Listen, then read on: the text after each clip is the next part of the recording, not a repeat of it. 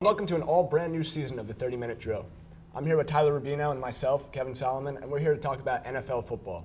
My first question, Tyler, of all the new quarterback signings this year, who do you think is going to have the best addition to their team? Well, I think it's got to be Jay Cutler from the Chicago Bears. Last year, Kyle Orton wasn't very good. With Jay Cutler, definitely get the passing game going this year.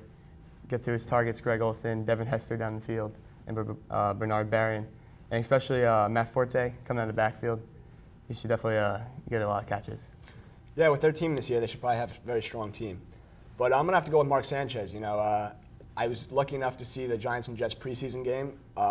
He impressed me a lot. He stood in the pocket well. He was able to move around in there when he had the chance, and he made some pretty impressive throws. And I think he's going to have a big season for them. He's going to really help their team out. My second question is, we just analyzed the quarterback position, but for every other position, what player is going to impact their team the most? Well, I really think Brandon Jacobs, running back for the Giants. They have an unbelievable offensive line, and they really get the running game going. He's a huge tailback, built like a linebacker.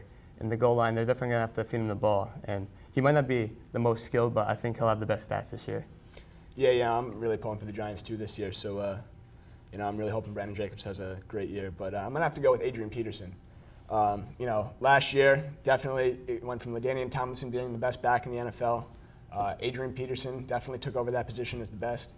They got him back there. They got Chester Taylor back there. They're really going to be a threat. He's a powerful runner. He can run the hole hard, but he can also break that big game. And he is going to have a big year for them. My third question, being in New Jersey, let's analyze our local teams. How do you feel about the Jets this year? I think the Jets are going to have a pretty good year. Well, Mark Sanchez, new quarterback, looked really good in the preseason, has great poise. The running game is looking very well with Thomas Jones in the backfield. Great offensive line. The only weakness I think this team might have is the receivers. Really, the only receiver they have is Jericho Cotchery. They're really going to need Stuckey or Clowney to step up. And Dustin Keller should have a breakout year this year. For the defense, with Rex Ryan as the new coach, I think that defense should look real well this year with the 3-4. Sean Ellis, Chris Jenkins in the middle, and then Bart Scott and David Harris in the middle should definitely keep the running game low. And then in the secondary with Kerry Rhodes, Jim Leonard, especially the new addition with Lito Shepard and Darrell Revis, definitely shutting down the number one receivers every week. I think they should be good this year. Yeah, like I said, when I was at the game this year, they both played very well, except the Jets came out on top on that, which was surprising for most of the fans there, but they impressed me a lot.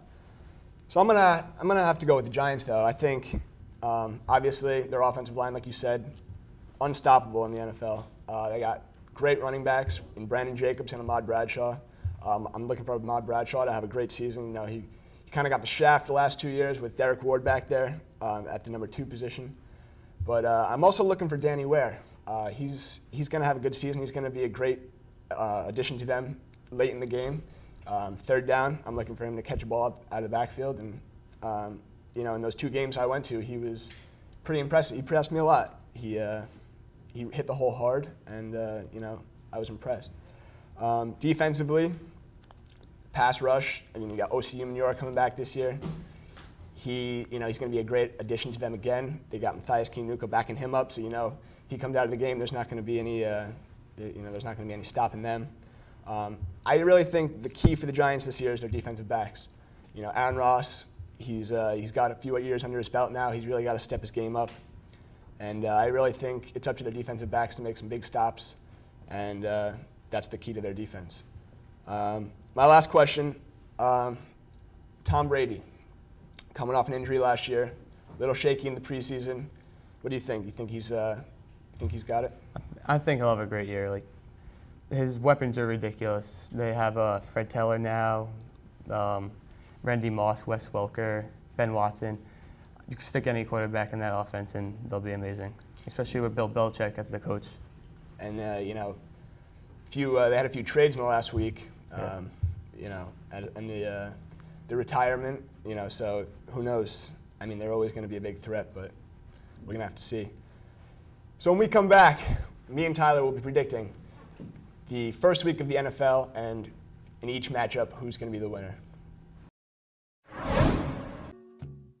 Welcome back to the 30-minute drill. I'm here with Tyler. We're going to jump right into some predictions for the first week of the NFL.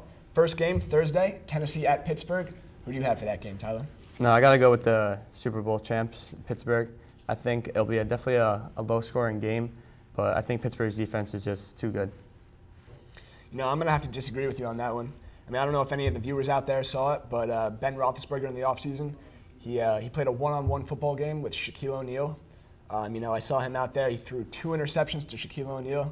He's not the most agile player. We all know that. So if you throw 2 interceptions to Big Shaq Diesel, you know, you might have some problems.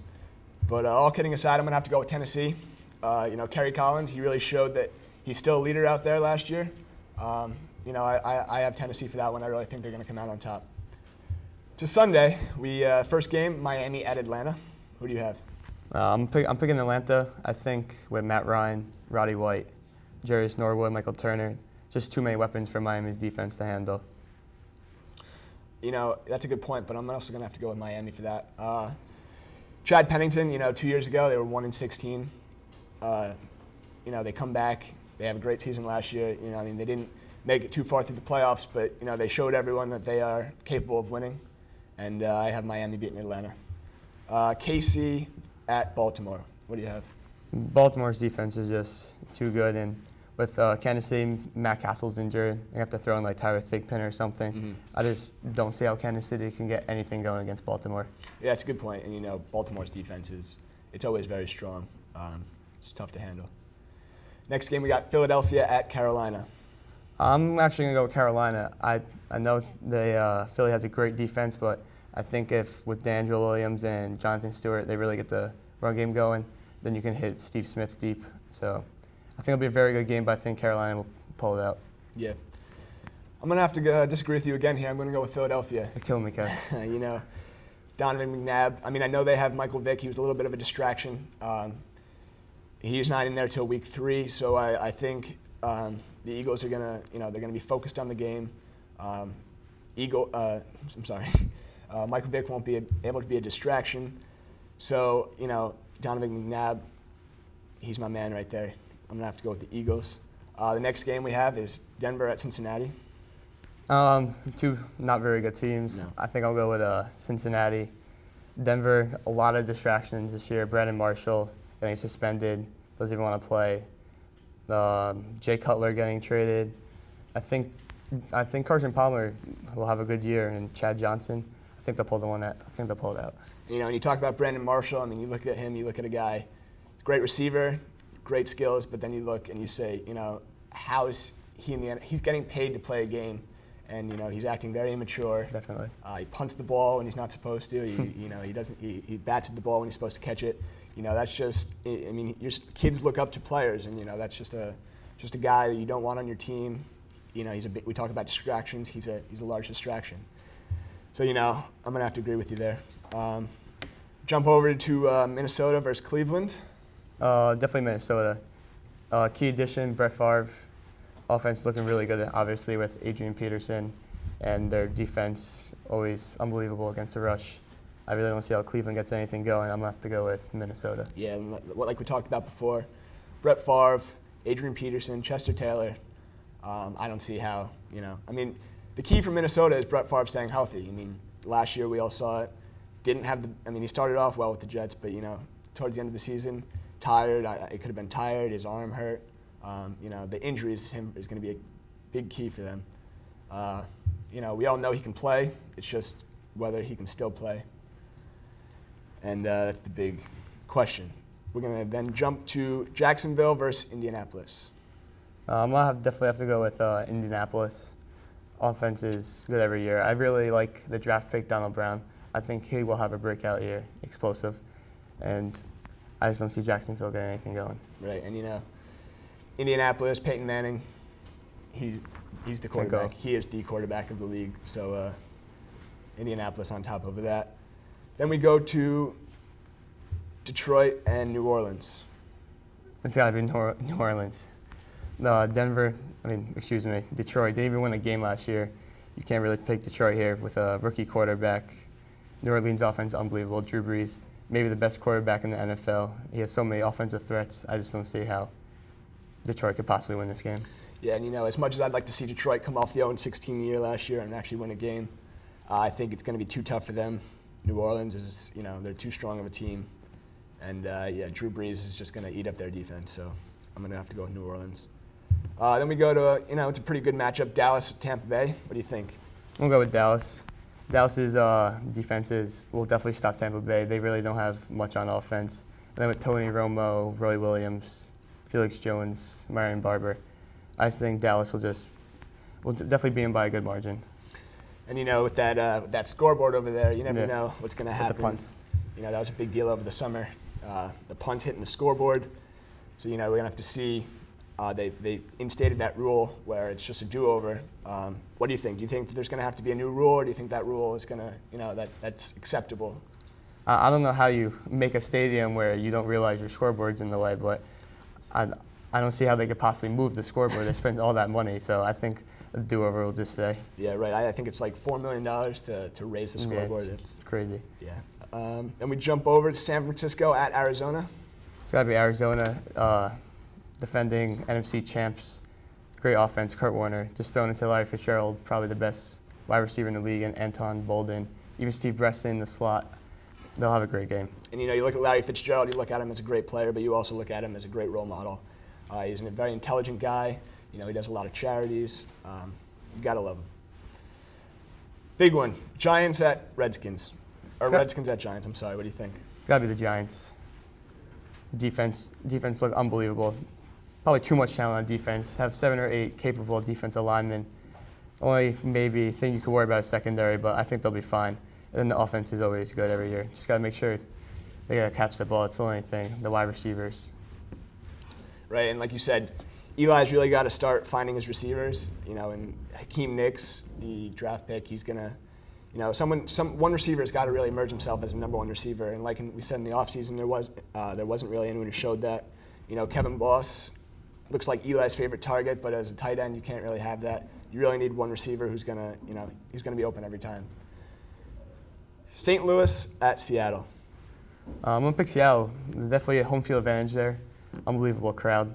I think Julius Jones, Matt Hasselbeck being healthy.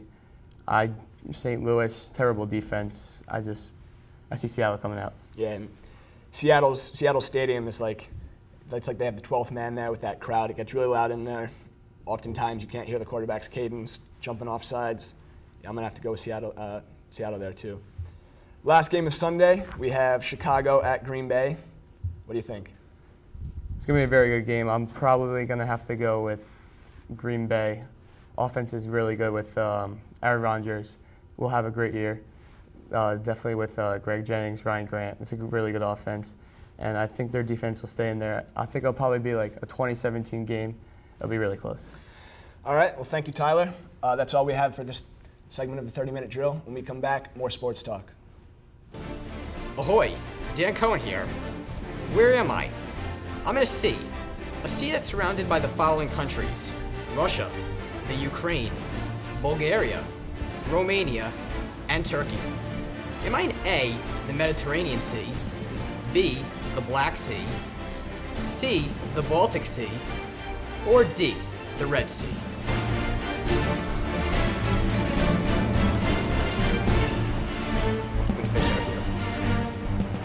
You said B, the Black Sea.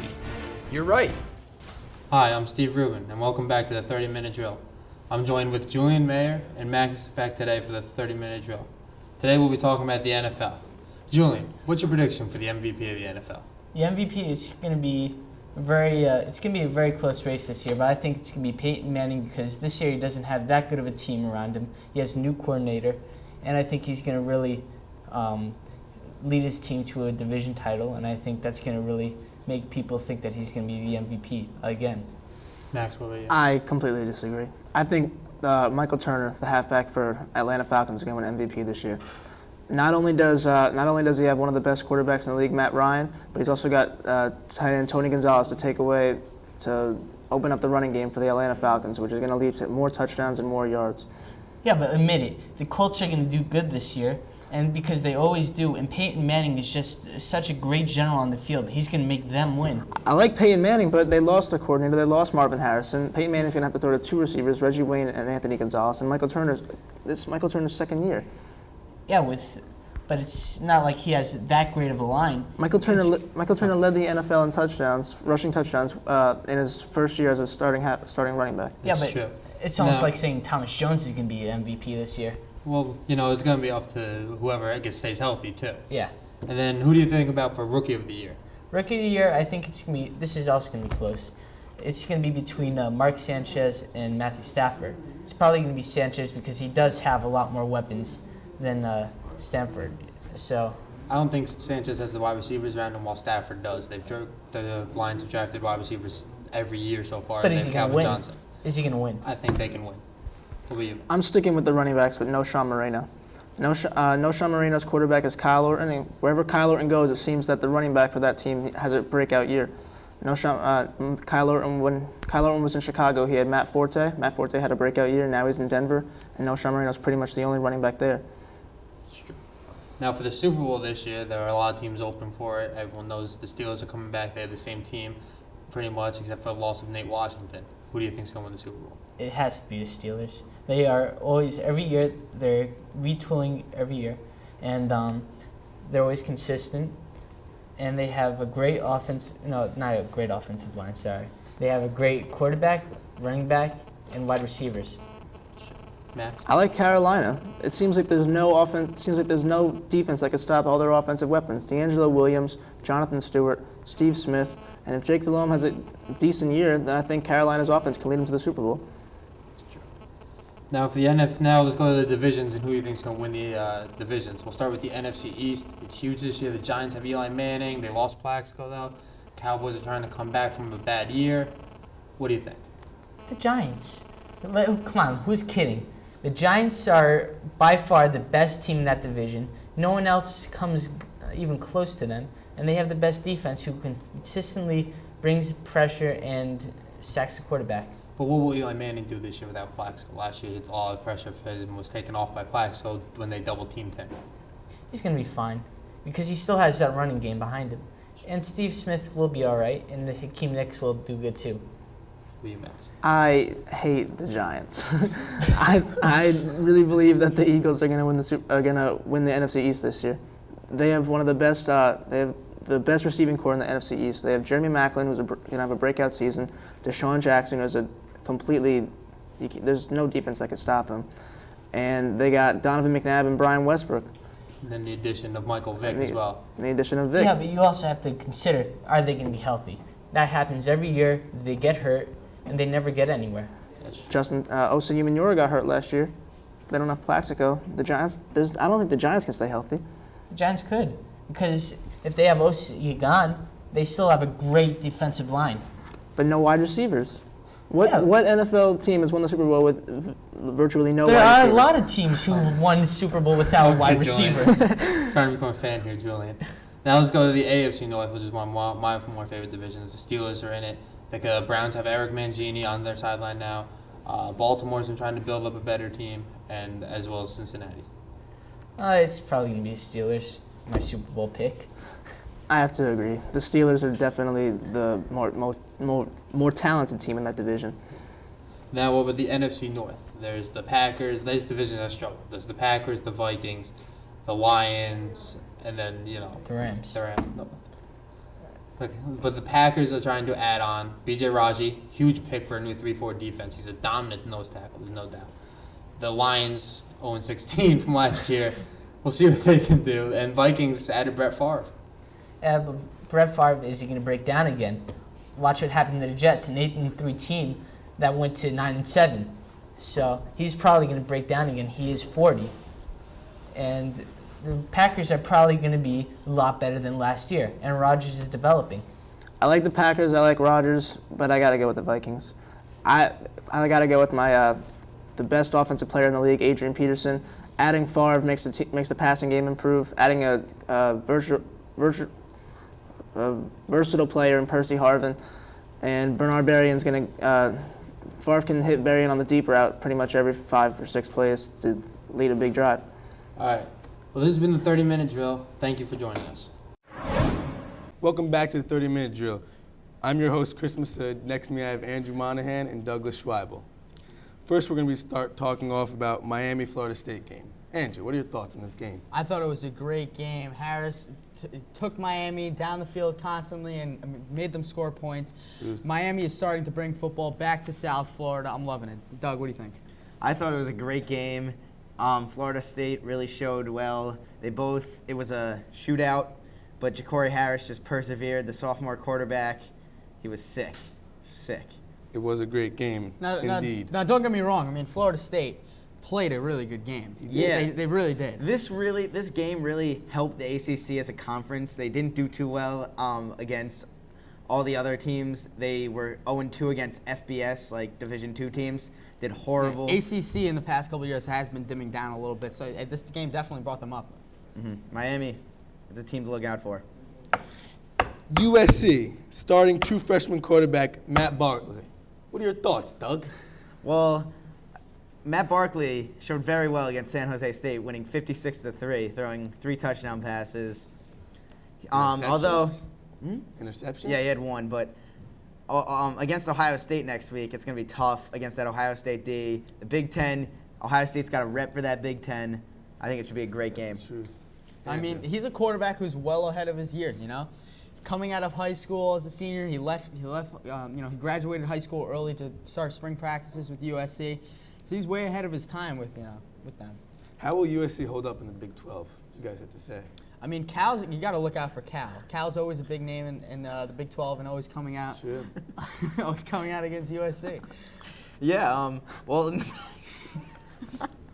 the Pac-10, which USC is really in,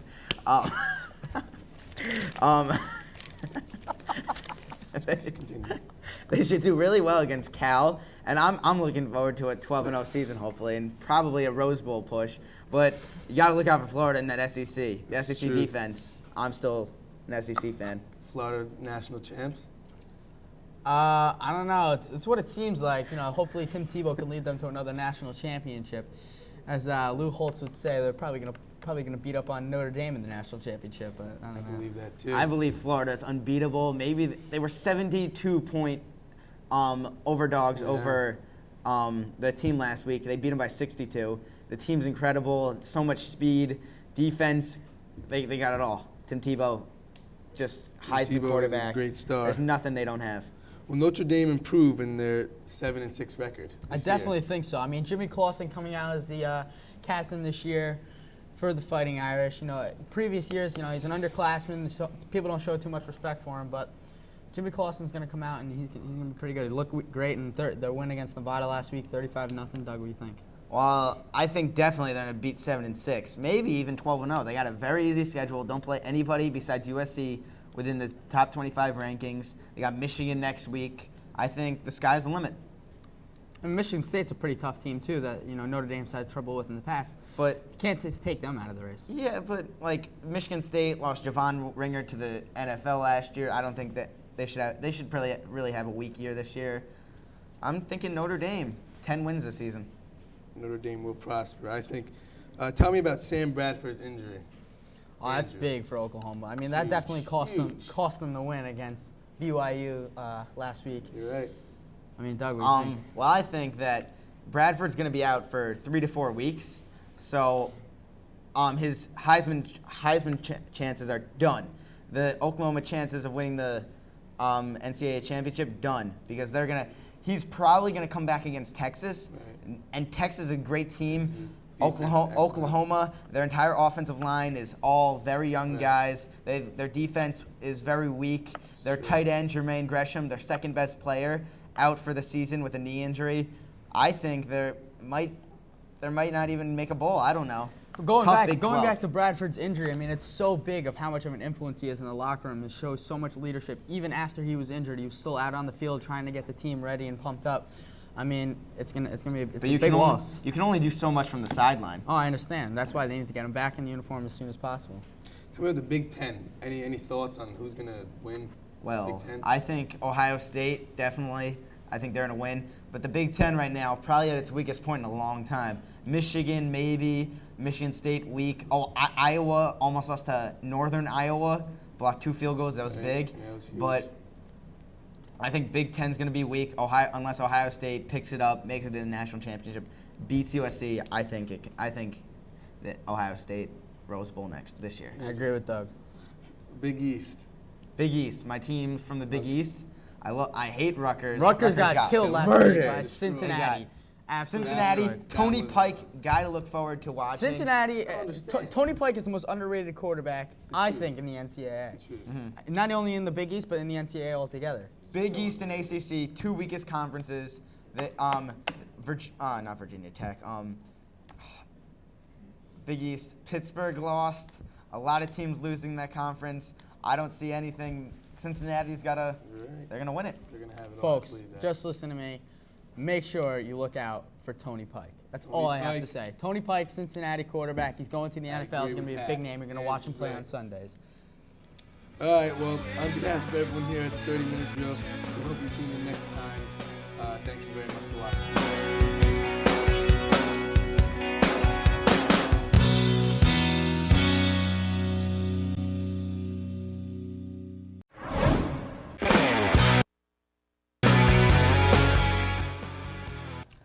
Hello, and welcome to this week's episode of the 30-Minute Drill. I'm here with Max Seidman and Tyler Rubino, and we're going to talk about Derek Jeter. There's a lot to talk about, so let's get started here.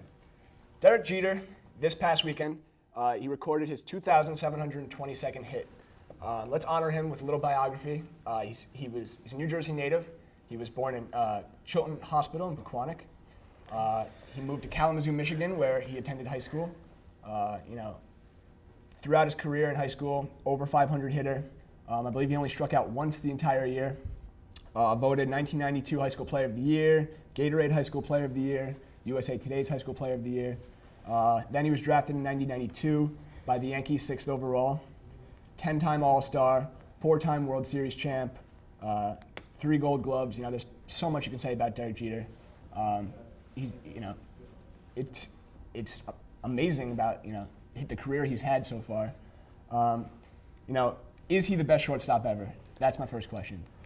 Well, I think right now you can say that he has the potential to be the best shortstop ever, but you can't say yet. You got to wait for his career to be over, see how many hits he actually finishes with. Some people are saying he might actually pass up Pete Rose on the all-time career hits list. I mean, Pete Rose is at 4,256, which is certainly a lot of hits. To be able to do that, Jeter would have to get average 190 hits for the next 8 seasons of his career, going till he's 43 years old, which obviously would be a hard achievement for him to do, but people have high hopes for him, so yeah, there's a chance he could be the best shortstop ever. And obviously he's definitely one of the best team players ever. He's one of the most humble guys, role model for a lot of kids out there. So, you look at him and you just say, even if he's not the best shortstop ever, he's definitely one of the best overall players and, people. And that's, you just want to have guys like that on your team all the time. Tyler, do you think, he's having a great season this year, obviously, but do you think he has a chance to be MVP this year, even with Joe Mauer's season of the Twins? Do you think he can be the MVP? I don't know. I think it'll be real tough with Joe Mauer. He's batting around 370, 380. Ridiculous for a catcher. Jeter is actually having one of his best years, batting around 330. I'll probably get the 20 home run mark, around 80 RBIs, but I just don't think he will because Joe Mauer is just too good. And you look at his age, he's 35 years old. He's getting up there, but he's still having one of the best seasons of his life. So, you never know how many more years after this he has. But you also have to think that Derek Jeter, going into this season, there wasn't a lot expected out of him considering he's becoming an older player. But he may lead his team to a World Series this year. Usually they don't like to award the MVP award to people who don't even make the playoffs. If Derek Jeter can lead his team to a World Series, that might put him right up there for the MVP candidate. And he also hasn't won a MVP in his whole career, which is very surprising for such a talented player. It's true. And like you said, this year there wasn't a lot of expectations coming in for him. We talk about his hitting. Obviously he's having a great hitting season. Another thing you look at is his defense this year. Last year, he looked very slow. He looked like age was really getting to him.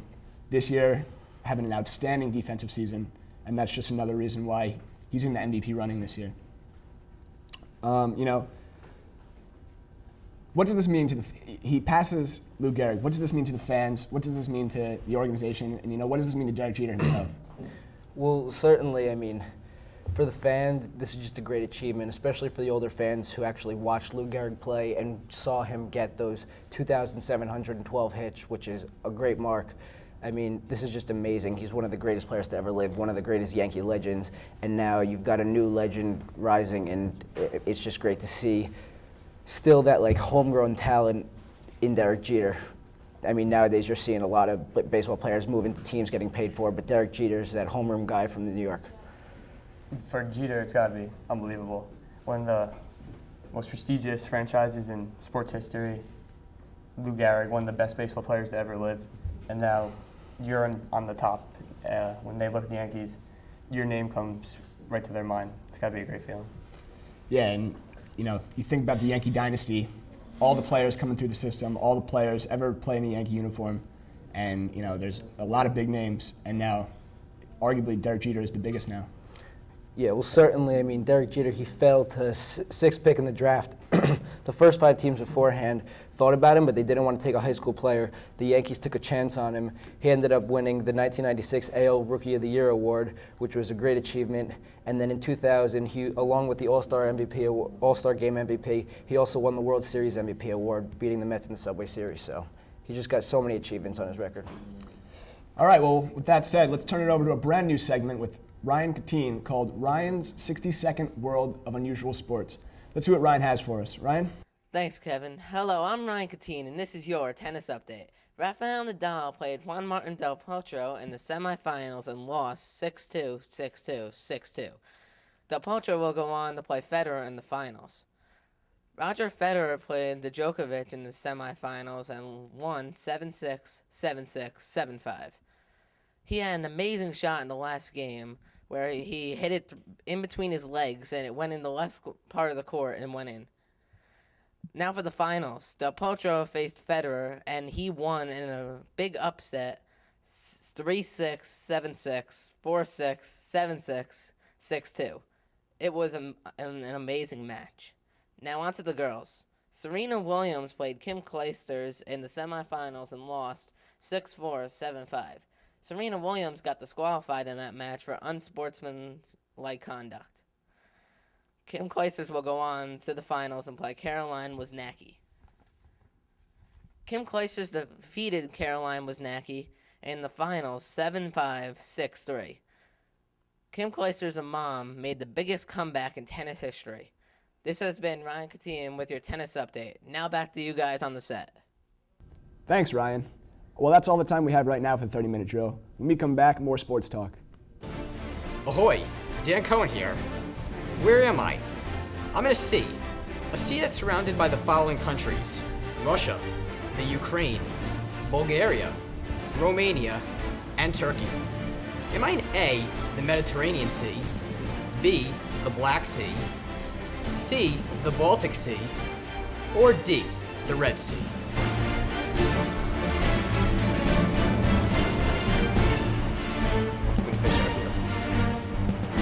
You said B, the Black Sea. You're right. Welcome back to the 30-minute drill. I'm Max Beck here with Julian Mayer, and we're here to wrap up Week 1 in the NFL. Week 1 got off to a smashing start as the Titans played the defending champion Steelers in the opening Thursday night game. What are your thoughts on that game, Julian? I thought it had an exciting finish, but overall it was a boring game. I mean, both teams are pretty good teams. The Titans had the best. They had the best record throughout 13 weeks of the NFL last season, and the Steelers, of course, were the Super Bowl champions. So it was a good way how to kick off the season with an overtime thriller. All right, yeah. The Eagles looked extremely well in their game against the Panthers, picking off Jake Delhomme 4 times, and picking off the backup once. What were your thoughts on that game? I think that Jake Delhomme should go back to high school. But overall, this game was bad for both teams. One for the Panthers, it was bad for their morale. And then for the Eagles, they lose Donovan McNabb. So overall, if you're a fan of either team, it's not going to be looking good for you. Do you see Jake Delhomme losing his starting job at the end of the NFL by the end of the season? I think he would lose his job if he was a high school quarterback. Jay Cutler looked absolutely horrendous in his debut with the Bears, playing the Packers, and Aaron Rodgers played average. Do you think either of them has a shot of winning the Offensive Player of the Year? No. No. No. Are you kidding? You have Peyton Manning and the absolutely amazing Drew Brees for the New Orleans Saints. How are they going to win Offensive Player of the Year, especially after what we saw from Jay Cutler? Yeah, I believe Drew Brees is going to win the Offensive Player of the Year, coming off a game where he scored 6 touchdowns. Speaking of which, what were your thoughts on that game? That game was just a joke, because if you look at Sanford, his first game ever, it was horrible. He looked 20 times worse than Mark Sanchez, who looked absolutely amazing for the Jets. Sanchez did look good. And Brees was just making that team look like it was, once again, my favorite analogy, the high school football team. The Redskins and the Giants played an average game. The Giants looked like the Super Bowl champs that they are, or the Super Bowl champs from 2 years ago that they are, without Plaxico. Do you think they have a shot of repeating or winning the Super Bowl like they did in 2007? I don't think so, because they really did not, bank on the chances that they had, which they had plenty of chances to blow away the Redskins. It looked like a sloppy game on offense, but their defense was absolutely pure giants, because they were rushing the quarterback. OCU Manure didn't lose a step from that year missed from last year with that ankle surgery. Not to mention the fumble recovery and touchdown. Yeah, so he looked great. And I think the Giants will do good, but not Super Bowl championship. The Jaguars and Colts played an unexpected close game all the way to the end of the game. What are your thoughts on that? It was an average game. It was nothing out of the ordinary if you were a Colts fan, except for not a lot of touchdowns. But the Colts actually had a very good defense, and Peyton Manning looked subpar, even though he did have 300 yards. Your MVP vote right there. Yeah, my MVP vote needs to look a little better if he wants to get that, fourth MVP trophy. A lot of predictions about Matt Shaw being a top 5 quarterback this year. Do you think after that game against the Jets he can do that? No. No. The Jets, though, they had an absolutely amazing defense. They completely shut down Matt Schaub, Andre Johnson, and Steve Slayton, who I did think was the Rookie of the Year last year. Not to mention Darrelle Revis holding Andre Johnson to 3 catches. Yeah. You have to be impressed if you're a Jets fan. I am. And Mark Sanchez, he looked great. And Thomas Jones, he's going to get better, even though if you're a fantasy owner, you might think that he had a good day with 107 yards, but he really had a horrible day. All right. This has been the 30-minute drill. Kick it over to Doug and Steve for college football.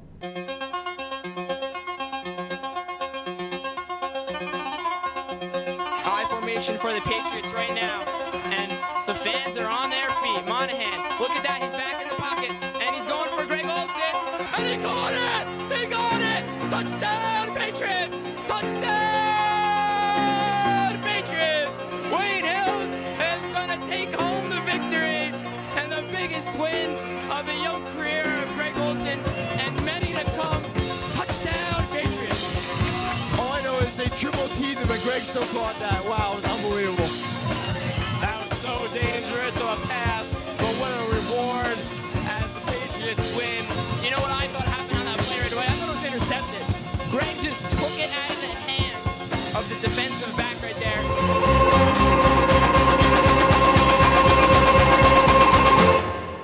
Welcome back to the 30-minute drill. I'm Steve Rubin here with Doug Schweibel, and we're here to talk about college football. The big game this week, Doug, Ohio State USC. What a finish. It was a great game. Ohio State, the problem with Ohio State, they beat USC in every category except they never established the run of the pass. If they were to establish an offense, they would have scored over 30 points. The USC defense was pretty good, but not amazing. Ohio State let one go. It was the fourth quarter performance by both quarterbacks. Barkley stepped up in the fourth quarter. Terrell Pryor went about 1 in 10 in the fourth quarter, which is his worst. He was just looking more to scramble than the pass. Like I said, Pryor got them to that game.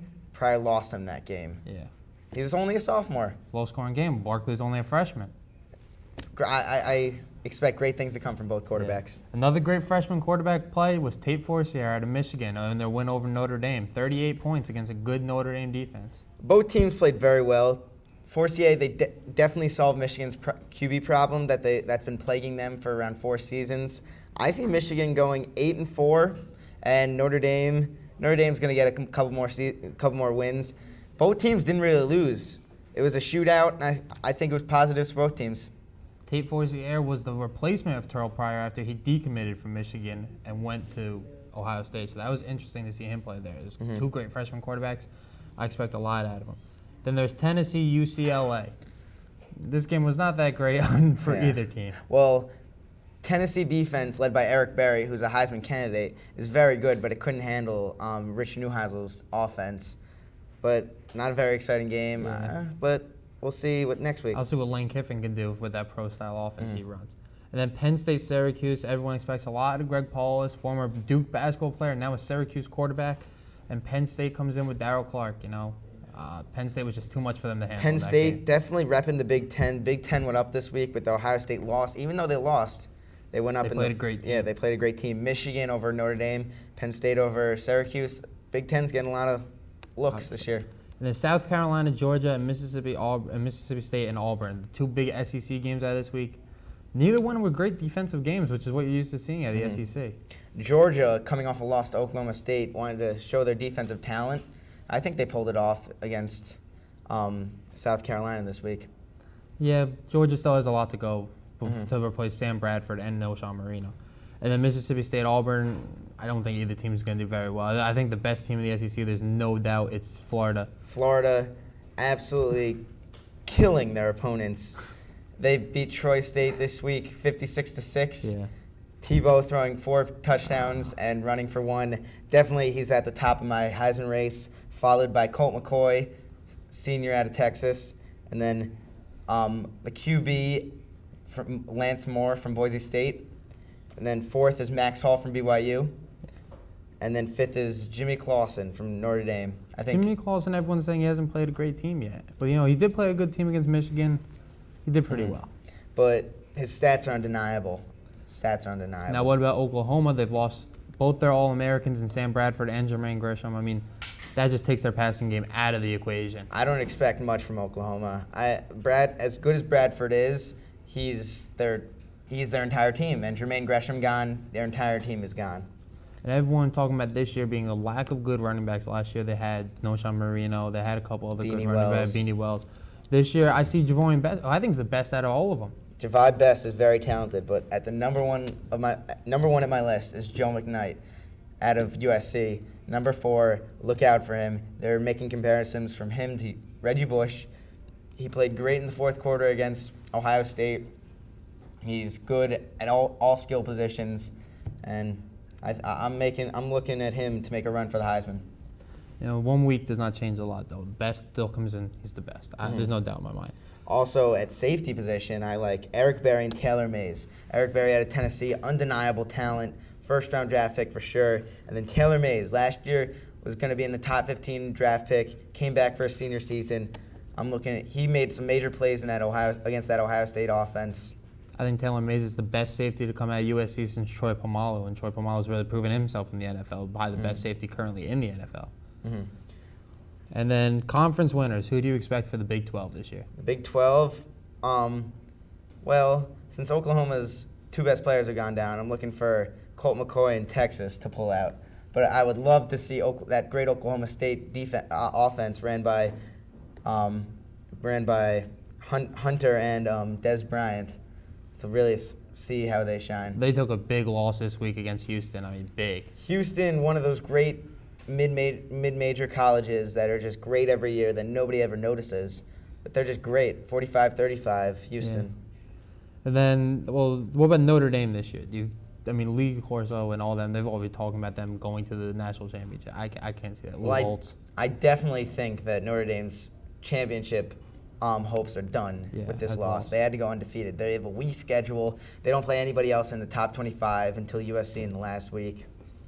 I see them going maybe 10-2 with a bowl game, no BCS. What about the Big Ten this year? Obviously, after this week, it shows. The Big Ten this year, I think it's definitely going to come. Penn State, I think, is going to take a loss to Michigan and Ohio State. I think it's going to come down to Ohio State, Michigan, last game of the season. It's going to be really exciting for Terrell Pryor. See how he goes. This is going to be a huge college football season this year.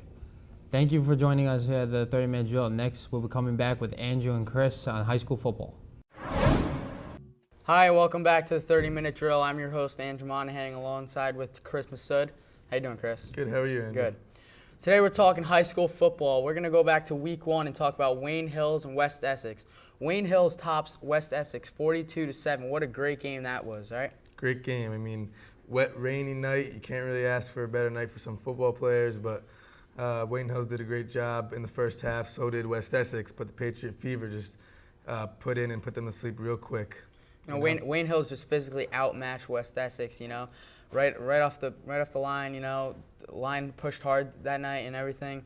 It's really good. Brian Dowling had 16 carries for 126 yards and 5 touchdowns. 5 TDs. I mean, how do you get better than that? It's nuts. How many all-purpose yards did he have in that game? 237, I think. Yeah, he played a great game. It was a great game for him. Mike Quinn wasn't able to throw the ball too much. Rain. Wet and rainy, and so that's excused. But they still ran up the score on them, 42-7. It was a great game. It was an excellent game. I mean, there was 2 interceptions. Matt DeBlock, Russell Pekarsky, both taking him back 10, 15 yards.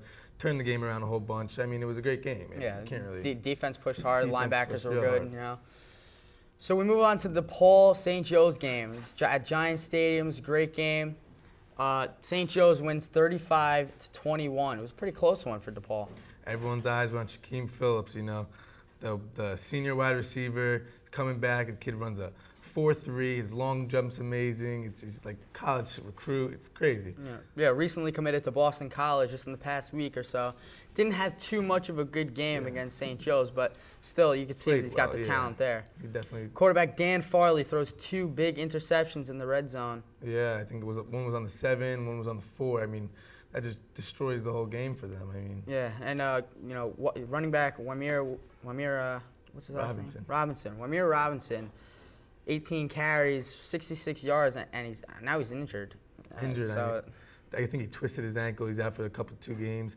Their linebacker is very strong. John Wozni worked out with him in the offseason. Great kid. I mean, he's a power hitter, hits the hole hard. You can't really be a better linebacker than he is, honestly. I agree. I mean, for St. Joe's, Kamal Hogan, Kid's big beast. player. Tank, running back, jeez. 15 carries, 129 yards, 3 touchdowns. It was insane. Yeah, he's a great player. I mean, St. Joe's is also a great team. I mean, they won, the last 6 years, out of 6 years, they won 5 state championships. I mean, awesome team.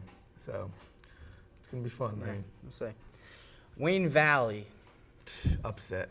Huge. Wayne Valley loses to Clifton 2-0 by a safety. Offense couldn't get a push. What happened, Chris? I mean, I guess Pete Salvestano gave up in the in the backfield. I guess he got tanked. The line must have gave up. It was a wet, rainy night for them as well, but still, it must have been the most boring game that's ever. no excuse when Wayne Hills runs up the score against West Essex 42-7. I mean, you can't. There's no excuse for that. It's crazy. I mean, 2-0. Come on. Against Clifton. It doesn't. I don't know. I don't know what happened. It's not good, but. Well, Wayne Hills is going to be facing Wayne Valley week 3. It's going to be a big game. It's going to be hosted by Nikes 5 days to Friday. It's going to be great. What do you think? It's going to be good. I mean, crosstown rivals, always a great game. Everyone comes fired up. I mean, I think Wayne Hills is going to end up conquering. I really don't think it's going to be a game, but, either way, a game's a game. So, I mean, we'll see. Crosstown rivals always is big, so, Yeah, exactly. I mean, it's going to be at Valley. It's not really considered an away game, even though it is. It's opposite locker room, everything like that. But the stage is going to be set. It's going to be awesome. Also, Wayne Hills, the week after, is playing St. Joe's. That's true. That's going to be a big game. Brian Dowling's going to come out hard. He's going to come out ready. I look forward to seeing some big things from him in that game. Mike Quinn as well. I mean, he'll be tossing the ball up. I'm sure there'll be great receptions, touchdowns. It's gonna be a great game too. I mean, Wayne Valley. You go from Wayne Valley to St. Joe's right after that. Doesn't really get better. I know. You got to see if Wayne Hill's defense could shut down Kamal Hogan. I mean, he runs hard. That's going to be a true test for linebacker James Edelectis. You got Jimmy Kenny in there. You got who else? You got Russell Pekarsky. Rob Hinkle. You got what's his name coming back? Hogan. James Hogan James coming Hogan. back, huge, It's a tank. huge tank for the team. So I mean, it's going to be 5'10", 195. It's going to be a crazy It's gonna game. be big. I'm looking forward to seeing some big things out of Big Nick Tuminello. That's what I look forward to. 6'4". Look out for 6'4". He is going to be ready for that game. I guarantee it. He will be ready. Well, that's all the time we have left on the 30-minute drill. I'm your host, Andrew Monaghan, alongside with Chris Massood. We'll see you next time.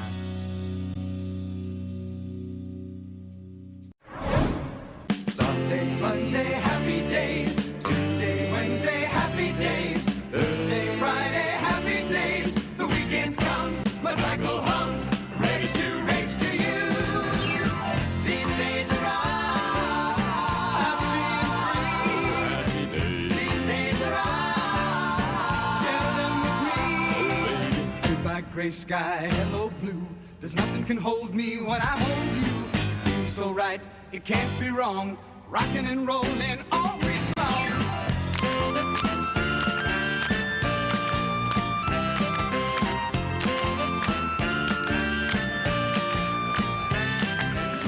These happy days are yours and mine. These happy days are yours and mine. Happy days. Hello and welcome to the third week of the 30-minute drill. I'm joined with NFL expert and JV soccer goalie Max Seidman. Max, take us through the Giants and Cowboys game. Well, you know, it was a pretty good game. The Giants, they ended up winning the game at the end 33-31, but by the look of the score, you wouldn't know what kind of game it was. Some crazy things happened. You know, Tony Romo was not himself last night. He had 3 interceptions, one fumble for a turnover that led him with 4 turnovers himself. You know, he only had 1 touchdown and was 13 for 29, not a great completion percentage with 127 yards. He really made it easy for the Giants defense, but then again, the Giants defense did look good. The Giants defense, with all the turnovers that they forced, it led to 24 points throughout the entire game. So really a big help on. You know, and game. you talk about the Giants defense. Take us through the Giants defensive line. You know, their pass rush, their run defense. Take us through that. Well, you know, O.C. Umenyiora really looked good last night, but the offensive line of the Cowboys, they really stopped them. It was expected coming into this game that there would be a lot of sacks with the defensive lines of both teams. In week 1, both teams had a combined 7 sacks, 3 from the Giants, 4 from the Cowboys. But you know, last night, there wasn't a sack between each team. And eventually, throughout the game, Justin Tuck got hurt on a tripping call by one of the offensive linemen. So that wasn't good. He never returned to the game. And you talk about the lack of sacks. Talk about the job the offensive line did on DeMarcus Ware. Well, I mean, they were pretty well. DeMarcus Ware, again, he didn't get to the quarterback once. There were no sacks. Eli actually didn't have a turnover, not 1 interception, not 1 fumble, wasn't sacked. So the offensive line, again, Eli and his offensive line have the longest running streak for the most games played together of any quarterback and offensive line combination in the NFL. So they're really looking good this year. And you mentioned Eli with no turnovers. Eli is a little shaky from time to time. You never know really which quarterback you're going to get.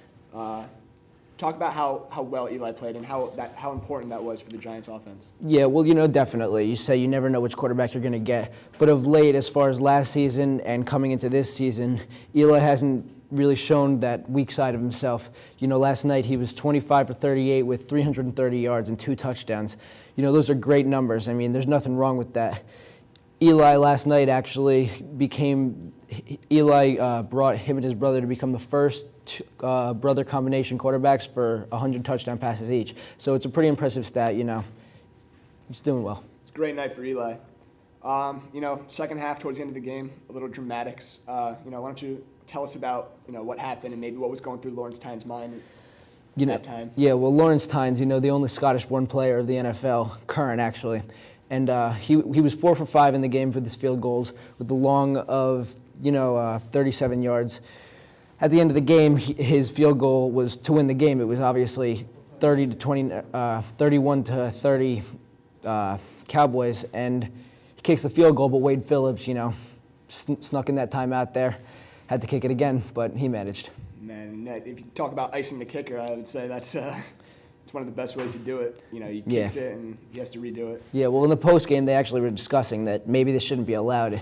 I mean, it does seem like kind of an unfair rule when the guy kicks the ball. He's got no idea. Lawrence Tynes actually last night, he was wearing earplugs, so he had no idea that the whistle was blown, kicks the field goal, finds out it doesn't count, he's got to kick it again. It doesn't seem like a very fair rule. Yeah, that's very interesting. I wasn't aware that he was wearing earplugs. I guess it's a good strategy for a kicker. I mean, you block out all the extra noise, all you Exactly. focus on the kick. Right. And it worked for him. Exactly. Well, thank you, Max. Now let's jump over to Ryan's 60 seconds of unusual sports. Ryan, what do you have for us today? Thanks, Kevin. Hello, I'm Ryan Katine, and this week I'm going to be talking about the WNBA. In the WNBA Eastern Conference semifinals, Phoenix played San Antonio and won 100-92. They win the series 2-1, and in the last game, the key player was Tallahassee with 30 points, 6 rebounds, and 5 assists. Los Angeles beat Seattle 74-65. They will go on to the finals, and then the key player for that match was Parker with 22 points, 8 rebounds, and 3 assists. Detroit beat Atlanta 94-79. They win the series 2-0, and in the last game, their key player was Zelius with 21 points, 6 rebounds, and 3 assists. Now back to you guys on the set. Thank you, Ryan. We're going to take a short break. When we come back, Tyler Rubino joins us on the set. He's going to break down the Jets and Patriots game. Don't go away. More 30-minute drill next.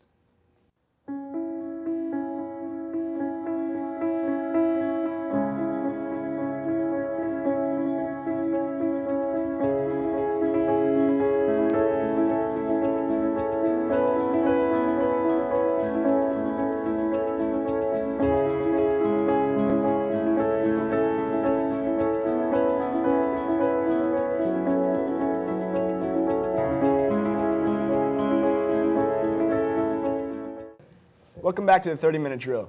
I'm joined here with NFL analyst and soccer varsity starter, Tyler Rubino. He's going to help us break down the Jets and Patriots game. What do you think about that game? Well, it was an outstanding game, 16-9. Obviously, a defensive game. A little bit of a struggle in the first half for both teams. New England probably could put the Jets away real quick. They couldn't score touchdowns. You have to credit the Jets defense in the red zone holding the field goals. And the Jets game plan in the first half was a little conservative. Mark Sanchez only throwing it 5 times, 2 for 5 for 15 yards, which obviously isn't going to do anything. And the run game wasn't really going, but at the end of the half, it was 9-3, and the Jets were still in it. And then in the second half, Liam Washington, good return. Mark Sanchez brings them down the field, 10-9. And it was just an outstanding game on the defense on the Jets' part. One stat, 6 for 21. Tom Brady, when the Jets sent 6 or more people, which is like mind-boggling, and it was just an outstanding game. Now tell me about the importance of Mark Sanchez's home opener. How do you look? He looked great, especially for a rookie. To go into those conditions against New England when it's a playoff game, and to come out with the win, it's huge for the Jets. And not only was it great for Mark Sanchez, but also Rex Ryan, his first coaching debut in front of his home team. What do you think? Do you think how is he going to do for the rest of the season? Do you like his calls? Defense, offense? What do you think? I think, obviously, offense was a little conservative. You got a rookie quarterback. You probably don't want to throw it too much. But defense, I love how the Jets play defense. They put the pressure on the other team. They blitz. They play man-to-man coverage, and they make the quarterback make the plays. Even yesterday with Tom Brady, even when he had people open, you could tell he was not really stepping into his throws. He was missing some open receivers. So I like Rex Ryan. And you talk about Tom Brady being a little shaky this game. You look over to Randy Moss, who didn't really have a big game for him. Do you think he shut it down in the second half? He had a good defensive back covering him. Do you think he really tanked it? And what do you think? Well, Darrelle Revis is one of the best corners in the league. You could make an argument for him to be the best corner. I just think the Jets were getting to Tom Brady too quick for even the receivers to get open. And when you have such a top-notch corner on you, it's going to be hard to get open. Mm-hmm. Another thing I want to touch on is, the Jets came into this week. They were a lot of trash talking, playing a always strong Patriot team. Do you think it was a smart idea for them to trash talk? I mean, they were able to back it up. So, what do you think about that? Well, it's probably not too smart. You probably don't really want to get on the Patriots' bad side because they're already an outstanding team. But if you can talk the talk and walk the walk, why not? I guess you're right there. But, the troubles they would have had if they didn't back it up. Yeah, it would have looked real bad. Exactly. All right, well, thank you, Tyler. We're going to throw it over to Ryan with Ryan's 60 Seconds of Unusual Sports. Let's see what Ryan has for us today. Ryan? Thanks, Kevin. Hello, I'm Ryan Katine, and another segment is bowling. This weekend in bowling, Dick Hoover, a man who is 79 and was credited for planting the seed to help create the PBA, has died. Hoover was the first to win the American Bowling Congress Masters titles in 1956 and 1957. Hoover won one standard PBA Tour title and 4 pre-PBA major titles. He bowled a 847 series when he was 16, and that's the record for teenagers right now. When he was the All-Star at 21, he just got the greatest accomplishment ever. And he was inducted into the USBC Hall of Fame in 1974. Now back to you guys on the set. Thanks, Ryan. Those are some pretty interesting sports talks. Well, that's all right now. When we come back, 30-minute drill next.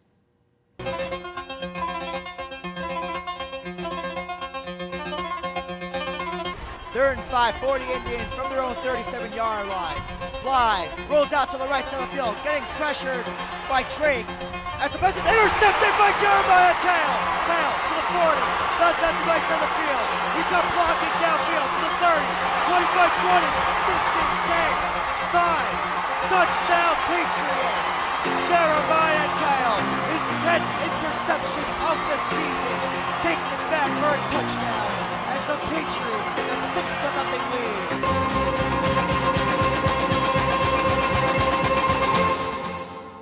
Welcome back to the 30-minute drill. I'm Julian Mary here with Doug Schweibel and Max Beck. How you guys doing this week? Doing great, doing great. All right, this was a great week for the NFL, so we're going to just go right into it.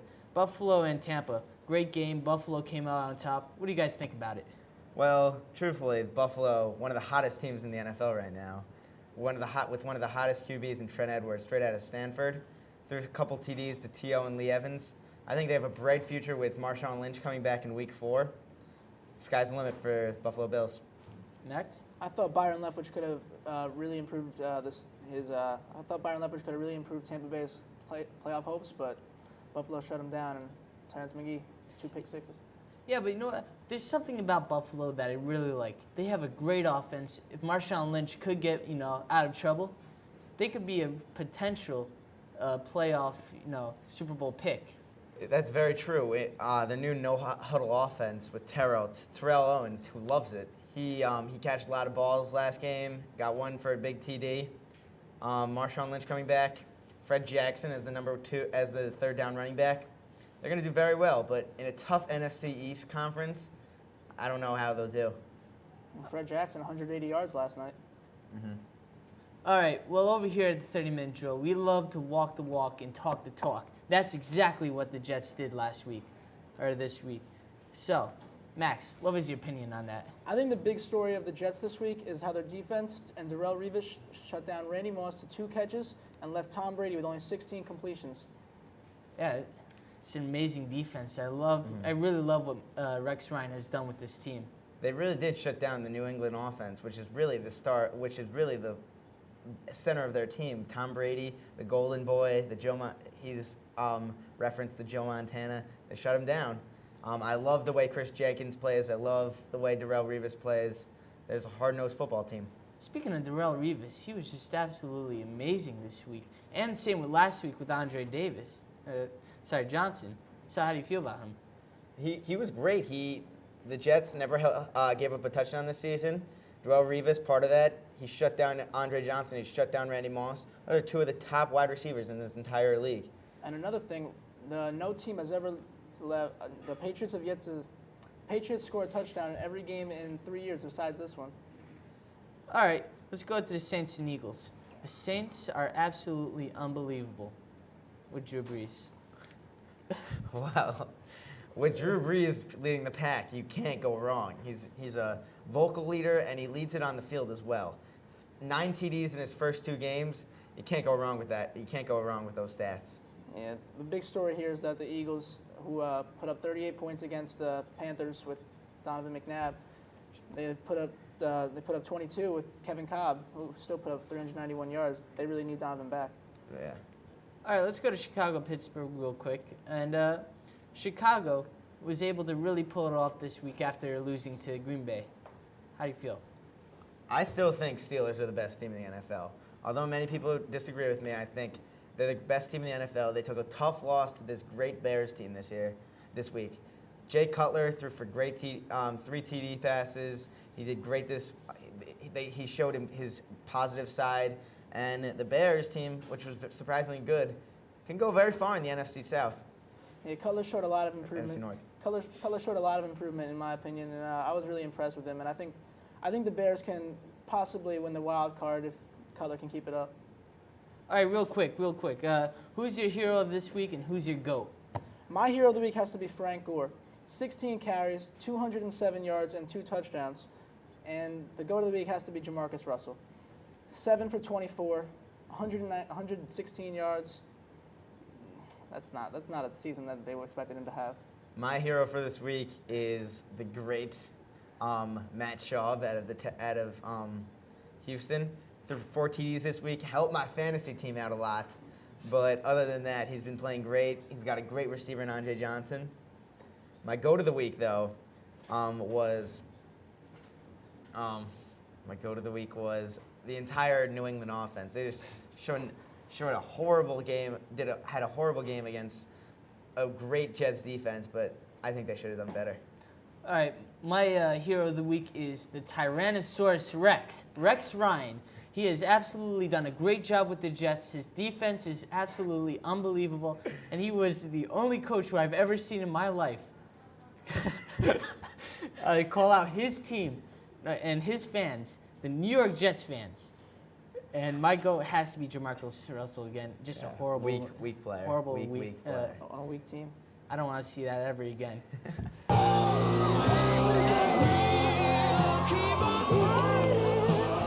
Emotionally, look at Greg. Wow, he's just ecstatic. He can't believe it. It's unbelievable. So with 10 seconds left to go, Monaghan's gonna have to knee it one more time. 7, 6, 5, 4, 3, 2, 1, and it is over. Wayne Hills is the 2002 Group 3 North 1 State Championship, their first ever state championship, and what a fantastic end to an amazing season for Wayne Hills. And you know what? Greg Olson has won a state title for his father, Chris Olson, and first one in Wayne Hills history.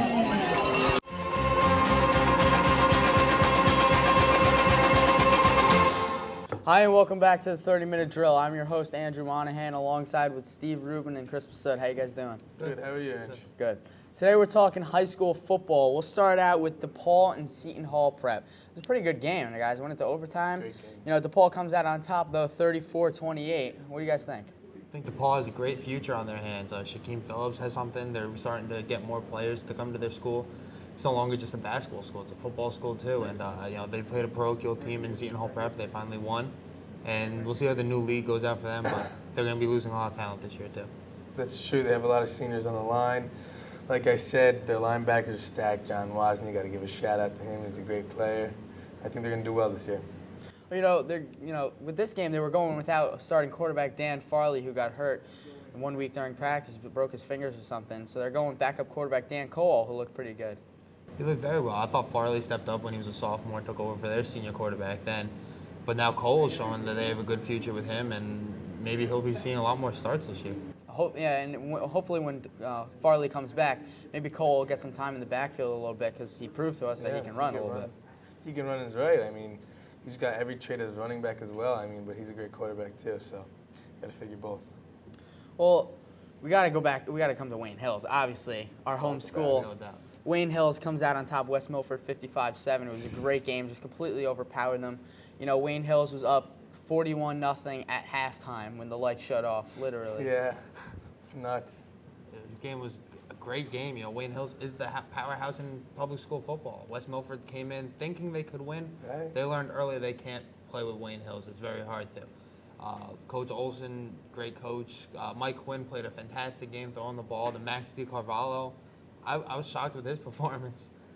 Brian Dowling played a great game as usual. Didn't have that many carries because you have Mike Quinn throwing the ball, but still rushed over 100 yards. It was fantastic for Wayne Hills.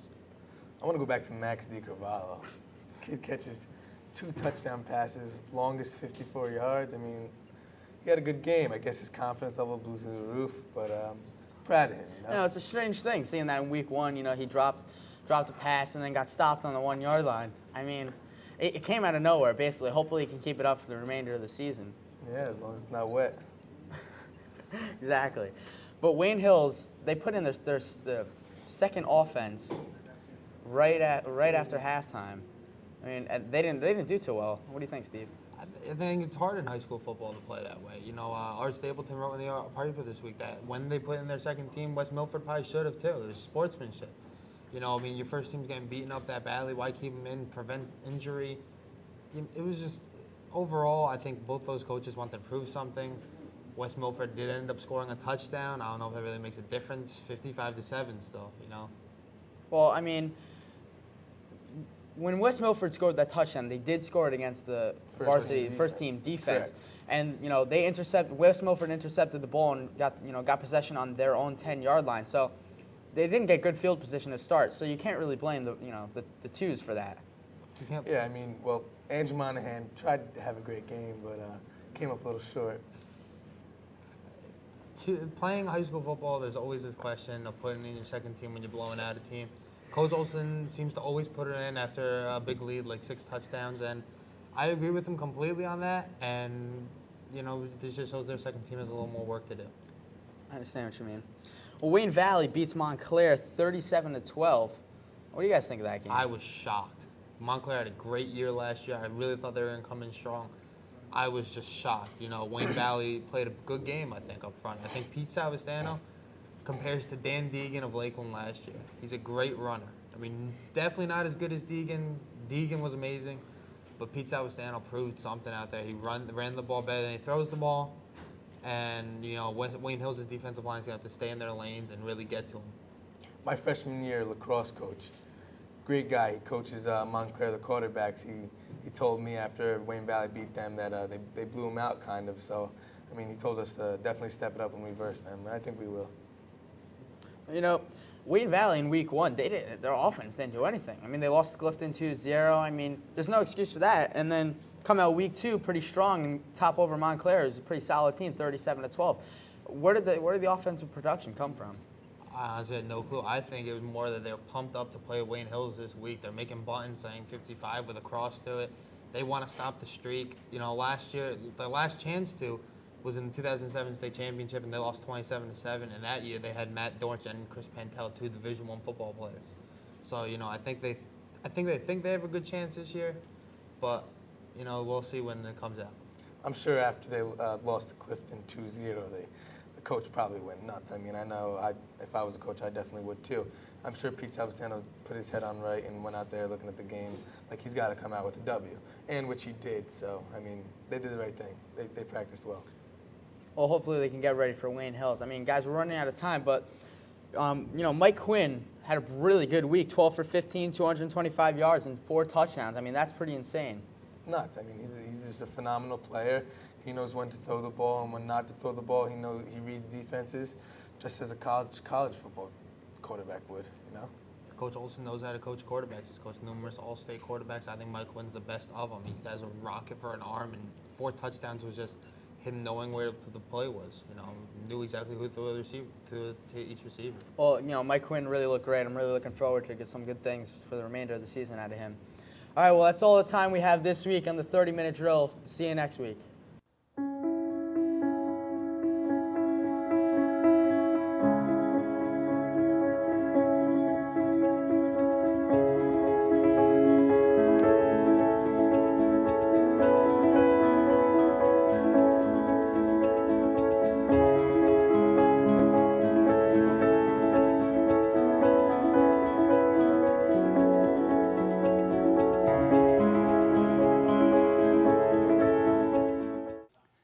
Hello, everyone. This is Al Raffini of the Wayne Township Environmental Commission with your Environmental Minute.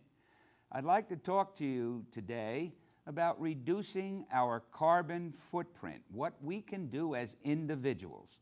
And I'd also like to thank our recycling department, Tim Collins especially. We now can, and you should, all right, recycle styrofoam, right, all those cups and meat containers, wash them thoroughly, that we used to throw out. Please put them in your co-mingled recycling pail, and they will pick them up. So there's a really, really big decrease in your garbage. So please remember that. We as citizens of Wayne are really environmentally astute. And I hope you're changing your light bulbs.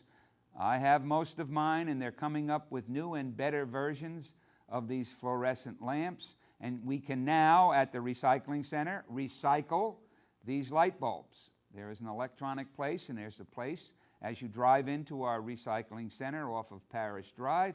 You'll see a place where we can recycle fluorescent bulbs. Our town is increasing by leaps and bounds as far as its green input. And we're really moving along. Now, what we can do as individuals, one of the things that we can do as an individual is hypermiling.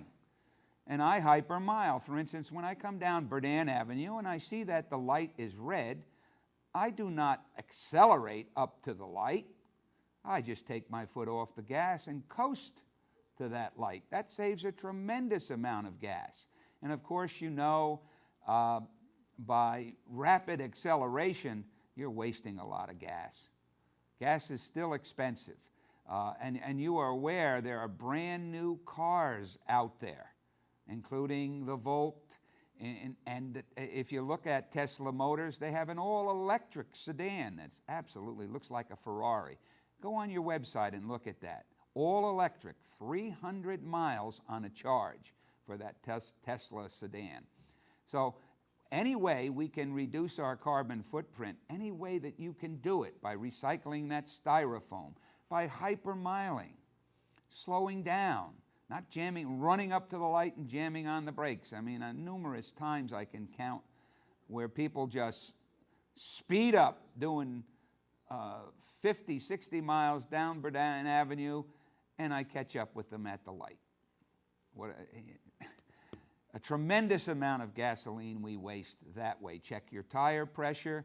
You can buy tire gauges and check. And every time you have your oil changed, they'll check your tire pressure for you. Rotate your tires. So many things we can do to get better gas mileage.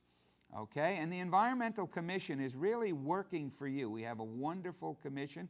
We'll see all of you if you pop into the health fair in October.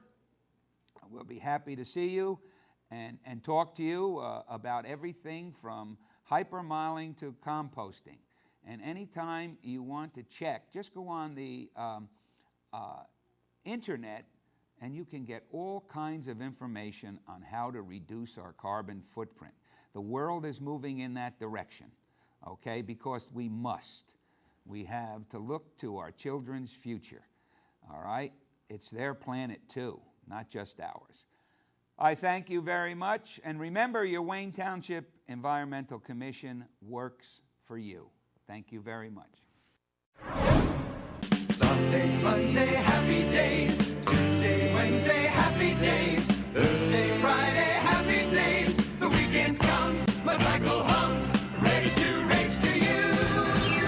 These days are all happy and free. These days are all share them with me. Goodbye, gray sky, hello, blue.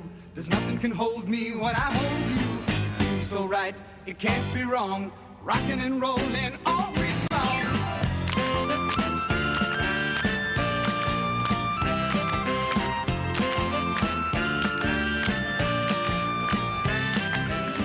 These happy days are yours and mine. These happy days are yours and mine. Happy days.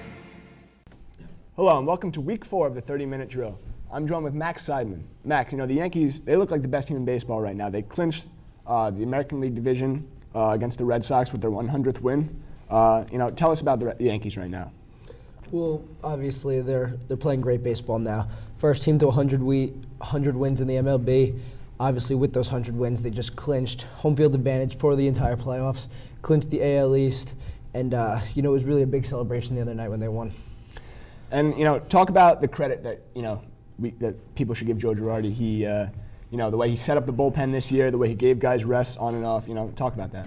Well, obviously, 2 years ago when the Yankees fired Joe Torre, it didn't sit well with many Yankee fans because Joe Torre there for a lot of years won, 4 World Series, and a lot of people loved him. And then bringing in Joe Girardi last season, he didn't do much with them. The Yankees, first year they didn't make the playoffs in 13 years. It was Derek Jeter. It was actually the first time he hadn't made the playoffs on the Yankees.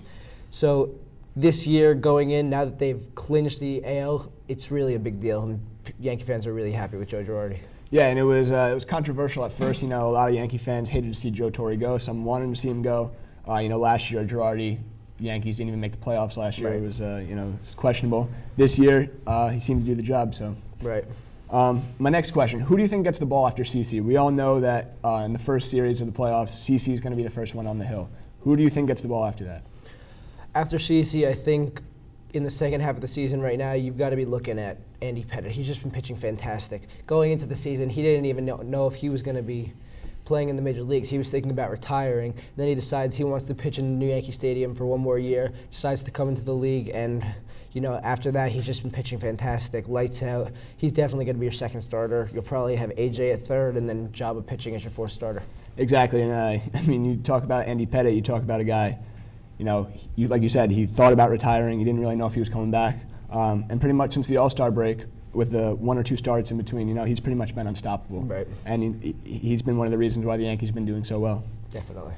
This is their first division title since 2006. What do you think they did differently this year? What does this mean to the team to finally, be on top of the league again? Well, as far as what they did different this year, you could obviously say they went out and spent a ton of money to get new players, but you can also make the argument that this year's payroll is less than last year's payroll, and look at what they did last year. Absolutely nothing. Didn't even make the playoffs. So this year, it's all about their general manager, Brian Cashman, who went out, got some great players, got CC, Burnett, which is really what they were lacking in last year's. They didn't have the right guys in their starting rotation. And even as you see, Chien-Ming Wang got injured this year, as he did last year, was pitching atrocious, wasn't doing anything, and they still made it to 100 wins as the first team in the MLB. So it's definitely the guys they signed. And you mentioned the pitchers, but it's not only the pitchers.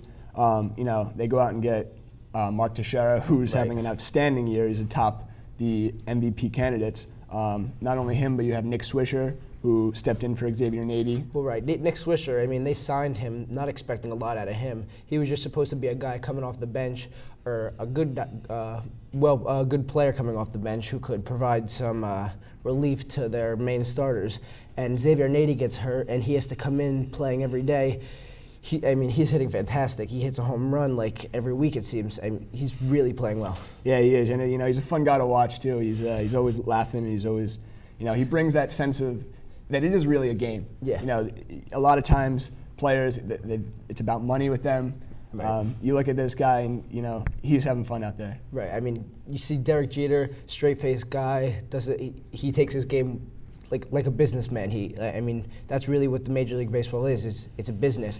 But Swisher comes in there, he just plays it as a game, likes to have fun. Yeah, and it's fun to watch. Talk about the job the Yankees did to pick up players, players that went down with injury. Like you said, Chien-Ming Wang, when Cervelli came up for a few games, when he replaced Posada, Melky with, yeah. A lot of players, they really stepped up this year. Talk about that. Cervelli was one of the big guys because when Posada went out, Yankee fans really started getting worried because Posada's a veteran catcher. He's been getting injured lately. Over the past few years, he's had a lot of injuries. Yankee fans didn't even know if he was going to be able to make it back through the season. Cervelli came in, stepped up to the plate, and really got a few clutch hits, along with Ramiro Pena, who was playing fantastic when Alex Rodriguez went out. He was injured for the beginning of the season, and he also had some clutch hits. I think one was actually a walk-off hit against the Red Sox in the beginning of the season. And then, their guys are stepping in and really stepping up to the plate and making this work. And back to Alex Rodriguez. in the past, a lot of pressure has been put on him. A lot of times when it comes down to the playoff time, he hasn't really delivered. How much pressure does he have on him this year? Does he have less pressure on him now that there's Mark Teixeira to fill in the lineup? Well, definitely. I mean, you saw after his injury when he came back, Teixeira, he had all the pressure on him, getting paid a lot of money. He was batting under 200, I think it was. And then when A-Rod came back, all of a sudden he just started hitting home runs like they were nothing. His average skyrocketed, and now you see he's one of the MVP candidates. So A-Rod definitely adds a lot to this lineup, but he definitely has a lot less pressure than he did last year because, I mean, the players surrounding him are just unbelievable. Now, with that said, if he goes out and bats 150 in the playoffs this year and they do lose, I have a feeling that a lot of people are going to be blaming him for it. Well, you'll start hearing the boos from the Yankee fans if A-Rod's batting 150. Trust me on that one. And obviously you don't want to see that happen, but no, he would probably be the one blamed for that.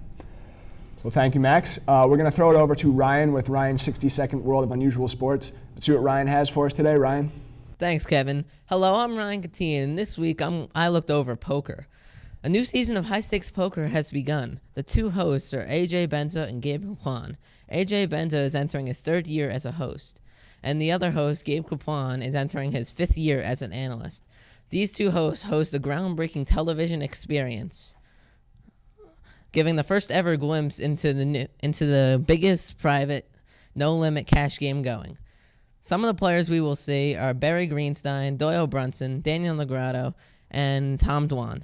With these players, hundreds of thousands of dollars are played, sometimes on a single hand. It's riveting high-stakes poker action now, while millions of dollars can be in play at one time. Thank you, Kevin, and we will get back to you guys on the set. Thanks, Ryan. We're going to take a short break, so don't go away. When we come back, more 30-minute drill.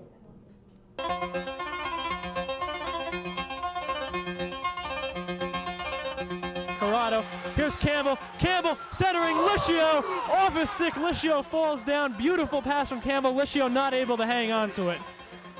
Axelman in the corner. Axelman, nice moves. Centers to Licio. And Wade Hills puts it away. Wade Hills puts it away. Albert Campbell, his fourth goal.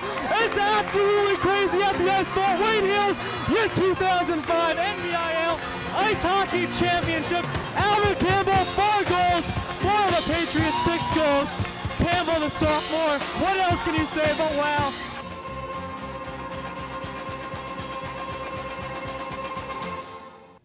Welcome back to the 30-minute drill. I'm joined with Tyler Rubino. Tyler, the American League division is pretty much set. Both the Yankees and the Angels have clinched their division. And Detroit and Minnesota are really battling it out for that last spot, the AL Central. Who do you see coming out on top of that? Well, I think Minnesota's going to come out on top. Even though they're 2 games behind, they still have 2 games left against the Detroit Tigers. And yesterday they played a doubleheader against the Tigers, and they faced their 2 best pitchers. And they came out with 1 win, which I guess is a good thing because when you're facing their top 2 pitchers, it's what you want. So these 2 games coming up, they're facing probably 2 of the weaker pitchers. In the pitching matchup, they're ahead. And then they have a series against the Royals after that. So I see them probably sweeping or at least winning 2. And then Detroit has a tough series against the Sox. So it should be close. Now, Jeff Kent once said, an intense series like this, it's exhausting on the players. You really don't realize how exhausting it is until maybe after the series is over. With that said, one of the teams are obviously going to make the playoffs. What effect is that going to have on the team that does make the playoffs with this series that they have and the intensity that they're putting into it? I don't think it'll have much effect because it's what you get paid for. You get paid to play 162 games a year. And when the regular season's over, you do get a little break before the playoffs start. So I think whoever makes it into the playoffs will just be fine. Okay. Sticking with the American League here, ton of great pitching performances this year. Who do you see winning the Cy Young Award? I see CC Sabathia coming out because Zach Greinke's having an unbelievable year, but he also does play for the Royals. There's one stat where if his team scores 3 runs, just 3 runs, 3 or more, he's 13-0, which is an incredible stat, but I don't see how you give it to somebody their team's not in the playoff race, their team's not winning. So yeah, I think you have to give it to CC Sabathia, who's having an incredible year, the ace for the Yankees, probably the best team in MLB right now. CC he's not the only pitcher on the Yankee team. Obviously they have 4 good pitchers. what effect did that have on CeCe? How does that help him? How does that project him to be more of to win the Cy Young more than Greinke does? Well, also they have a great offense, so it takes a little bit of pressure off you, knowing that you could give up a couple runs, knowing that they will help you out. And there's not much pressure on Sabathia because he knows even though he doesn't come out with a great outing, he still has great pitchers behind him. So if he just goes out and pitches his game, he'll just be fine. Yeah, and that's a great point. It seems like any game the Yankees play, it always seems like they're going to score more runs than the other team because their offense is just so dominant. And, you have a lot of confidence as a pitcher. Sticking with the pitching theme, let's go to the National League with the St. Louis Cardinals. Ryan Franklin, he's having a little bit of trouble as their closer. What do you think the Cardinals have to do to get this fixed? Well, they do have to get this fixed pretty quickly because postseason's right around the corner. I think they'll just be fine. They have a good team. They'll just be fine. Not much to talk about with the Cardinals. Yeah, I mean, they have a dominant offense too. You got Albert and they have Pujols great starters. Exactly right. Now the Braves, they've been a little bit of a sleeper team. Everyone's really not been focused on them. They're only down by 2.5 games. They're getting really on a hot streak. Do they have a chance to clinch that last spot? Well, they are on obviously a great hot streak, but the Rockies are up 2.5 with only like 6 or 7 games. I think it'll be really tough for the Braves to come back because I think the Rockies are an extremely good team, and I don't see how the Rockies let this one get away from them. All right, well, if the postseason was to start today, the matchups would be Detroit versus the Yankees, Boston at Atlanta, St. Louis at Los Angeles, and the Rockies at the Phillies. Starting with the Yankees and Tigers, who do you see coming out on top of those series? It has to be the Yankees because they just have too much offense, and the pitching for the Yankees for a 5-game series is way too much to handle. They throw out Sabathia, A.J. Burnett, Andy Pettitte. I just don't see how they can lose. And then with Boston-Anaheim, I think it'll be a very good series, probably 5 games, but probably Boston. They also have an incredible offense and great pitching, and the bullpen has so many great pitchers, especially with Papelbon as a closer. Other than Mariano, he's probably the best closer. Yeah, and Boston, they started off very hot, kind of cooled off in the middle of the season. They're starting to get it up again towards the end of the season. How far do you see them going in the postseason? Do you see them possibly going the whole way, or do you think the Yankees are just too good of a team, too powerful? I think the Yankees are just too good. Boston will win their first round matchup, and then they'll have to face the Yankees. Just like I said, the Yankees pitching in a 5-7 game series will be too much for teams, and especially with the offense, especially in late innings, you see how they had another walk-off last night. Yeah, they did. And the Yankees are just, no matter what situation they're in, they're always in the game because they could score a ton of runs at any time. All right, so let's go over to the National League with the Cardinals and the Dodgers. Who do you see coming out on top there? The Dodgers. The pitching also is better than the Cardinals, and the offense is also very good, especially the middle of the order with Kempin, Ramirez, and I think Ramirez will have a great postseason.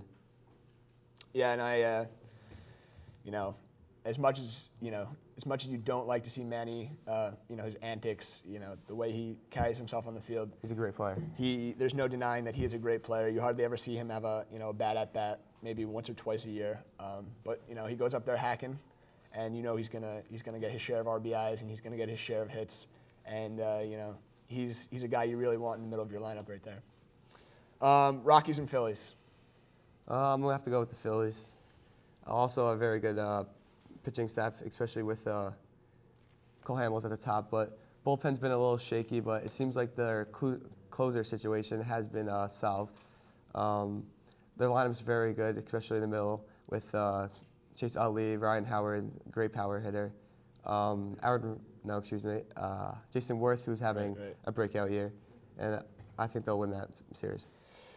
Well, we'll have to wait and see. That's all we have for now. We're going to take a short break. When we come back, more 30-minute drill next. And that's the game. That is the game. Your Wayne Hills Patriots beat the Northern Highlanders 4-1. There was pandemonium at Patriot Stadium. Wayne Hills 4, Northern Highlands 1.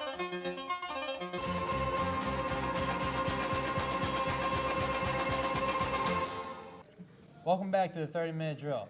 I'm Steve Rubin here with Julian Mayer, and we're going to talk about the NFL Week 3. First, let's begin with the Jets versus Titans. Kerry Collins, 15 for 37, not a great game. Mark Sanchez, 17 for 30 with 2 touchdowns and a pick. How do you think they played overall as a team as the Jets? Overall, they played good. Their defense is still really good, but it really brought them back down to earth. Sanchez had a subpar game. He had 2 fumbles and an interception with the 2 touchdowns. And the running game looks absolutely horrible. Thomas Jones has only 20 yards the whole game. That's not something you're looking forward to if you're a Jets fan on offense. You can't depend just on the passing game, especially later in the year if something happens to Mark Sanchez or one of their receivers. And then the Giants versus Bucks. The Giants blow them out 24-0. I mean, just doesn't look like a good year for the Buccaneers. What do you think? The Buccaneers are looking horrible. That's all I'm going to say. It looks like that they're probably going to go maybe 4-12 if they're going to have a good year for the rest of the year. But without Leftwich playing good, it seems like this year's put up to scrap. Their entire rushing game had 10 yards. The Giants' third-string running back had 23. I mean, how can you improve off that? I have no clue. Then the Lions versus the Redskins. It was a big win for the Lions. Snaps their 19-game losing streak, but it must have been pretty embarrassing for the Redskins to lose. I think that they're celebrating in the streets of Detroit, which is the only thing they can celebrate nowadays. But I think that is pretty pathetic on both sides, going off a 19-game losing streak and having a 1-game winning streak. And Washington, there just brings up a lot more questions about them. Jim Zorn is questioned about his job now. Yeah, he's probably going to be fired within week 8. Yeah. And then we go to the Vikings 49ers, exciting end. Brett Favre throwing to Greg Lewis, a third-string receiver, took over for Percy Harvin, but he really made his name known in Minnesota. He's going to be the greatest Minnesota treasure that they've found since the 1,000 Great Lakes.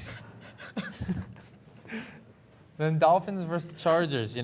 Pennington goes down. He's out for the season. Another shoulder rotator cuff, and could be his 3rd surgery in Pai's career. Yeah, this really isn't surprising to me because with Chad Pennington, it's always been about that rotator cuff. He had 3 surgeries with the Jets, so I wasn't surprised because I saw this when he was with the Jets. Every 2 years he would have another season-ending rotator cuff surgery. So. Well, they did come away with the win 23-13 behind Chad Henne. You never know, Pat White could be seeing a lot more time at quarterback now too. And then we go to the Steelers versus the Bengals. Bengals come away 23-20. Pittsburgh's not looking good. 1-2 start when they were projected to go 14-2 during the season. I think Palmalo's a huge loss. Yeah, my Super Bowl pick isn't really playing that good. I thought that they would have another Super Bowl year. And it really looks like their defense isn't backing up their talk. Without Troy Palmalo, it's hard to. He was their key last year, and he will be their key for probably the rest of their life. Then let's talk about Michael Vick, first game back since 2007. I thought Michael Vick would have an all right game. He did, especially for coming out of 3 weeks of not playing at all, and then 2 years of just being in jail. So, for him, I thought that was a good game, and I think that they'll have a very nice offense for the rest of the year with him on the Wildcat. What do you think about the Brown situation currently? I was listening to the radio earlier today, and they were talking about Eric Mangini's already looking like he could be fired. And then Brady Quinn comes into the game to start, does horrible. Derek Anderson comes into the game to play the rest of those 2 picks. What can you do with that quarterback? I was surprised. I thought that Brady Quinn would become a solid quarterback in the NFL. Same with Eric Mangini. I thought that he gave him a different personality, even though that really did hurt the Jets. Maybe I thought it would be better for the Browns, their personnel, but I was surprised with Brady. I thought he was going to be a Pro Bowl quarterback eventually. Well, he didn't get to pick either one of the quarterbacks. They were given to him when he showed up there at Cleveland, and maybe this year they may release one of them and go to the draft because this year there are plenty of quarterbacks in the draft this year. And then let's talk about the Saints versus the Bills. Drew Brees. To him, this game was nothing because he went 16 for 29 and threw 127 yards. When his other 2 games, he threw the ball about 40 times for over 300 yards.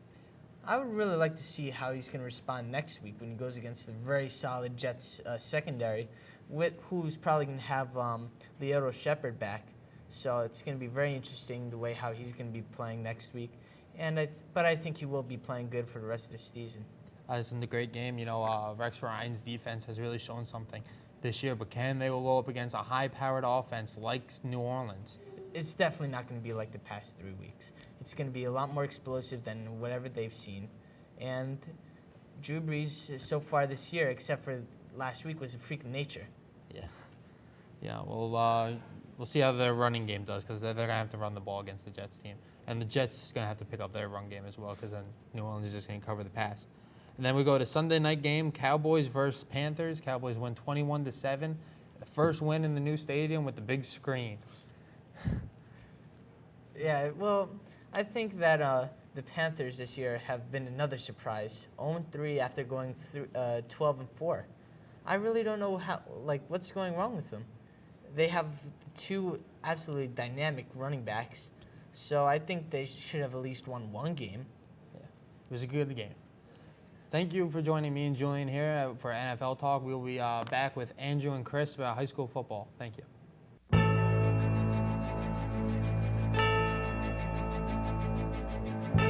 Ace set, Van Peenen's the running back. Heischel drops back to pass again, pump fakes, and he's gonna let one go deep. It's to Nick Romeo, and Romeo makes the catch! Oh baby, that one's good for over 20, nearly 30 yards. Nick Romeo has the ball inside Rambo territory at about the 48-yard line. As Justin Donovan says, you can't stop 19.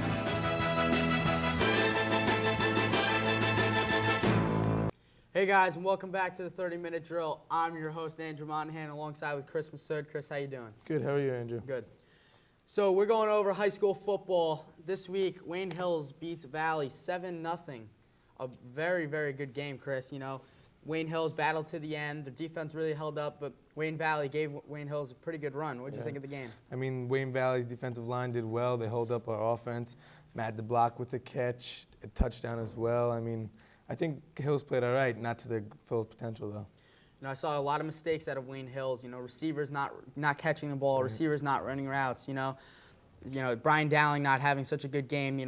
What happened to the Wayne Hills offense? I mean, I guess a good defense came up and I guess either shut them down or something. I mean, you got Divers with 2 missed field goals. I mean, yeah, and Divers is a D1 kicker. That's right. With capabilities of going to pretty big name schools. I mean, where did this defense come from Wayne Valley? I haven't seen this from them. They lost to Paramus last week. That's right. I mean, where did this defensive production come from? I mean, honestly, I think they were just psyched that it was a crosstown rival game. So, I mean, I think anyone would kind of step their game up. They played real well in front of a huge crowd too. So, I mean. Yeah.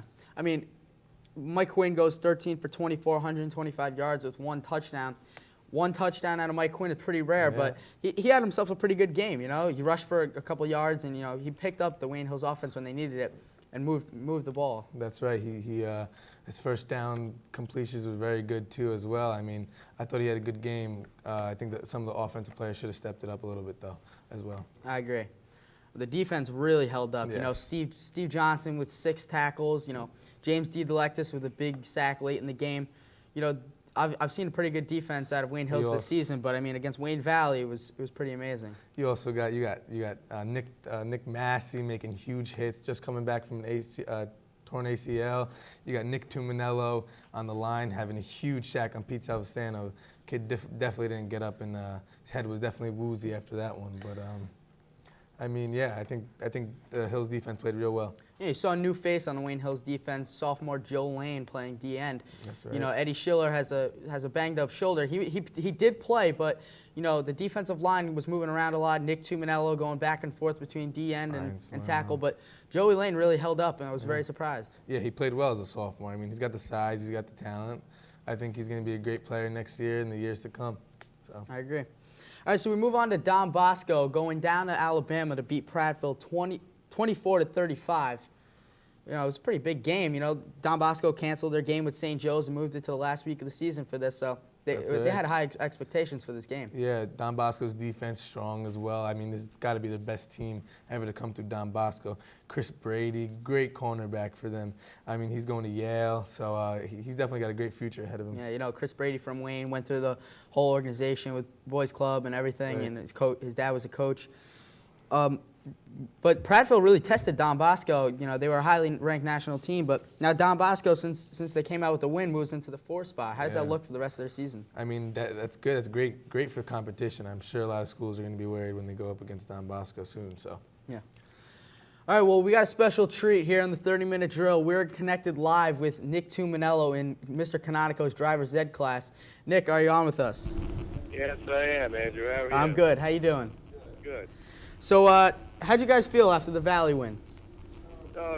I think it was one of the toughest games I've ever played. It was rough. I mean, the crowd was going crazy. I mean, there's nothing you could say about it besides it was a tough game, and we both played hard, but we did come out on top. You know, Nick, you got 17 tackles this season, pretty good. You know, 1 sack. How do you think you're going to do the rest of the season? You know, it's only the 3rd week. I think I have a lot more weeks to improve, and I'm just trying to get as many as I had last year. That's right, Nick. How is the pressure with everyone talking about the St. Joe's game coming up? Tell me about it. How do you stay focused when doing practice and everything? Well, I don't have any pressure on me. I think we're going to go in there, we're going to play our normal Wayne Hills game, and we're going to take them down. Phenomenal. You know, how do you guys prepare for such a big game like this? You know, they got number 4, Kamal Hogan. He's a big D1 prospect for college football. What are you guys looking forward to for Friday's game? Oh, they got some weapons in the backfield. Their line is a little soft, but I think we're just going to take it like play any other game. I mean, they bleed, they sweat. They're just like any other team. We just got to play our Wayne Hills game, and we'll be good. It's a good attitude. How are you guys looking for the rest of the season? You know, you got Bayonne coming up the next week. Not too much expectations out of them, but, you know, how do you guys feel? We don't really know much about Bayonne. We don't really know much about the other teams we're playing, but from what we hear, we believe that we have a very good chance of beating them. How's Coach Olson's pressure on you, Nick? Tell me. Say it again? Coach Olson, his pressure on you. Like, explain that. Dude, I don't let him get to me. I know he yells a lot. I know he criticizes a lot, but you just gotta take that, and you gotta do by good from that. That's right. Now, how's the rest of the team feeling about, you know, the game against St. Joe's? I mean, it's obviously one of the biggest games in Wayne Hills history, and, you know, we understand that you had the composure for such a game like this, but when you talk about young guys such as, you know, Joey Lane and Troy Zafino, Dominic Santoro, and myself included, you know, how do you prepare for a game like that? Well, this is what high school football is all about. I mean, every young boy in their life wishes they had a chance to play one of these types of games. I mean, if you're not excited, then you have no pull. That's what it is. You gotta be excited. You can't be scared. All right, Nick. Good luck the rest of the season. We wish you much luck, and we're going to be watching you. Thank you. Take care, Nick. That's all the time we have left on the 30-minute drill. We'll see you next week. Eli Manning is still undefeated, but is he hurt? Is Steve Smith emerging as the best wide receiver in the league? Answers next, only on the 30-minute drill. Sunday, Monday, happy days. Tuesday, Wednesday, happy days. Thursday, Friday, happy days. The weekend comes, my cycle hums, ready to race to you. These days are all happy and free. These days are all share them with me. Goodbye, gray sky, hello blue. There's nothing can hold me when I hold you. Feels so right, it can't be wrong. Rocking and rolling all week long.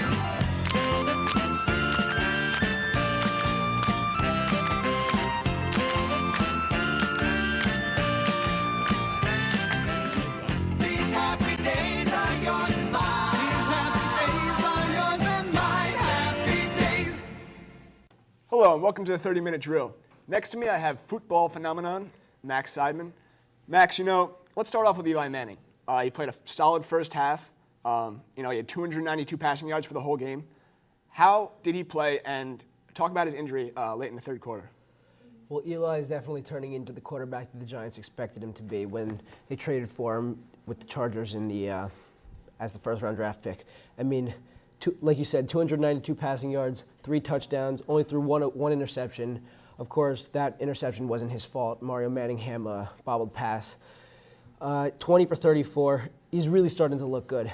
Hasn't thrown an interception this year that actually has been his fault. Both of them have come on bobbled passes by Mario Manningham. So Giants definitely have to be happy with the production that's coming out of Eli Manning. And that's a great thing to see. Like you said, Eli, some of his interceptions this year weren't really his fault.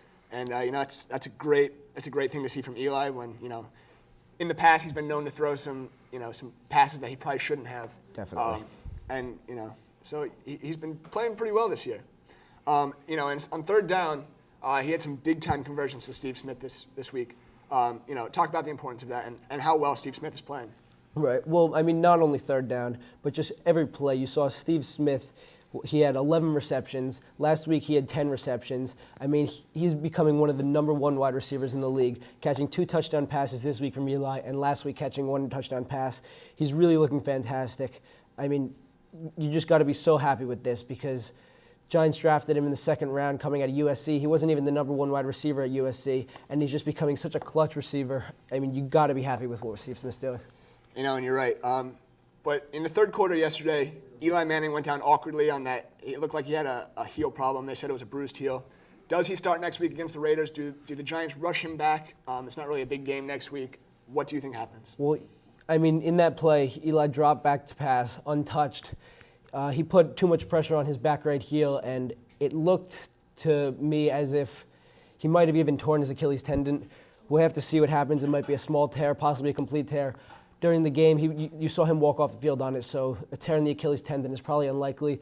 But the Giants are saying right now it's a bruised heel, but later in the week he will be going for an MRI, so we'll have to see what the case is with Eli. Now, if this is serious and Eli isn't able, even if he is able to play on Sunday, if he isn't able to practice this week, does this throw off some of the chemistry that maybe Eli's having with Steve Smith right now? Well, it'll definitely throw it off a little bit, but I don't know if you're gonna see a total drop off in the numbers that they've been completing with each other because they are going up against Oakland Raiders. I mean, how good are the Oakland Raiders?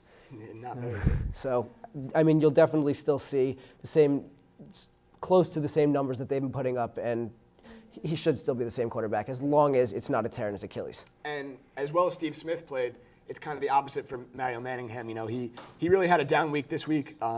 Dropped a couple balls. Even the ones he did catch, he didn't really catch it the first time. He seemed to having a little trouble there. Is this a mental problem or is it more than that? Well, like you said, last week, Steve Smith and Mario Manningham both 10 receptions each, over 100 yards each. So they were both really looking good coming into this week. Steve Smith gets that 11 receptions, 134 yards, almost the same numbers as last week. Mario Manningham, 1 reception for 43 yards. Now Eli threw to him 4 times. Of those 4 times, he bobbled each ball, dropping 3 of them. 1 of them went for an interception. The other one, luckily, he ended up recovering on it, caught it, went for a 43-yard gain, and it was a good play, but he's really got to work on his hands. Mm-hmm. Hakeem Nicks returns to the lineup this week. He caught a bubble screen for a 54-yard touchdown. How happy is the Giants organization with their draft pick right now? Oh, they're so happy because, I mean, last week, or 2 weeks ago actually, Hakeem Nicks with the ankle injury came back out on crutches. I mean, no Giant fan was happy about that. Everybody was nervous. I mean, first-round draft pick out of UNC. He was really, they drafted him specifically for his breakout plays, and now coming into this week, 1 pass behind the line of scrimmage, a catch and run. He goes for 54 yards, breaking tons of tackles. I mean, just a great touchdown run. And, it seems as much as the lack of having Plexico Burress last year towards the end of the season, how much that seemed to hurt them, doesn't seem like a problem right now. They're, with the exception of maybe Manningham this week, it seems like the Giants are having no trouble. Right. Well, not at all. I mean, I think having Plexico Burress there,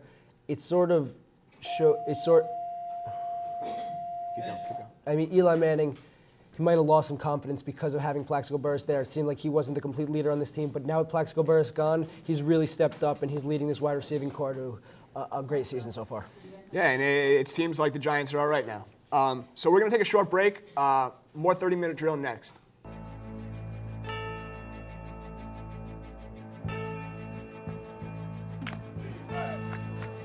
This is Nick Warzel's limelight, folks. This is when he brings his A game. The lights are turned on the field. Late in the day, he's ready to go. On first down, Horsell back to pass. Excellent protection all the time in the world. Looking downfield, looking for Van Penen, triple covered. Sticks it in there, flags on the play. Van Penen ahead to the 20, looking for the sideline. He's across the 10, near the goal line, dives. Touchdown, Ray Van Penen. Welcome back to the 30-minute drill. I'm your host, Max Beck, here with Julian Mayer, and we're here to talk about Major League Baseball's playoffs. We'll begin this week with the Yankees facing the winner of the Tigers-Twins game. Who do you think the Yankees are going to play in this year's ALDS, Julian? It has to be the Twins. The Tigers are choking, and the Twins really do look like they're going to pull off something magical. They've been winning a lot of their games. With 4 games left, they've come back from 3 games down, and it does really look like they're going to they're going to be my pick to win World Series. It looks like they can with the hot bat of Joe Mauer, and Scott Baker's 2-0 in his last 2 decisions facing Rick Porcello. Yeah, that could be the difference between them winning and them losing. Next is the National League Divisional Series, the Cardinals versus the Dodgers. Carpenter, Adam Wainwright, both big pitchers this year, NL Cy Young candidates, facing the hot bats of the Los Angeles Dodgers. What do you got in that series? I'm going to say the Cardinals because they really have had, a balanced attack with Matt Holliday and Albert Pujols and then the rest of the crew. So I'm going to say that they're going to outslug the Dodgers. The Dodgers haven't looked good recently. The Dodgers are 2-5 in their last 7 games, and Albert Pujols is probably going to win the National League MVP this year. Yeah, there's nothing you could do to stop the Pujols. So. All right, we got the other National League Divisional Series and the Rockies versus the Phillies. The Phillies led the MLB in runs this year, but their pitching might be a little overrated in my opinion. Jamie Moyer's leading the team in wins with only 12. Yeah, but you know what? That also doesn't include the Cliff Lee who has maybe 5-6 wins with them, because they eliminate his stats with the Indians. With the trade, but I think the Rockies will win because they also have been very hot. And the way how I look at it, when you come into the playoffs very hot, there's not very much you could do to cool them down. I'm looking at a Phillies repeat this year. The Phillies offense is just overpowering, leading the MLB in runs. J.A. Happ, the rookie, with a 2.93 ERA, and I don't like the Rockies this year. Nah, the Rockies have a great offense. Their pitching has been a superb surprise, which I really did not see coming into the year. And they really look like they're going to win. Ubaldo Jimenez is their best pitcher. He's only got 13 wins. And that doesn't matter. Overall, they've been doing all right. And are they better? Is their pitching staff better than the Phillies' pitching staff? Yes. I guess you could say that about the Cardinals. The American League Divisional Series is the Red Sox versus the Angels. The Red Sox have Josh Beckett on the mound against Scott Kazmir for the Angels. Who do you got in that series? Has to be the Red Sox. You have to look at the experience in these situations, and that's the one thing that the Red Sox do have. Even though they have some new rookies, some younger players coming in, and their older players coming out, they still have won 2 World Series in the past 5 years, and they probably will win this one. I'm looking at the Angels. A name you got to get to know in this Angels organization is Kendry Morales, the outfielder for the Angels. Has 34 home runs, 108 RBIs, and the Angels are 8-1 in their last 9 games. They're a hot team coming into this series. Yeah, but you know what? They've pretty much had this for the whole year, so let's see if they really could, put up a fight. I believe that the World Series this year is going to be the Angels against the Phillies. I think it's going to be the Twins versus the Cardinals. I like the way how the Twins are playing. They have the magic of the Midwest, which I really do like. And historically, you look at the Twins in October, always been a very good team. I'd like to see a possible Joe Mauer versus Albert Pujols matchup, AL MVP possibly versus possible NL MVP, but I don't know. I think the Angels are probably the hottest team coming into the playoffs. And hotter than Twins? The Angels are 8-1 in their last 9 games. The Twins are fighting to get into the playoffs right now. Yeah, but they came back from three down with 4 games left. They're not even in the playoffs right now. Yeah, but they could win it. They could go into the playoffs after tonight. Well, I don't know. All right, that's been all for us. We'll kick it over to Andrew and Chris talking about college football.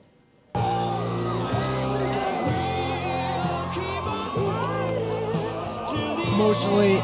Look at Greg. Wow, he's just ecstatic. He can't believe it. It's unbelievable. So with 10 seconds left to go, Monaghan's gonna have to knee it one more time. 7, 6, 5, 4, 3, 2, 1, and it is over. Wayne Hills is the 2002 Group 3 North 1 State Championship, their first ever state championship, and what a fantastic end to an amazing season for Wayne Hills. And you know what? Greg Olson has won a state title for his father, Chris Olson, and first one in Wayne Hills history.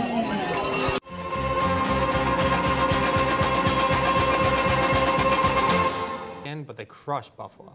Buffalo didn't look like the Bills of the previous week when they held their own against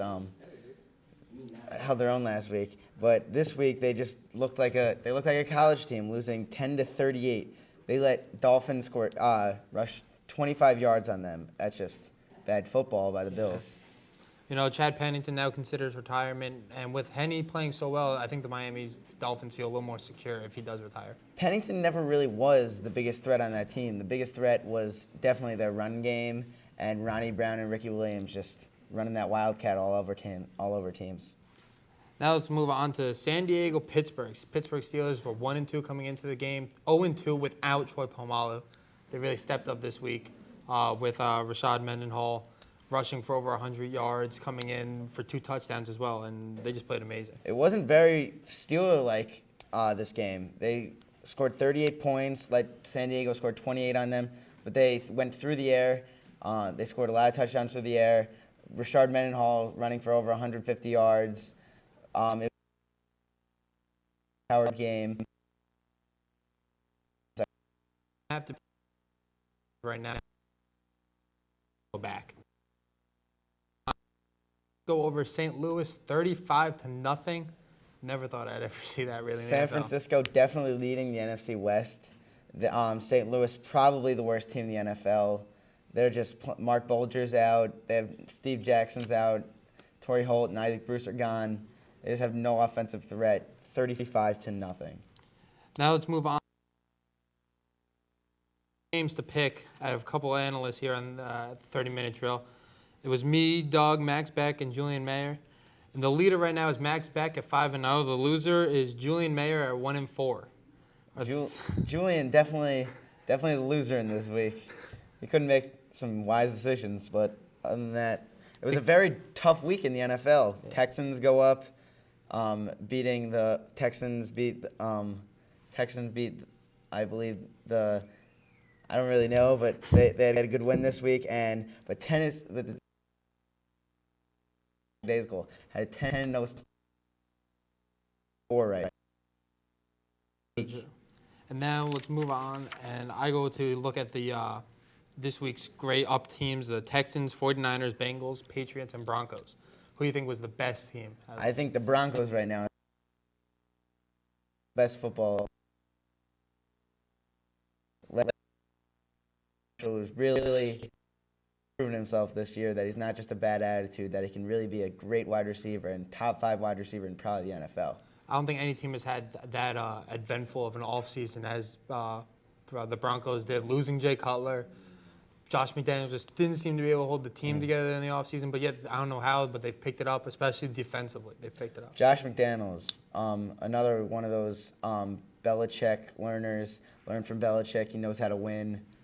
We'll see how he goes from here. Well, other people like Romeo Cornell and Charlie Weiss, Eric Mangini, other Belichick guys really haven't done that well. Then we'll see how McDaniels does in the future. And then you were talking about the Jacksonville over Titans this week. The guy who shocked me the most was David Garrard, 27 for 37, 323 yards, 3 touchdowns. When they came into the season, I expected it to be opposite them, Tennessee, them to be 0-4, Tennessee to be about 2-2. Jacksonville playing in the last few games, been playing very well. Maurice Jones-Drew playing like a top running back. He's proven himself well. And they've got to get at least 10 wins, 11 wins, especially with the Colts in that division. Now, who would you pick for your winner and loser of the week? My winner would definitely had over 10 catches for 122 yards and 2 TDs. Definitely helped out the Giants in this week and helped out Eli Manning and helped solve the question of the wide receiver and came out of Plaxico versus Shadow. Loser? Loser would have to be Mark Sanchez with the 3 interceptions this week. He was living the high life in New York, and he crashed hard against. My winner of the week would have to be Rashard Mendenhall. 29 carries, 165 yards, 2 touchdowns. Last year, he had a season-ending injury, so you didn't see that much out of him. They had struggled at the running back position. It was seen so far in these first few games, and he comes in when Willie Parker's out and just dominates. I have to agree. Mark plays a really good team, throws 3 picks. New Orleans defense didn't miss a step. New Orleans offense and defense didn't miss a step. The New Orleans defense really proved themselves this week. They proved that it's not just New Orleans offense that wins. With Darren Sharper, who had 2 interceptions, 1 for a touchdown. Beautiful defense all around. It was a great game. It was a great week of football this week, I think. A great week. So thank you for joining us on the 30-minute drill. We'll be right back with Julian and Max talking about baseball.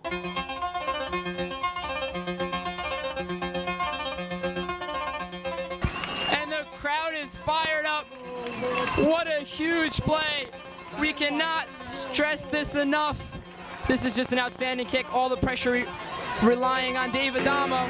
The kick is up, and it is gone! He kicks it through the uprights, and Wayne Hills takes a 25-24 lead.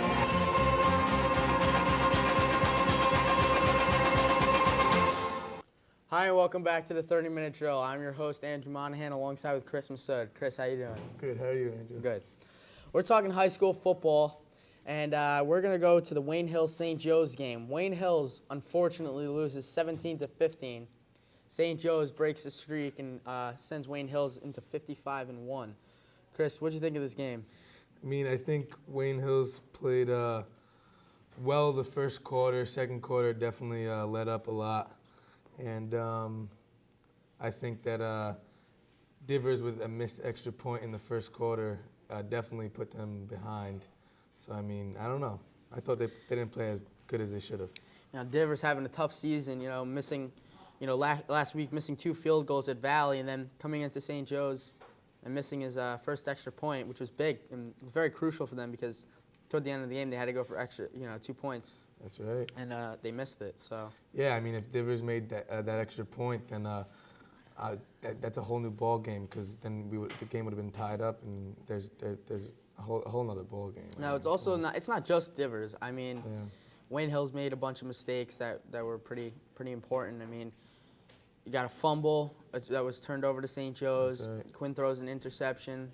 All these turnovers led to some form of points being delivered to St. Joe's. That's right. Their big playmaker, Kai Dominguez, number 1, is probably going to Penn State, D1.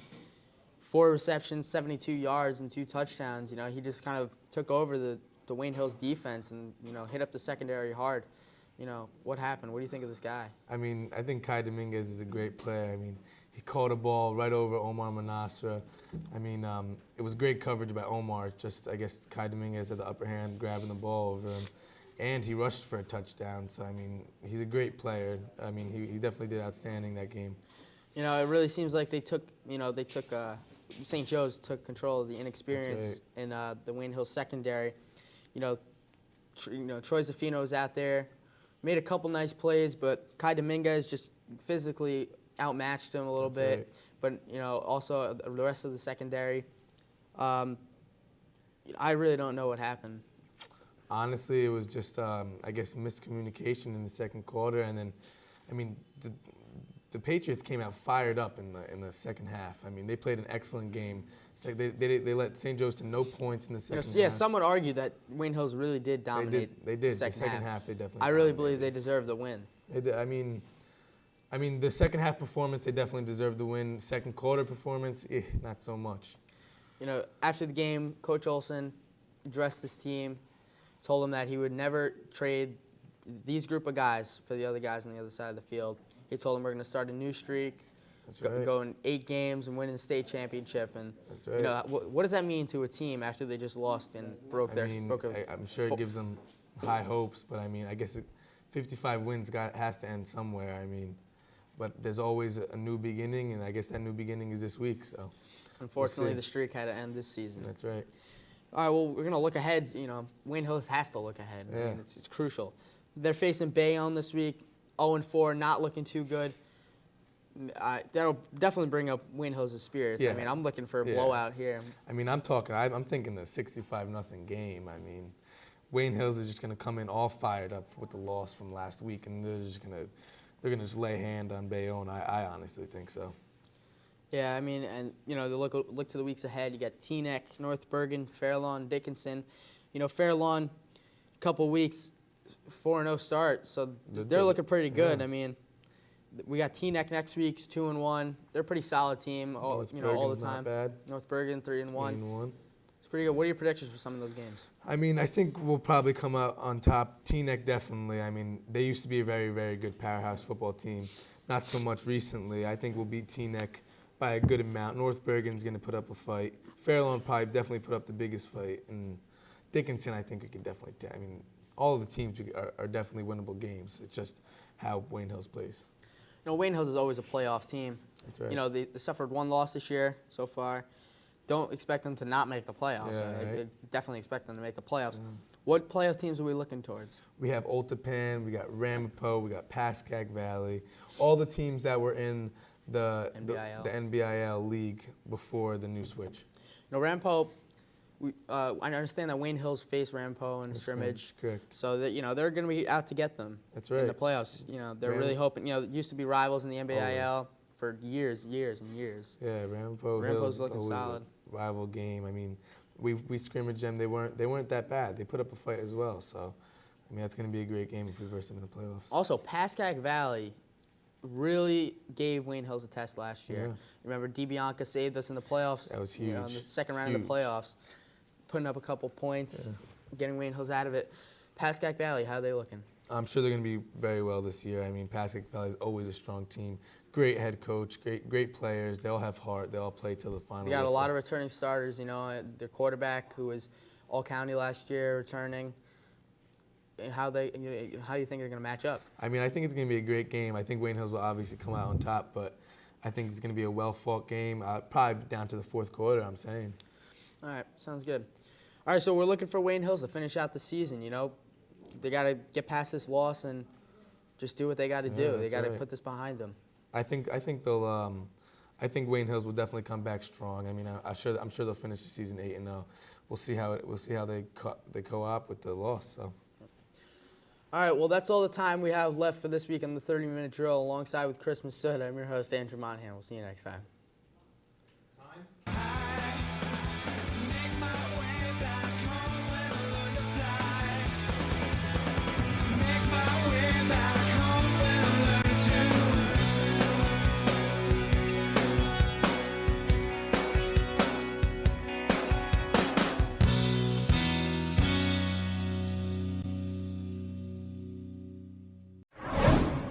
Sunday, Monday, happy days. Tuesday, Wednesday, happy days. Thursday, Friday, happy days. The weekend comes, my cycle hums, ready to race to you. These days are I'm being free. These days are share them with me. Goodbye, gray sky, hello, blue. There's nothing can hold me when I hold you. Feels so right, it can't be wrong. Rocking and rolling all week long.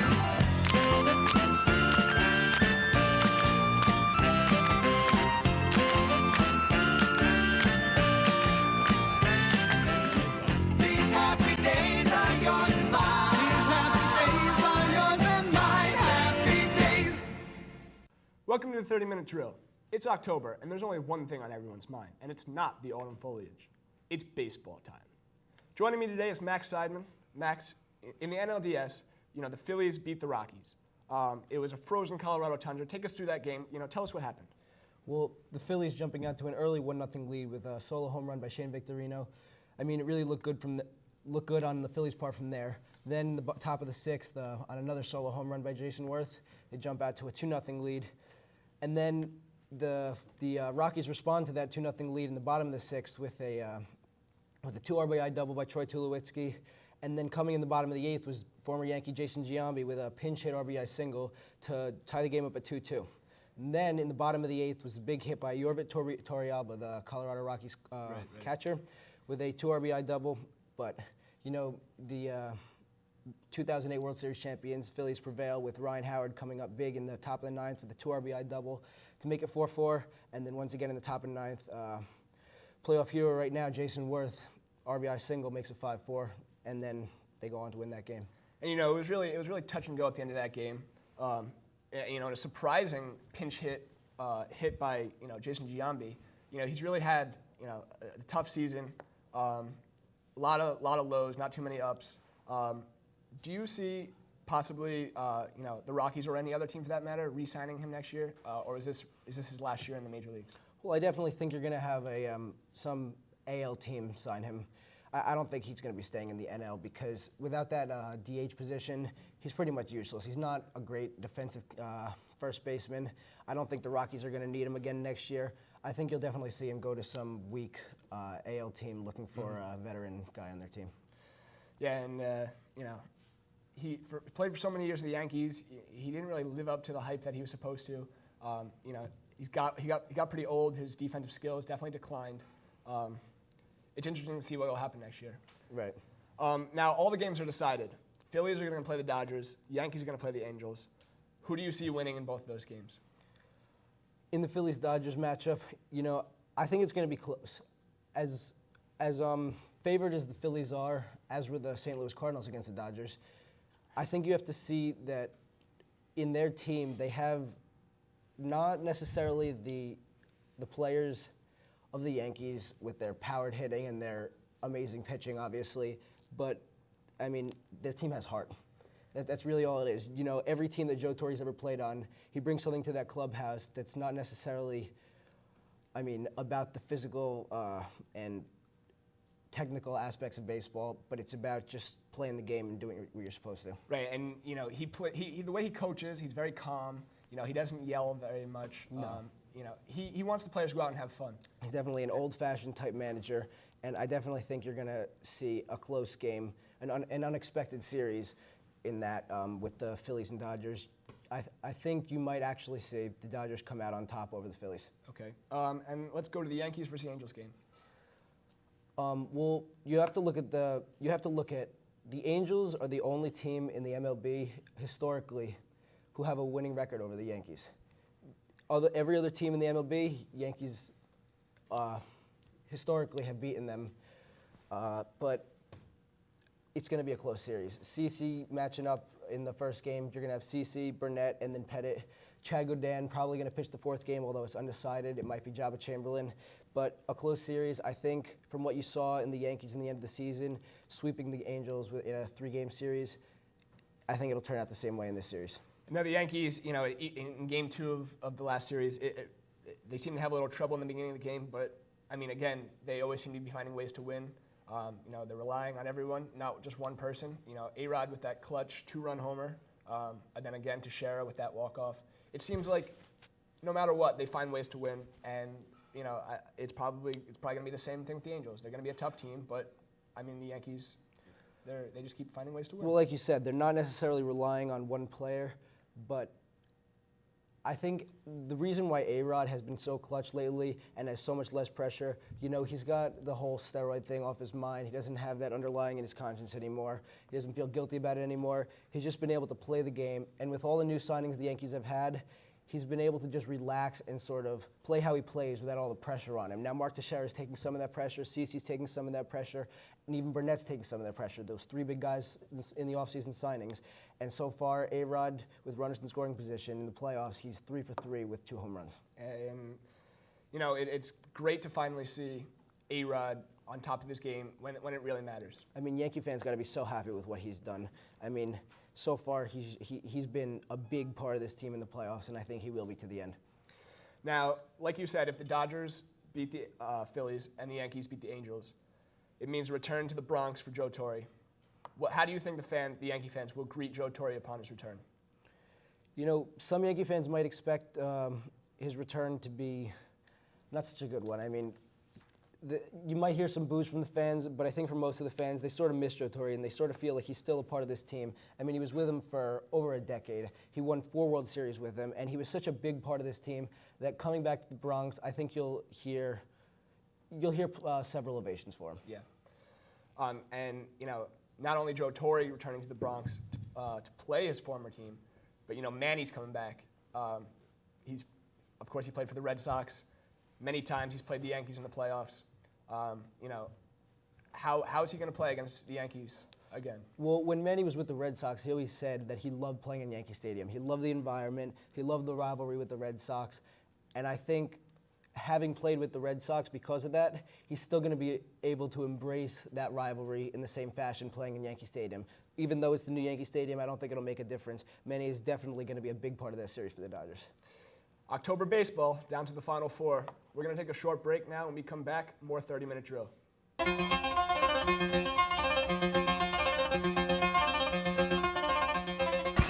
the crowd is fired up. What a huge play. We cannot stress this enough. This is just an outstanding kick. All the pressure relying on Dave Adamo. The kick is up, and it is gone! He kicks it through the uprights, and Wade Hills takes a 25-24 lead.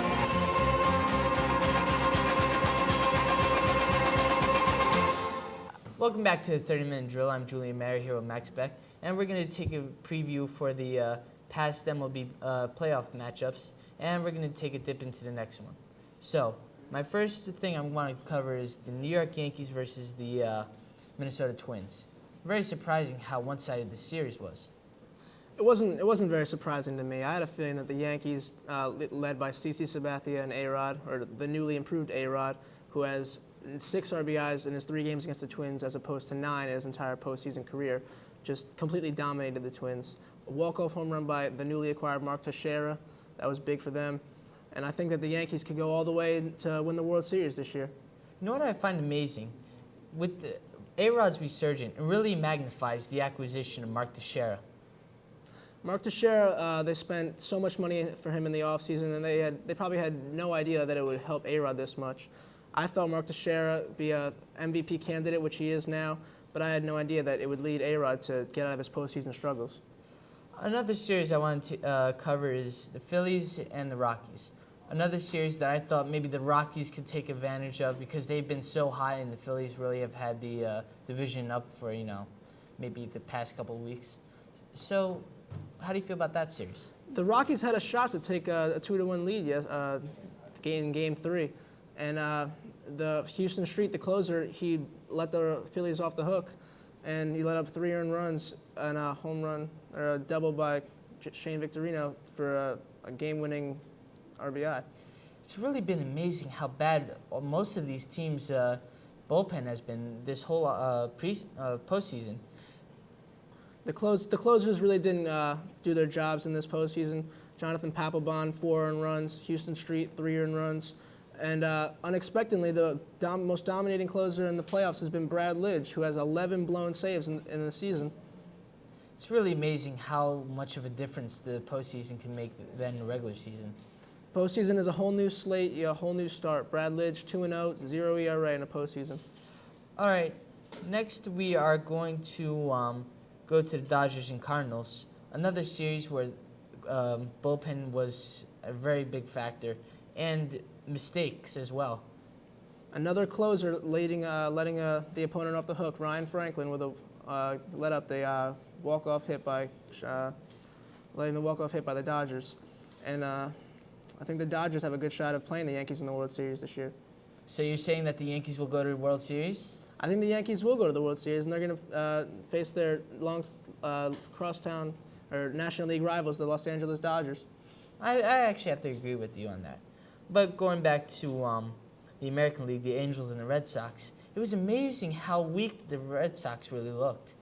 The Red Sox did not look good in this game. The Angels swept them 3-0, and I think the Red Sox are going to have to start rebuilding.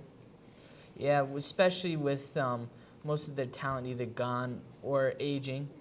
I mean, they do have a nice pool of young players, but Jacoby Ellsbury. Yeah, they are really aging.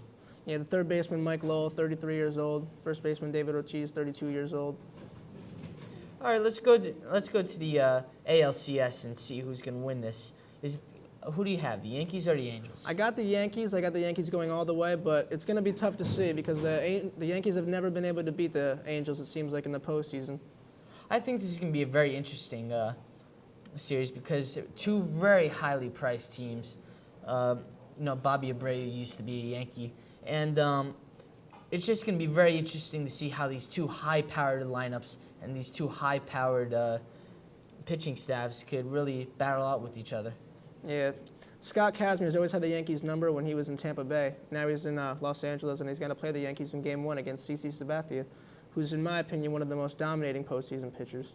All right, now let's go to the Dodgers and Phillies. Dodgers with the clutch pitching, and the Phillies also with some clutch pitching, but they also have a high-powered offense. Yeah, the Dodgers' number one pitcher, Clayton Kershaw, really impressed me in Game 1 against the Cardinals when he outpitched Chris Carpenter, who was an NL Cy Young candidate. I think if he can do what he did against the Phillies, and if the Phillies don't have to pitch Cliff Lee because he pitched against the Rockies, I think the Dodgers have a shot of taking the Phillies in this series. But who do you think will have the advantage? The Phillies' offense or the pitching of the Dodgers? I think the Dodgers pitching, the young pitchers that they have, are going to have a shot at beating the Phillies' offense, but the Phillies' offense they led the NL in runs, and they're one of the most overpowering offenses in the National League. So I think it's going to be a close series. The thing I'll be looking at is definitely the bullpen. The Dodgers bullpen has been clutch all season. They've had a great bullpen. Everyone seems to be really helping out the team. So we're going to have to see how that's going to work out. All right, now let's see what's going to happen in the World Series. What do you think is going to happen? I think it's going to be Yankees, Dodgers, two of the best closers in the league, Mariano Rivera and Jonathan Broxton facing off. I don't think either of them are going to budge. I think the Yankees are going to win the series. It's going to go to Game 7. I think that the Yankees are going to win in 7 games. I think it's going to be the Yankees and Phillies. The Phillies just have an overpowering offense, and I think that the Yankees also have an overpowering offense, but a great pitching staff as well, and their defense is also pretty good. And most importantly, the Yankees are just a complete team. I think they'll end up winning the 27th World Series. As do I. All right, that's it for me and Max. We'll be back after this.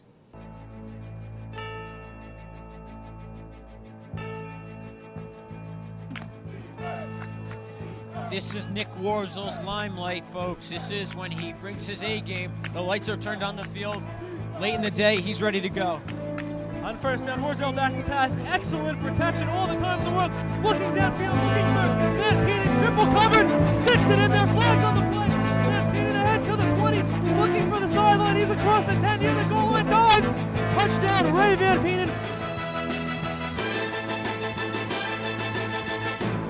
Hi, and welcome back to the 30-minute drill. I'm your host, Andrew Monaghan, alongside with my buddy, Chris Massood. How you doing? Andrew, how you doing today? Good? I'm doing good. We're going to talk about Wayne Hills' victory over Bayonne, 56-0. What an impressive comeback for Wayne Hills. Wayne Hills. After losing to St. Joe's the previous week, they showed an extraordinary amount of bounce back against Bayonne. What did you think of this game?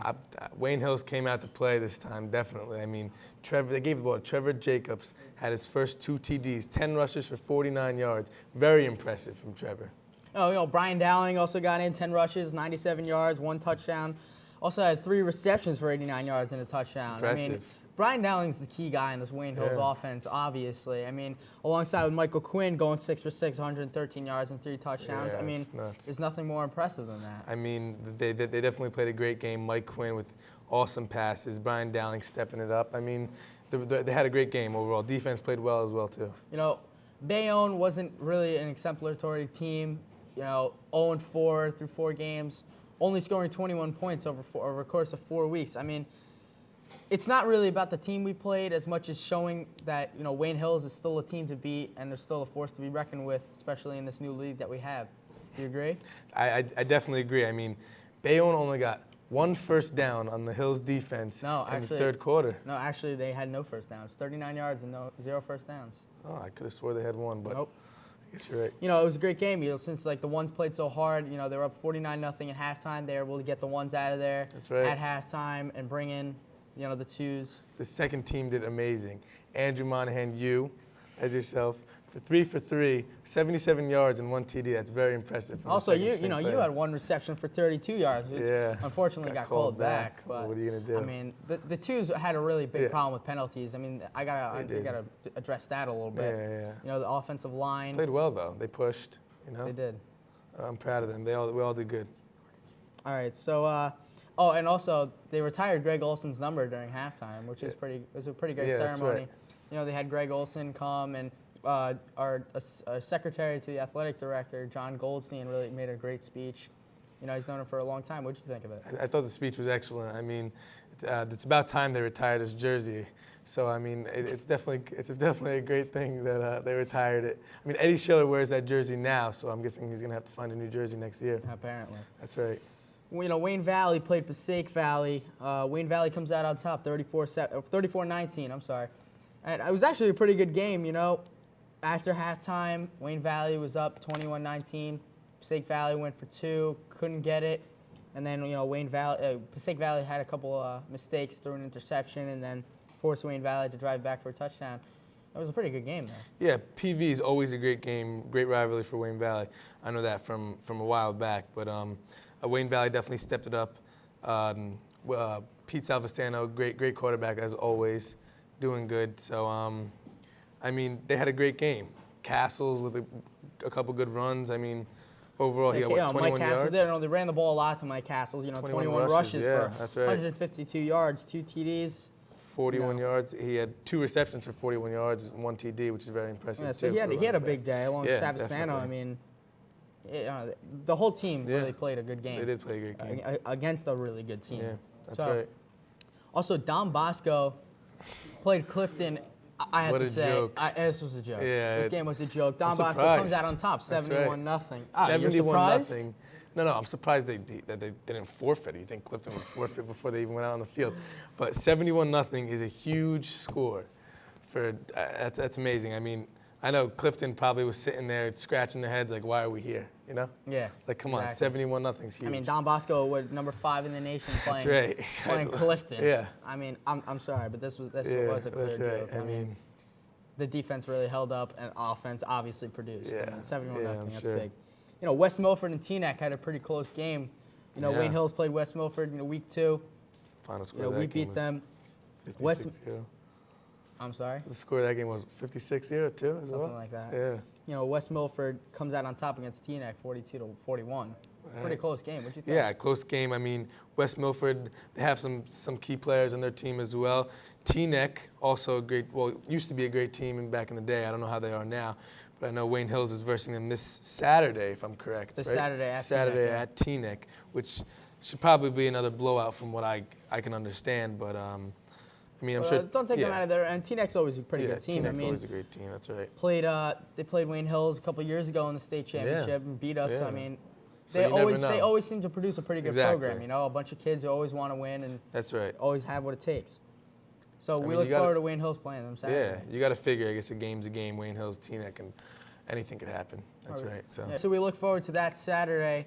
All right, don't go anywhere. There's more 30-minute drill when we come back.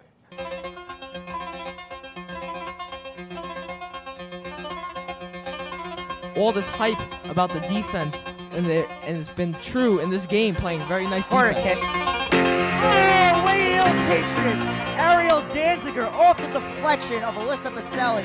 And just like we were talking about before, how important momentum is in this game. The Wayne Hills Patriots get the first goal in this huge county final, and the Wayne Hills Patriots are on top 1-0. It's Patriots putting a lot of defenders in the box. Ryan looking for help, and that is it! That is their final. The Wayne Hills Patriots have just defeated the Wayne Valley Indians in the Passaic County Final. Girls soccer, Wayne Hills 1, Wayne Valley nothing. They are your 2005 Passaic County champion.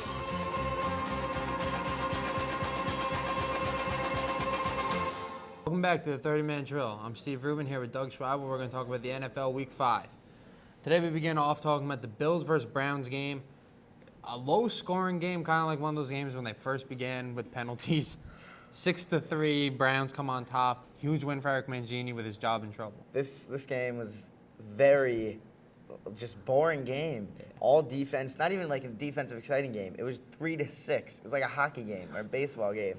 But it was basically a horrible game. Derek Anderson, only 2 completed passes. The only player ever to only complete 2 passes and win a game. Roscoe Parrish really made the biggest mistake by fumbling a punt, and Browns cleared it inside the 5-yard line. They got the ball, kicked the game-winning field goal. Messy game. It was just not a good game for either one of those teams. Neither one of those teams are having a great year. When I first saw Buffalo come in and I saw them play the Patriots, held their own, I thought maybe, but I think these teams are starting to catch on to that Buffalo is a very young team. Terrell Owens coming around. He had 4 catches for 44 yards. Solid game, but we need the Bills need him to step up and if they want to make a run for possibly a playoffs. But we're not looking so good at 1-4. Next game I was shocked by was Falcons 45, 49ers 10. 49ers were undefeated coming into the game.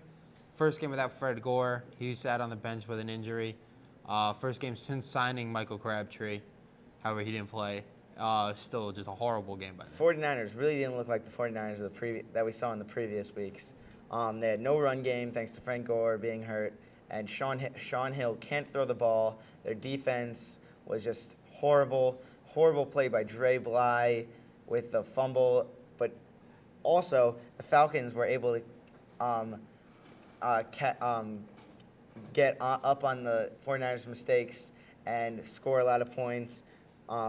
Roddy White had 210 yards receiving and 2 touchdowns, and Michael Turner 3 touchdowns and completely owned the 49ers defensive line. Roddy White definitely helped out people who have him on his fantasy team. He had a great game. Next game we go to another blowout, but this one's a little more expected. Giants 44, Raiders 7. Tom Cable definitely in trouble there. Wow, it was just a mess in Oakland. Oakland, probably the worst team in the NFL right now with probably the worst QB, Jamarcus Russell.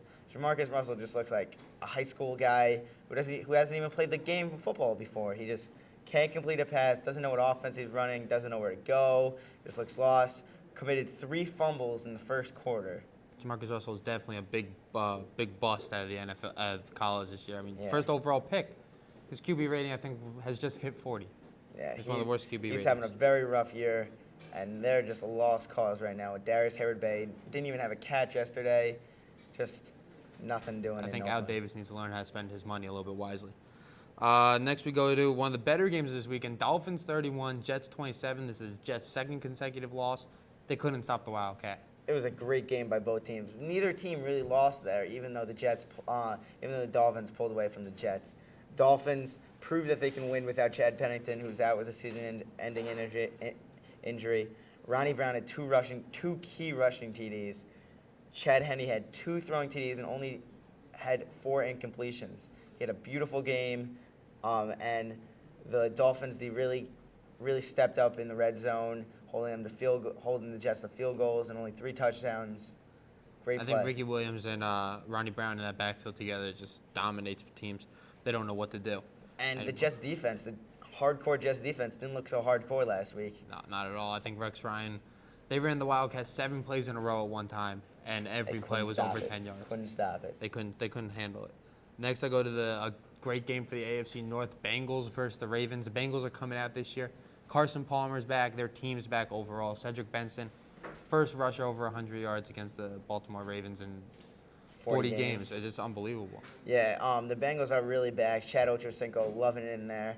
Carson Palmer throwing the ball great. The Bengals playing great defense, which is what I'd like to focus on. They haven't played great defense in ever, especially against a great defensive team and offensive team in Baltimore with Ray Rice. They have many weapons. Joe Flacco. That team is just endless with talent. Well, Bengals have added a lot of offseason to their defense. They added Tank Johnson. They added Roy Williams. They added Raymond Aluga out of USC. There's just a lot of additions to their defense that they desperately need. The Bengals, team to look out for. Yes. Now we go to the top 5 teams of this week. Who would you consider your top 5 teams? My top 5 teams, definitely starting at number 1, would have to be the Minnesota Vikings. Minnesota Vikings playing the best football of anybody. Brett Favre throwing the ball like he's 25. And blocking. and blocking. Adrian Peterson rushing for 100 yards with one carry. He's just incredible to watch. And then at the number two spot, I have to go with the Indianapolis Colts, Peyton Manning. Even with one of his great receivers, Anthony Gonzalez, out, and maybe one of the greatest receivers of all time, Marvin Harrison, retired.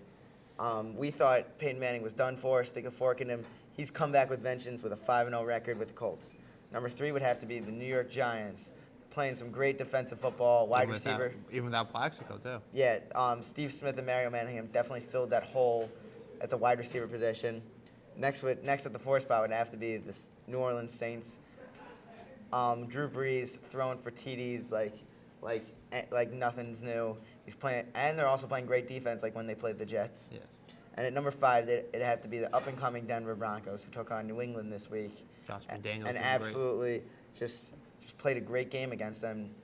They made New England and one of the best quarterbacks in the past 15 years look like they were barely a team, like a 0-5 team. Next, we have to go to what coach do you think's in the most trouble? Well, it's funny you say that. Jim Zorn, after losing the winless Detroit Lions, has been under the most pressure in Washington. They just haven't looked good. The offense has been lackadaisical. It's a bad team all around. He's in a bad environment right now. Thank you for joining us here on the 30-minute drill. We'll see you next week. Sunday, Monday, happy days. Tuesday, Wednesday, happy days. Thursday, Friday, happy days. The weekend comes, my cycle hums, ready to race to you. These days are all happy and free. These days are all, share them with me. Goodbye, gray sky, hello, blue. There's nothing can hold me when I hold you. Feel so right, it can't be wrong. Rocking and rolling all week long.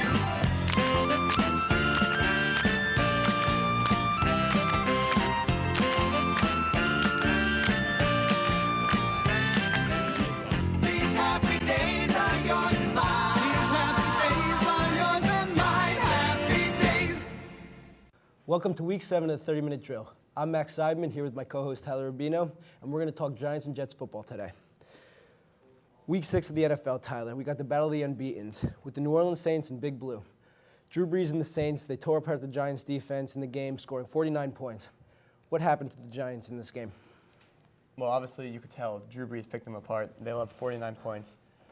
Bill Sheridan's game plan was coming in, was to send 4 men and try to get pressure on Brees and drop everyone in zone. And as you could tell, there wasn't one sack, so that didn't work out. And if you're not getting any pressure on Drew Brees, he'll just pick apart the zone. And last year, Steve Spagnuolo, more of a pressure guy, he probably would have sent more blitz. So if he was their D coordinator, maybe a more chance to win. But there's no way you drop people in zone against Drew Brees. You have to at least take chances, press them on man and blitz. Well, definitely. I think Bill Sheridan coming into this, he was thinking like he was in the first 5 weeks of the season where, they played some pretty easy teams in the first 5 weeks. 4 men on the line worked. They were still able to get some sacks, but going against the New Orleans Saints, first actually legitimate team that they're playing, 4 men on the line isn't going to work. Yeah, and on offense, they did pretty well on offense, but I don't think they're using Ahmad Bradshaw enough how they should be. Yesterday he averaged 4.8 yards per carry on 10 carries, which is a very good stat. And in the first quarter, he averages 10 yards per carry. And yesterday, they didn't give him the ball once in the first quarter, which probably is a bad idea if you're giving the ball, he's averaging 10 yards per game. So there's a lot of negatives yesterday. Definitely. Ahmad Bradshaw. If you're averaging 10 yards per carry in the first quarter of the entire season, you got to think maybe you want to start putting him in the first quarter more if he's really playing that well. Kevin Gilbride doesn't seem to think the same way that we do. He didn't even play him in the first quarter. So yeah, definitely. He's a elusive running back. He hits the hole well. And he's got sneaky power, and he's extremely quick. So, but even though there were a lot of negatives yesterday as the Giants lost, what positives can you take out of this? Well, first of all, I think you've got to be happy that a loss like this only came in Week 6, because if a loss, I mean, this is going to be a wake-up call for the Giants team. Bill Sheridan is going to realize that against good teams, you can't just rush 4 men on the line. You're going to have your defensive backs blitzing, possibly even blitzing 8. You got to hit the quarterback hard. You got to scare him a little bit and put some pressure on him so he can't tear apart your zone defense. It'll definitely be a wake-up call for Bill Sheridan. It'll certainly be a wake-up call for the rest of the Giants team. Eli Manning. He was screaming at his guys. A lot of them weren't playing to their potential, though. Ahmad Bradshaw missed a block on one play. That missed block ended up causing a sack on Eli Manning and fumble recovery by the New Orleans Saints.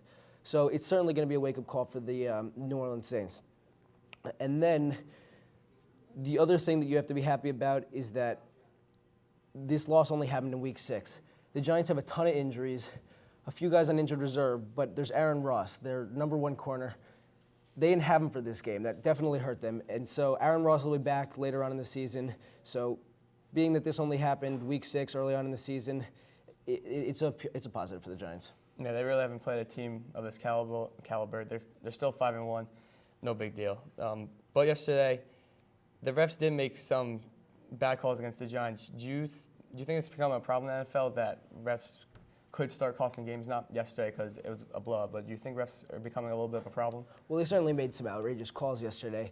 Even when the Giants were down by, I think, 3 touchdowns and a field goal, going into the halftime, I think it was, Eli Manning throws a ball up into the end zone. Brandon Jacobs catches it for a touchdown. They end up calling off the touchdown because they called Sean O'Hara on a holding. Now, if you watch the replay, Sean O'Hara at no point in the play was holding any person, and it wasn't even that they messed up the number, the man who had the holding. There wasn't a single guy on that play where there was a holding, and it ended up costing the Giants a touchdown, and they had to kick a field goal. That's 4 points to take away from them. You don't know what happens if they go into that half with a touchdown rather than a field goal. And then there was the play, they almost gave a touchdown to the New Orleans Saints when Marquise Colston draws the pass interference play on, I forget which cornerback it was, but Marquise Colston, like I said, draws the pass interference play. Turns out, you watch the replay, he tripped on his own 2 feet. So it might have been a 40-yard penalty, a really costly penalty for the Giants. If the Giants forced the Saints to go 3 and out there, they're going to be within scoring distance of the Saints. They might only be down by 1 touchdown, and it wouldn't be as big of a scoring differential. So they're really they really need to pick up their game and start getting these calls right. Yeah, definitely. The refs haven't looked that good yesterday. And a problem I have a little bit with the refs is how they protect the quarterback. Quarterbacks get paid. They get paid to hit. I think they protect quarterbacks a little bit too much. Right. With the new rules. Football's a game where you're supposed to get hit. If you're not willing to get hit, then you shouldn't be playing the game. Yeah. Quarterbacks, they got to learn to get hit, and if they're not willing to do that, they just shouldn't be in the game. That's football. Yeah. Well, that's all we have for the 30-minute drill. We'll be back next. There's more to sports than many people know. It's about the drive. It's about the fuel that produces greatness. It's about the rivalries.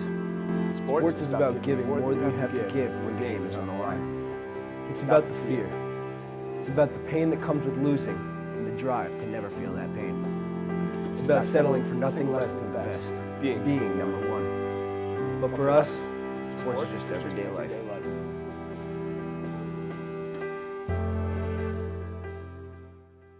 Welcome back to the 30-minute drill. I'm Julian Mayer here with Max Beck, and we're going to be looking at the NLCS and the ALCS so far.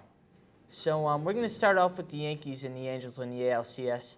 2-0 Yankees lead. They're dominating this series so far. The Yankees have shown the exact dominance that they've shown throughout the entire regular season. So the Yankees being up 2-0 and having losing a game in this entire postseason doesn't really surprise me. I think the resurgence of Alex Rodriguez, 11 RBIs this postseason, 9 the rest of his career, is a big reason why the Yankees can play deep into this postseason and possibly win the World Series. Yeah, but I'm pretty surprised. The Yankees are filled with the team, except for maybe their original Yankees from the 90s, of a team that has really been unproven in the playoffs. CC Sabathia, AJ Burnett, Alex Rodriguez have all usually not come through in the playoffs, but they're all showing up here in the postseason, which is the exact reason why the Yankees could go deep. Yeah, I think they could actually win the World Series and get Joe Torre's first World Series as a manager. And let's look at the Angels. They really haven't been hitting as well as I thought they would. Yeah, like a lot of big names like Kenji Morales, Vladimir Guerrero, Torrey Hunter. They're all having averages of below 200 against the Yankees. How do you think about these pitching matchups? Both teams have very good pitching. Do you think that the Angels could climb back into it? I'm surprised that Scott Kazmir and Jared Weaver haven't gotten one win against the Yankees. I thought that this could have gone 7 games or 6 games. I'm surprised that the Yankees are up 2-0 right now. But CC Sabathia and AJ Burnett are both pitching like the aces that they were back on their former teams. Yeah, I'd like to see if they can continue this throughout the whole playoffs. Obviously, CC Sabathia didn't do that good with either the Indians or Brewers in the past few years in the postseason. And really, AJ Burnett had been all right with the Marlins when he was in the playoffs and the World Series. But that was also 4 or 5 years ago. AJ Burnett is showing the stuff that he had back when he was in Toronto, and that's what the Yankees are going to need to see if they want to really go deep. It's going to be interesting to see how they're going to respond. Let's go to the NLCS now. Right now it's a 1-1 tie between the Dodgers and Phillies in the series. Right now the Phillies' rotation has really let them down in their bullpen. So how do you feel about that? The bullpen has not shown up, but Cliff Lee, the ace of the Phillies that they acquired in the middle of the season, has shown the stuff that he had back in Cleveland. And Cliff Lee throwing another shutout, like in Game 1 of the the NLDS, can really, if he can pitch well, then the Phillies can go really deep and possibly play the Yankees in the World Series. Cliff Lee is showing Mike Scott dominance in these playoffs. I really have not seen anyone this good since, like I just said, Mike Scott or Greg Maddux of the Cubs and the Braves in the 90s. So he really has been that good. Yeah, big story here is that the Dodgers bullpen was shot after Game 2. Pitching 137 pitches the bullpen did, and they had to use Chad Billingsley in the bullpen. Hiroki Kuroda went a third of an inning, and the Phillies bullpen is still fresh, and Brad Lidge looks like he's back. And with a good Brad Lidge, the Phillies can go really far. We really saw how good Brad Lidge could be last year, not blowing the save, including in the playoffs. 41 for 41. 41 for 41, yes. So we're going to see how that bullpen holds up during the whole postseason. So let's go. Who do you think is going to win in these two series? I believe that the Phillies, with the resurgence of Cliff Lee, can win the series against the Dodgers, and I think that the Yankees can possibly sweep the Angels. Yeah, I think I'm going to have to concur with you. The Yankees really look unstoppable on both ends of the ball. Defense, they have been absolutely unstoppable. They really are making too many stupid mistakes. The Angels had 5 errors last night. That was a big reason why the Yankees were able to win that game. Yeah, I agree with you. And the Dodgers and the Phillies, I think that the Phillies are going to pull it off, even though they've had a bad bullpen. The Dodgers can possibly win the game if Clayton Kershaw, the pitcher for Game 3, can step up and show what he has the potential to do. The only thing I have to say about that is, well, how about the Phillies? They also have very good starters throughout the rotation. Cole Hamels, Pedro Martinez, J.J. Happ. They're solid through the whole their whole rotation. So we're gonna have to see if the Dodgers can go through. So who do you think is gonna win the World Series? My World Series prediction is gonna be the Yankees. The Yankees look like they don't have any weakness between the 1 through 9 batters. The 3-man rotation between CC Sabathia, AJ Burnett, and Andy Pettitte is almost unstoppable. The bullpen hasn't struggled at all. Phil Hughes, Jabba Chamberlain, Mariano Rivera. I don't think there's any weakness in the Yankees. They might not lose a game this whole postseason. I think they'll lose eventually because not many teams have been able to sweep the whole postseason.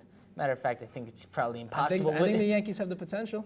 Yeah, they do, but even with this high-powered offense and defense and pitching staff, they probably aren't. But I will say that the Yankees are probably going to win this World Series. They really just have too many weapons on offense and defense. That's it for us. We're going to be back with Doug Schweibel and Steve Rubin.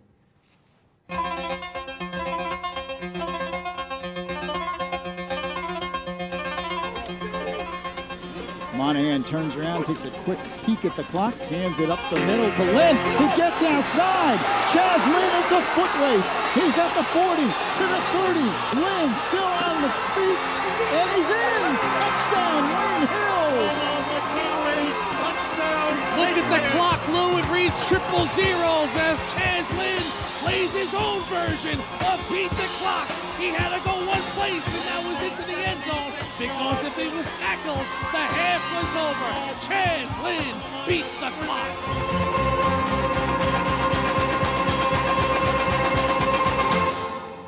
Welcome back to the 30-minute drill. I'm Steve Rubin here with Doug Schweibel. We're here to talk about NFL Week 6. Beginning off with the Bills versus Jets. Long game. Went into overtime. Bills come over with the upset, 16-13. Not an upset for me. I thought the Jets were going to lose with Mark Sanchez on a roll downhill right now. Very, very painful game. People forget that Mark Sanchez is only a rookie quarterback who threw 5 interceptions in this game. Very lackluster performance for Mark Sanchez. Just played overall bad game by both teams. The Bills' defense stepped up with 5 picks, but the Jets' defense also stepped up, holding the Bills only 13 points. Ryan Fitzpatrick, coming out of Harvard, stepped up and played for Trent Edwards, and had an okay game, but yet again in overtime, 16-13. Neither team really looked like they wanted to win. It was a big interception game. I think definitely Mark Sanchez has cost the Jets a lot with his turnovers lately. One thing I got to say to Mark Sanchez is don't blame the weather. You're a professional football player. That's one thing you don't do. You don't blame other things. He looked a lot like a bad Brett Favre. More, he in other games he usually looks like a young Joe Namath, other good quarterbacks. This game he related to a Brett Favre throwing too many interceptions, being too hasty, and stuff like that. Well, it's starting to look like a pattern. Maybe it's a Jets team. Yeah, well. Next, we go to Pittsburgh, Cleveland, where the Pittsburgh Steelers turned 27-14, their 3rd consecutive win of the year. Roethlisberger throwing 25 for 35, 417 yards, 2 touchdowns, while Derek Anderson threw 9 for 24 for 122 yards, a touchdown, and a pick. Pittsburgh definitely showing up big in this game. People are giving them doubts, saying that they weren't going to make the playoffs, saying that Cincinnati was definitely better than them. But this year, Pittsburgh, Troy Polamalu, defensive. He's huge on the defense. Without him, they were 0-2 this year without him. They weren't playing so well. Cleveland comes in. Cleveland, with a win against the Bills, thinks they're going to win. They got crushed. They just got to learn. Pittsburgh wants to come back. They want to prove that even without Polamalu, who's going to be back next week, I heard, they can still win this game. Next, we go to Minnesota, Baltimore. Huge game. Minnesota comes away barely 33-31. Baltimore's now lost 2 in a row. They're starting to go down the hill. They got to pick it up.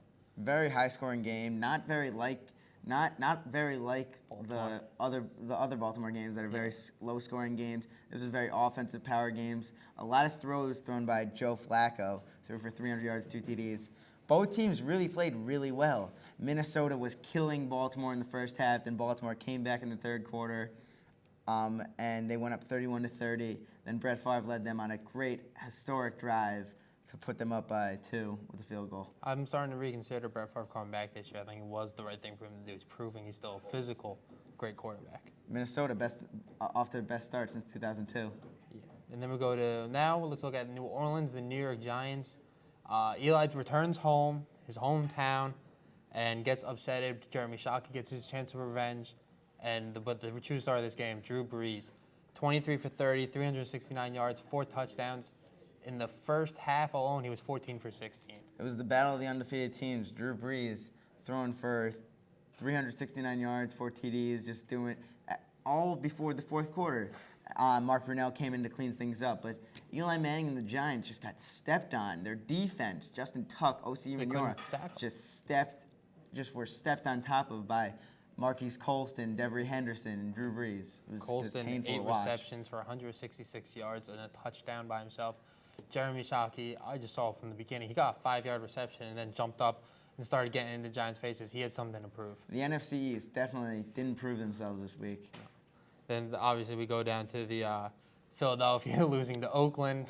Oakland's first win of the year. They're showing some life, but still, I mean, Philadelphia, I expected a lot more from them. Oakland. Philadelphia, I actually thought was going to win the Super Bowl this year, but Oakland, just a horrifying team led by their quarterback, Jamarcus Russell, steps into Philadelphia and beats them. It was just weird. It was like the worst team in the NFL, the most dysfunctional team with the most dysfunctional owner, with the most dysfunctional quarterback, goes in and beats one of the best teams in this NFL. I expected a lot more from Philadelphia this year. McNabb goes down, but I still thought with Vic, with Kevin Cobb, yeah. I really thought they could do better, but they got shut down. It was hard to watch. I mean, this is the same Oakland team that lost to the Giants 44-7 the week before. God. Next, we go to it seemed like a high school game. New England versus Tennessee, 59-0. It seemed like a high school game. It was like New England just came into like Rutgers and decided to play Rutgers. Like, it was horrible to watch. Tennessee just got stepped on. Chris Johnson, nothing. Kyrie Collins, nothing. Even Vince Young came in the game, threw an interception. It was just horrible to watch. Brady threw 6 TDs, 5 in the first half. Just incredible. Bad. It was bad. But, I really got to say this is them re-demonstrating their dominance. The Patriots had something to prove after the Jets going off to a 3-0 start, almost losing to the Bills in Week 1. But the Tennessee Titans are 0-6 this year. Last year they were 10-0, the best team in the NFL. Wow. It's tough, Real quick, who do you say was your player of the week this week? My player of the week this week was definitely the Bills' defense. The Bills' defense led the Jets to 13 points, picked off Mark Sanchez 5 times in a great game. Got to give it to the Bills. I got to go with Drew Brees of the New Orleans Saints, 23 for 30, 369 yards, 4 touchdowns. Great game. Great game. Against one of the best defenses in the league. Sure. Didn't get sacked. That was their offensive line, though. Well, thank you for joining us here on the 30-minute drill. We'll be right back with Andrew and Chris talking about high school football. There's more to sports than many people know. It's about the drive. It's about the fuel that produces greatness. It's about the rivalries. Sports is about giving more than you have to give when the game is on the line. It's about the fear. It's about the pain that comes with losing and the drive to never feel that pain. It's about settling for nothing less than best, being number one. But for us, sports is just everyday life.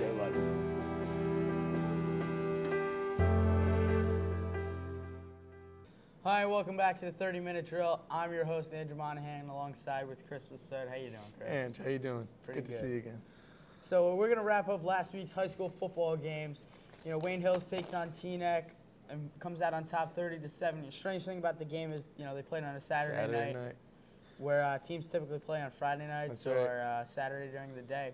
That's right. Do you want to tell a little bit of the backstory? Yeah, well, I guess a Jewish man from Teaneck purchased the lights on the field, which is off Route 4. And the only thing that he told the coaches was that they can't play on Friday night games because I guess it's a religious night for the Jewish people. So they play their Saturday night games and Saturday day games. That's how it's been. Yeah, so Wayne Hills, even though they won 30-7, talking about the game a little bit here, didn't play such a good game. No. They typically seem to dominate teams and just completely dominate on the offensive side of the ball as well as the defensive side of the ball. What happened tonight? I thought Wayne Hills played very, very ugly. They didn't play as good as a normal Wayne Hills team that you see would play. There was lots of mistakes made in the beginning of the game, even in the whole game. It was just really, really, really, really ugly. It wasn't a great Wayne Hills game.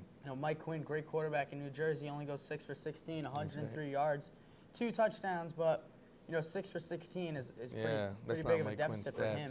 It's not really typical. Yeah, I mean, Trevor Jacobs basically carried the run game. He had 14 carries, 117 yards, 1 TD. He averaged 8.6 yards a carry. That's a huge average for a running back. Trevor didn't really get to play too much toward the beginning of the season, so it's really good to see him out there and contributing like he's been waiting to do. He's been working hard in the off season and things like that, trying to rehabilitate his knee, and it seems like it's paid off. Right, that's right. And Lakeland, we move to Lakeland now. Lakeland takes on Wayne Valley last Friday and Lakeland comes out on top 3-0. Wow, with the defensive side of the ball with Lakeland and Wayne Valley was pretty impressive. A fourth quarter field goal to come out on top. What did you think of this game? Another boring game by Wayne Valley and Lakeland. I mean, down to the final minute left in the game. Lakeland kicks a field goal from the 20. So, I mean, it was just, I watched the game. I thought it was a boring game. I mean, Wayne Valley, Salvestano was 12 for 18 with 121 yards, one interception. He didn't even come close to throwing a TD the whole game. So, I mean, he got sacked, 5 times?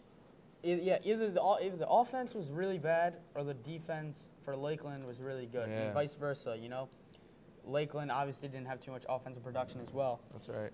To sack Valley 5 times, they got a pretty good line, so I'm assuming that it was Lakeland's defense. Well, yeah, I mean, Valley, they only ran for 58 yards, so their defense had to hold up at some point if you're only letting 58 yards total for a whole game. Yeah, I agree. Well, Wayne Hills takes on North Bergen next. That's right. And they lost last week to St. Peter's Prep, right. 49-19. Yeah, ugly game for North Bergen. Blowout. I mean, St. Peter's Prep's a pretty good team. Really good team, in fact. But, North Bergen falls short, obviously. That's right. Well, Wayne Hills looks forward. I mean, with the playoffs starting soon, exactly. You got to keep in mind with the PowerPoints. Wayne Hills right now, at this point, is third behind Tenafly and Pascack Valley. What's your ideas on the PowerPoints? I mean, Tenafly, if they win both of their games soon, they have group two games soon. I think so. Yeah, that's right. How the PowerPoints work is, you get a win, you get 6 points credited. You get a tie, it's 3 points. A loss is 0 points. Exactly. It also isn't just wins. It depends on which group you play. So there's group 1, group 2, group 3, all the way up to group 5, and that's how it goes. Group 5 is 5 points. Yeah, group 4, That's right. Group 4 is 4 points. Group 3 is 3 points, 2, and so on. Right. So PowerPoints are really big for important. home field advantage in the playoffs, especially Wayne Hills falling short to St. Joe's, which was their first loss in 5 or 6 years. What do you think they need to do to make sure they maintain at the top of the PowerPoint? I think they just need to beat North Bergen. I think they'll hold up as well. I mean, Sparta's right behind Wayne Hills, if I'm correct. And I think if they beat North Bergen and the other teams they have to play, they'll be fine. They'll move to either the number 2 spot, or if Pascack Valley loses, they'll move to the number 1 spot. Well, Tenafly's right in front of them right now, but it all depends, like I said, on what group the school you're playing is. Exactly. Wayne Hill's going to be playing a couple of Group 4 schools, and Tenafly is actually going to be playing a couple of Group 2 schools. So I think it should work out where Wayne Hills will come on top of Tenafly and just stay in second place right behind Pascack Valley. That's right. That could happen. I mean, it's a possibility. You got to figure Wayne Hills is playing at Giant Stadium for their state championship game, so it's not really that big of a difference if they are first place or second place with their PowerPoints. Exactly. I mean, it'd be a really great game to see Pascack Valley and Wayne Hills in the state championship it's a great game. That'd be I'm such sure a great people matchup. Yeah. Pascack Valley, great team. Really this year. good team. They're unstoppable this year. 6-0. As is Wayne Hills. I mean, Wayne Hills is obviously a predominant team, and they've proved their place in the league. Yeah, Pascack Valley's got Northern Valley Demarest this Friday coming up. I'm sure they'll win that game. Demarest wasn't really a hard team, but I'm sure they'll come away with a win with a Group 3, so they'll be getting 3 points. Yeah. All right, so we look forward to everything happening in the future, coming weeks, right. the playoffs starting, whatever. All right, well, that's all the time we have on the 30-minute drill. We'll see you next time.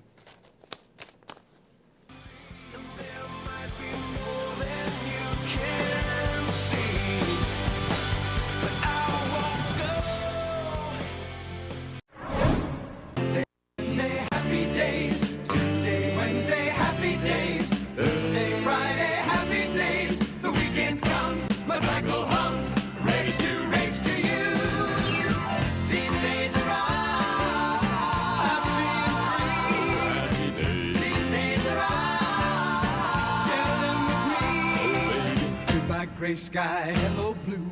There's nothing can hold me when I hold you. It feels so right, it can't be wrong. Rocking and rolling all week long.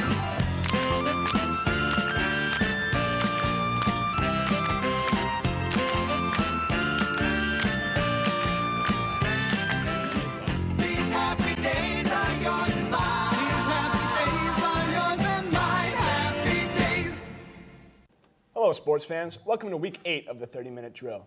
I'm joined by my co-host, Tyler Rubbs, and, we're going to break down the October Classic. The Yankees, Phillies, tell me your thoughts on that. Well, I think the Yankees are going to win this series probably in 6 games. Both teams have pretty good starting pitching, but I think the Yankees' starting pitching is a little better. First game, you have Cliff Lee matching up with CC Sabathia. Sabathia has been extremely good this postseason. I think they'll win the first game. And both teams have great offenses, but I think the Yankees' offense is a little better. They've worked the count. They'll get to the Phillies' bullpen. And I think the Yankees' bullpen is a little better than the Phillies. Once the Yankees get to the 7th inning, even though Phil Hughes and Jabba have been a little off this postseason, once they get there, they have Phil Hughes, Jabba, and then Mariano, probably the best closer in the postseason. So I think the Yankees will be a little bit too much for the Phillies to handle. And, like you just said, Phil Hughes, Jabba Chamberlain, they've been having a little trouble lately. I really think they're going to click this series. I really think they're going to start, getting their game back on top. And even if they're not up to, their best, you can always have Mariano. He'll be able to throw. He's shown that he can throw more than just one inning. Maybe 2 innings even. In that one game, I think he threw 2 1/3. Mariano is always going to be solid for you. Yeah, no matter definitely. If they have to leave after 6 innings, you can almost guarantee a win. So the Yankees have a little bit of advantage here. Mm-hmm. Now both offenses are stacked. Phillies have Ryan Howard, Chase Utley, Jimmy Rollins. Yankees obviously have a stacked lineup. Who do you think is going to be more of a factor in this series? Probably the Yankees lineup, just because I think it's one of the best lineups in many years. They have 8 players who've hit over 20 home runs. They work the count real well. They get to the bullpen quick. And I think it'll just be a little bit too much power for the Phillies pitching staff. And you could say, coming into this series, the Yankees are probably heavily favored. What is it going to take for the Phillies? More importantly, who is it going to take for the Phillies to, be successful in this series and ultimately win it? Definitely their pitching, because the offense, you obviously know those score runs, even though the Yankees have good pitching. But if Cliff Lee comes out, pitches a good game in the first game, and somehow gets a win, obviously they'll be up 1-0. Their bullpen, they really need their bullpen to step up. They have Bradledge closing. He's been good so far this postseason. And they just have to maintain the Yankees' offense. They just have to stay in the game. And if you could stay in the game in the late innings, there's always a chance for you to win. And, you say Bradledge, he's been successful this postseason. Not so much in the regular season. He was very shaky, had a lot of blown saves. What do you think it's going to take for him to stay successful? What's it going to take for him to close out those close games when it really matters? Just go out there with confidence. That's all it is. Just focus on every single pitch. Just hit your target, and I think he'll be fine. He has the stuff. He has the stuff that he can just get people out. It's probably it's going to be interesting. Also, Phillies they signed Pedro Martinez in the summer. He had a great deal of success. It was actually surprising for most. There's been some talk. Will the Phillies throw him? Will they decide to put him on the bump? If they decide to put him on the mound, he's had a lot of experience against the Yankees. Some of those games have been they've turned out well for him. Some of them haven't. What do you think will happen? Let me first ask you. Do you think they will put him on the hill? I don't know. He has had a lot of success against the Yankees, obviously, through his career, but he obviously is a lot older now, and he's losing some stuff, so I don't know if they're going to put him out on the hill, especially in a big game like this. And, a lot of the Yankees have had a lot of experience against him. Of course, Derek Jeter, one of his former teammates, Johnny Damon. Do you think that, they will have a great deal of success against him, or do you think that, he hasn't been around for a while, and do you think that maybe he's got some new stuff that they don't know about? I think if they pitch him, the Yankees won't necessarily rock him, but they definitely will score some runs against him. His fastball's not that fast. The Yankees will definitely just wait on him, work the counts, and I don't see Pedro doing good at all in this series. Yeah. Just not enough stuff against the Yankees. Well, it's going to be an interesting series no matter what. Yeah. Everyone's looking forward to it. I know I can't wait. We're just going to have to see what happens. Yeah. All right, well, right now we're going to go over to Ryan with Ryan's 60-second World of Unusual Sports. What's going on, Ryan? What do you have for us today? Thanks, Kevin. Hello, I'm Ryan Katine, and this week I'm going to be talking about the NBA. The top 4 teams I think in the NBA are the Lakers, the Cavaliers, the Celtics, and the Magic. The Lakers have some key players like Kobe Bryant, Lamar Odom, Ron Artest, and many other players, while the Celtics have Kevin Garnett, Paul Pierce, Rondo, and Ray Allen. Cavaliers have Shaquille O'Neal and LeBron James to help them out. And my last team, the Magic, They have Dwight Howard, Rashard Lewis, and many other players to help them out. I mean, the Lakers, they had a very strong team last year as they made it to the championship, and they won the championship. The Celtics, if the Celtics would have had Kevin Garnett, I think they would have been a better team, and they would have made it to the finals, if not beating the Lakers. The Magic had a very strong team last year with Dwight Howard, as I said. He was an amazing center. He was one of the strongest players, most defensive player in the league. He was incredible.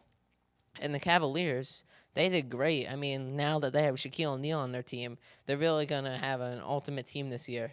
Hopefully, they will probably win. Thank you, and we'll send it back to you guys on the set. Thank you, Ryan. We're all looking forward to the NBA season, that's for sure. Well, we're going to take a short break. When we come back, the 30-minute drill will have more sports talk. There's more to sports than many people know. It's about the drive. It's about the fuel that produces greatness. It's about the rivalries. Sports is about giving more than you have to give when game is on the line. It's about the fear.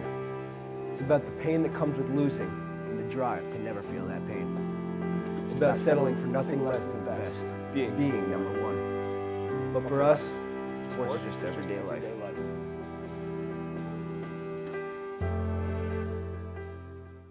Hello, welcome to the 30-minute drill. I'm your host, Max Beck, here with Doug Schweibel, and we're here to talk to you about the NBA. The NBA started off with the Celtics and the Cavaliers. The Celtics won that game 102-94. What were your thoughts on that game, Doug? It was a very defensive-oriented game. The Cavs played some great defense on the Celtics, but the Celtics prevailed with a dominating performance by Kevin Garnett, Ray Allen, and Paul Pierce, which wasn't out of the ordinary, seeing how they only won the championship 2 years ago.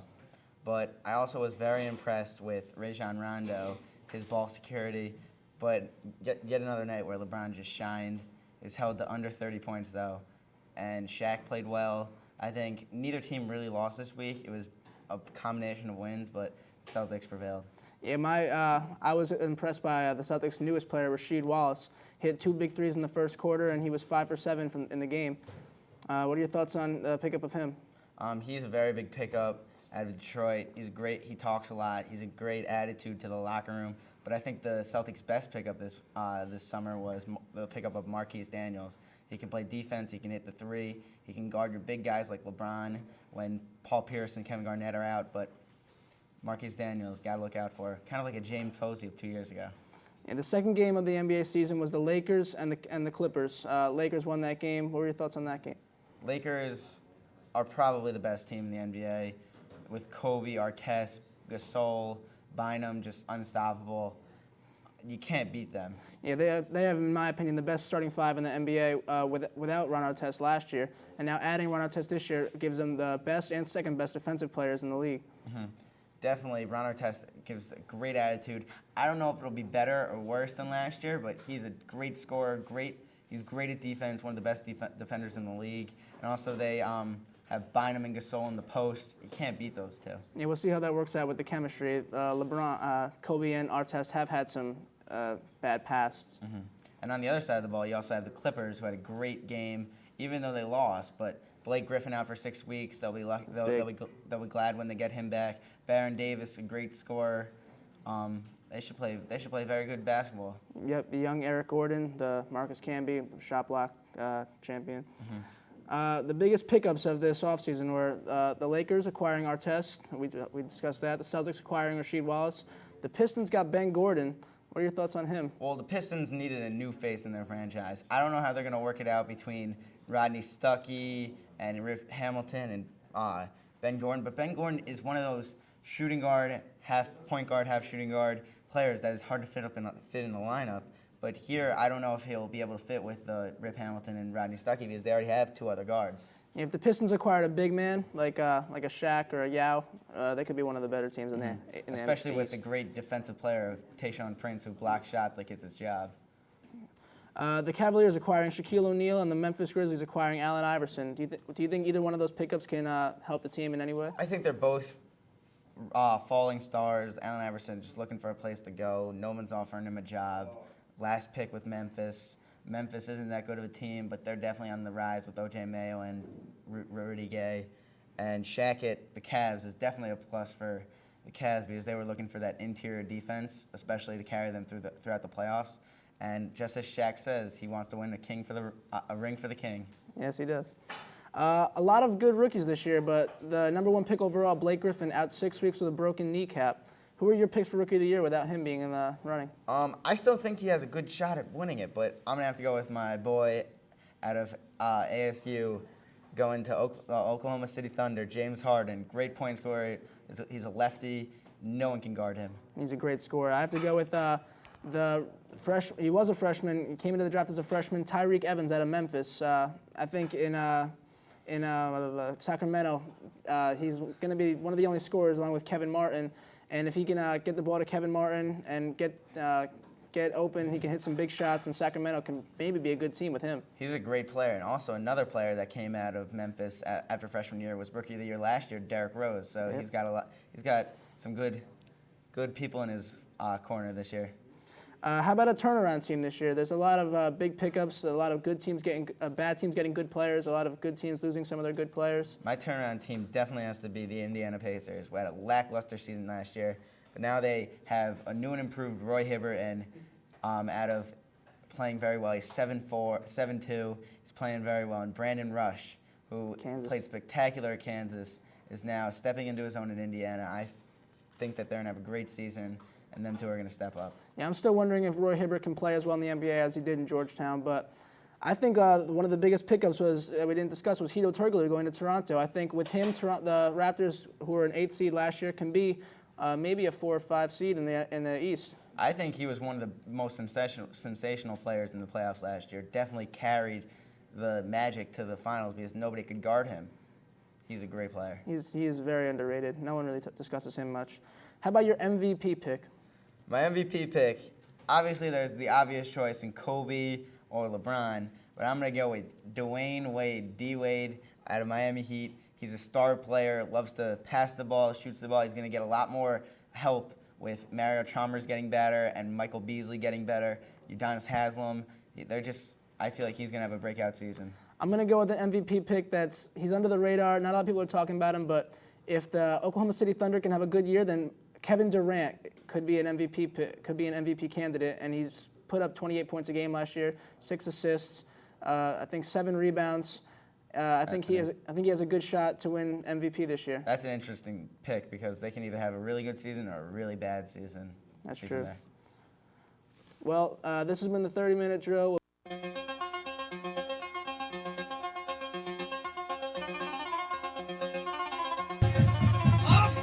They fake it to the out man and they toss it right to Tom DiBianca. DiBianca has room to run. Moving down the right side. 10, 5, touchdown Tom DiBianca. His second touchdown of the game.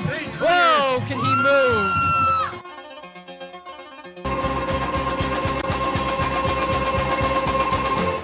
Welcome back to the 30-minute drill. I'm Steve Rubin here at Max Beck, and we're here to talk about Week 7 of the NFL.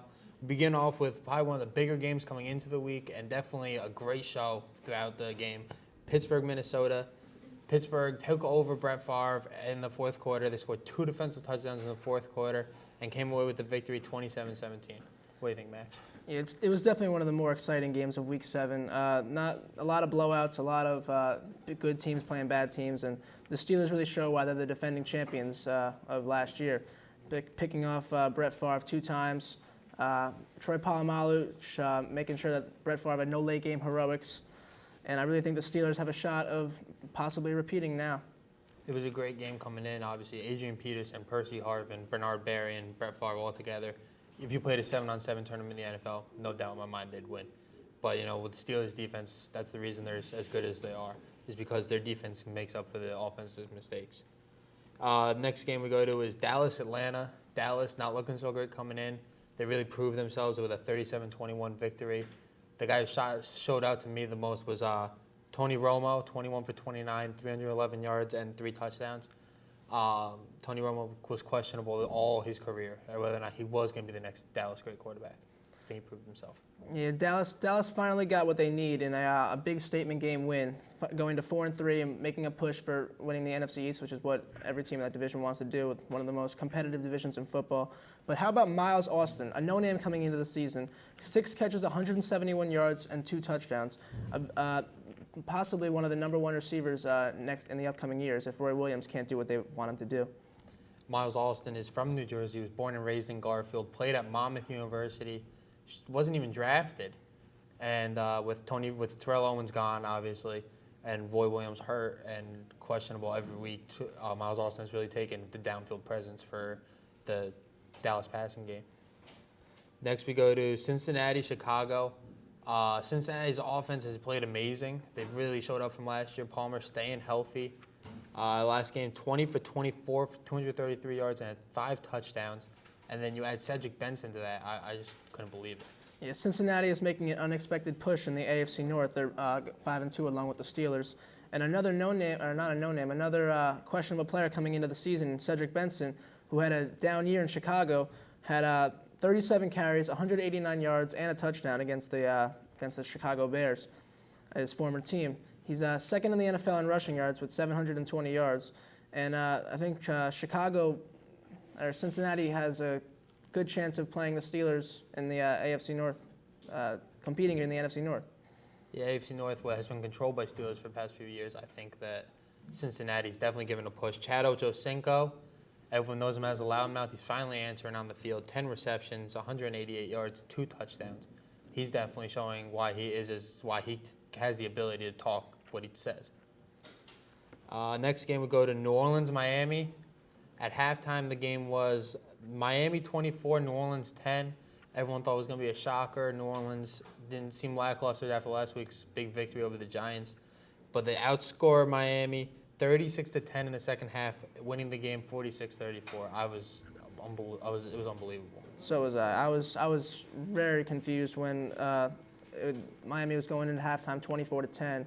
I didn't expect New Orleans to win. I thought this was going to be an upset, but New Orleans showed why they have the most high-powered offense in the league. Drew Brees, Marcus Colston, Reggie Bush, Mike Bell, a lot of good players on that team on the offense, outscoring them 36-10 in the second half.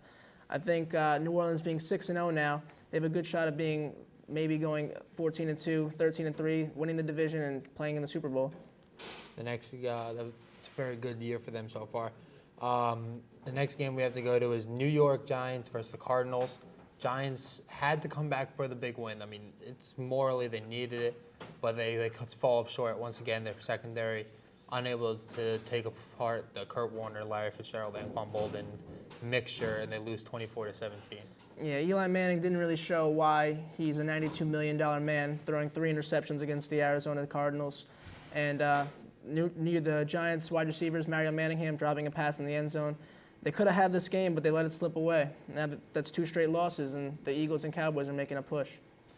It's going to be a great push at the end of the year. And then we go to the Eagles, obviously. They played the Redskins, another division game, last night, and the Eagles come away with the victory, 27-17.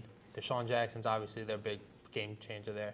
Yeah, not really a statement game playing the Washington Redskins, but Will Witherspoon, the newest Philadelphia Eagle, middle linebacker, came from St. Louis. In his first game, he had a fumble forced and a pick 6. And Deshaun Jackson, a big game changer. He had 1 rush for 67 yards for a touchdown. That's 4 60-plus yard touchdowns in 4 of the first 6 games. Only 1 of 4 players to do that. He's that kind of player, though. He tries to beat you down there with his speed. Next, we go to the player of the week, which for me, I'd have to go with the Pittsburgh Steelers defense.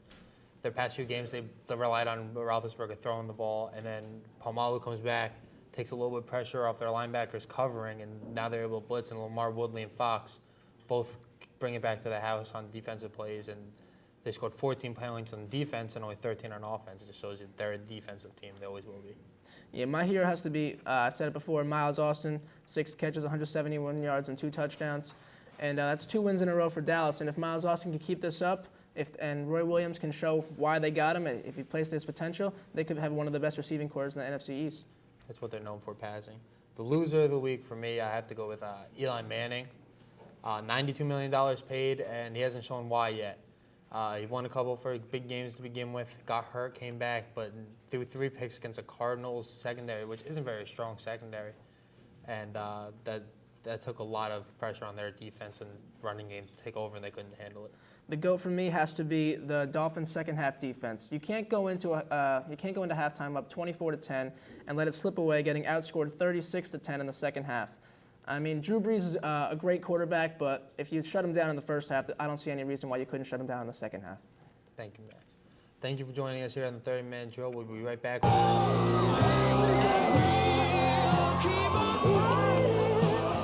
Emotionally, look at Greg.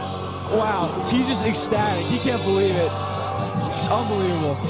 So with 10 seconds left to go, Monaghan's gonna have to knee it one more time.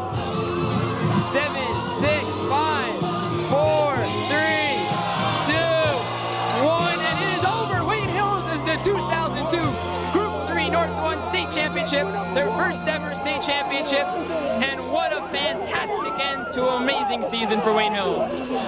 And you know what? Greg Olson has won a state title for his father, Chris Olson, and first one in Wayne Hills history.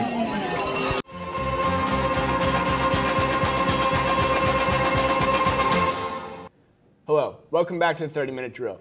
Due to technical difficulties, Andrew and Chris could not join us. So I'm joined with Max Seidman, and we're going to break down the makes and breaks of fantasy football. So, who are your makes and breaks of the season this far? Well, first off, Kevin, we're going to talk about Brett Favre.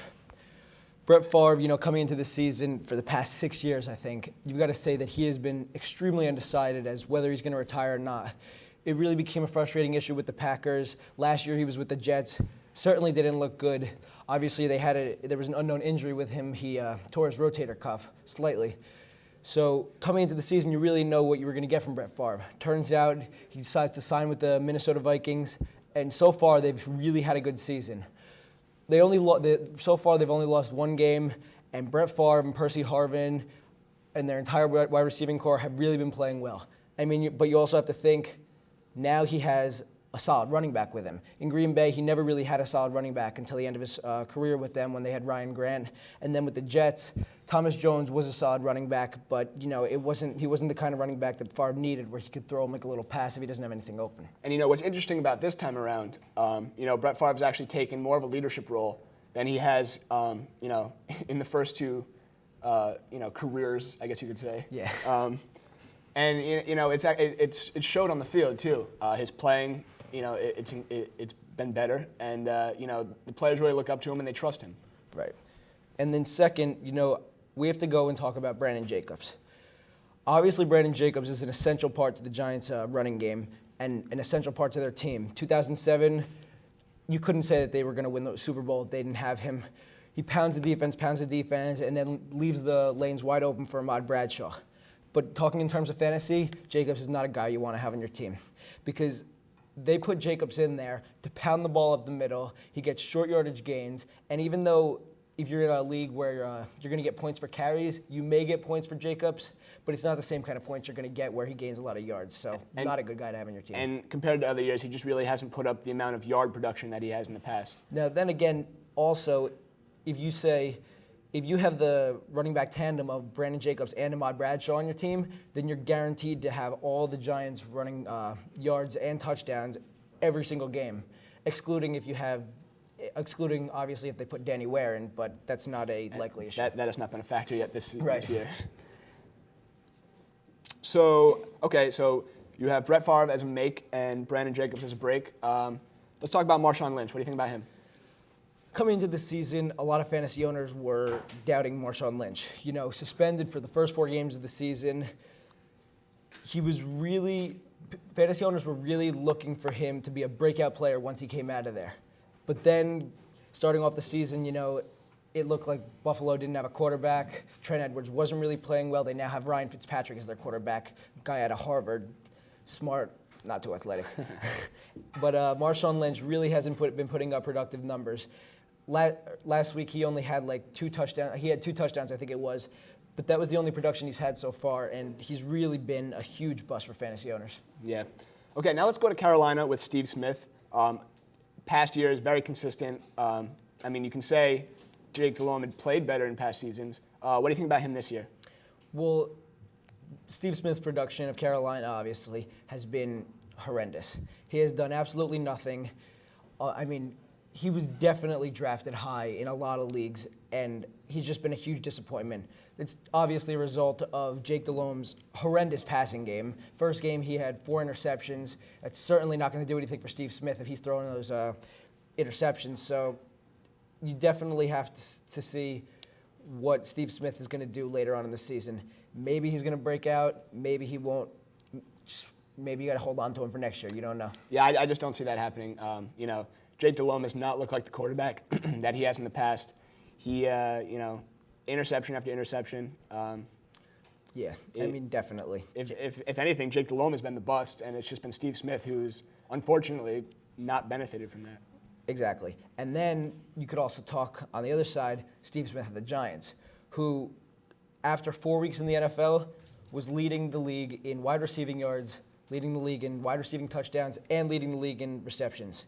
Now, he has a better quarterback on his side. He's got Eli Manning, who I don't know if you can put him in the top 5 quarterbacks, but he is way up there, and he is certainly developing into a nice quarterback. Coming into the season, a lot of people thought that Eli was only a decent quarterback because he was dependent on Plaxico Burress. Plaxico Burress obviously shot himself in the leg last year.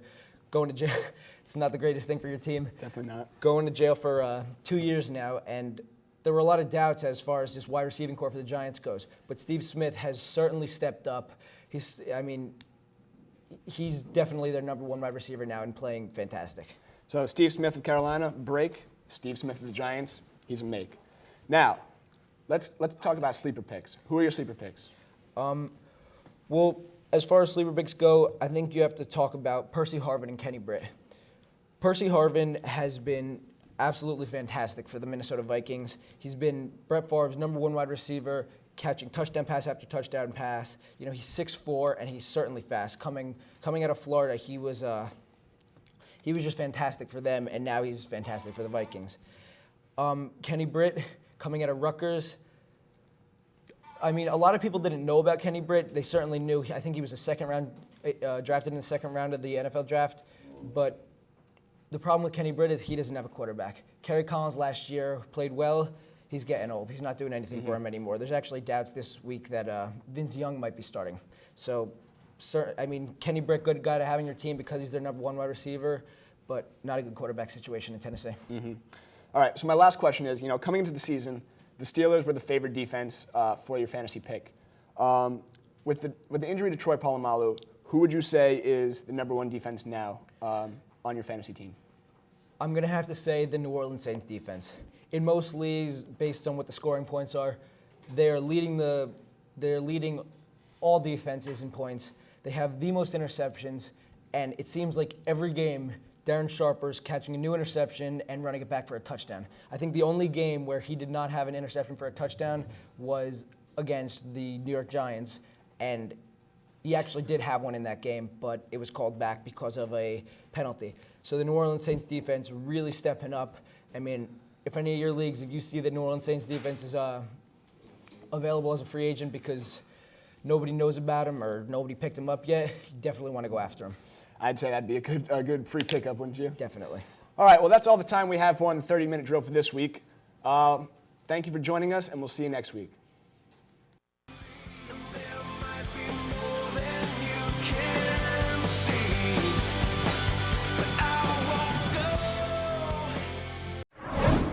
The payoff.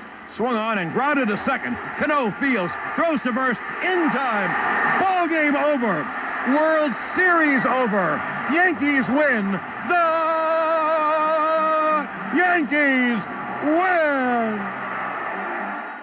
Sunday, Monday, happy days. Tuesday, Wednesday, happy days. Thursday, Friday, happy days. The weekend comes, my cycle hums, ready to race to you.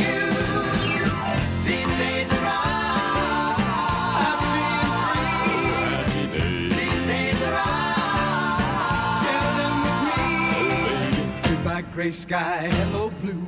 There's nothing can hold me when I hold you. It feels so right, it can't be wrong. Rocking and rolling all week long.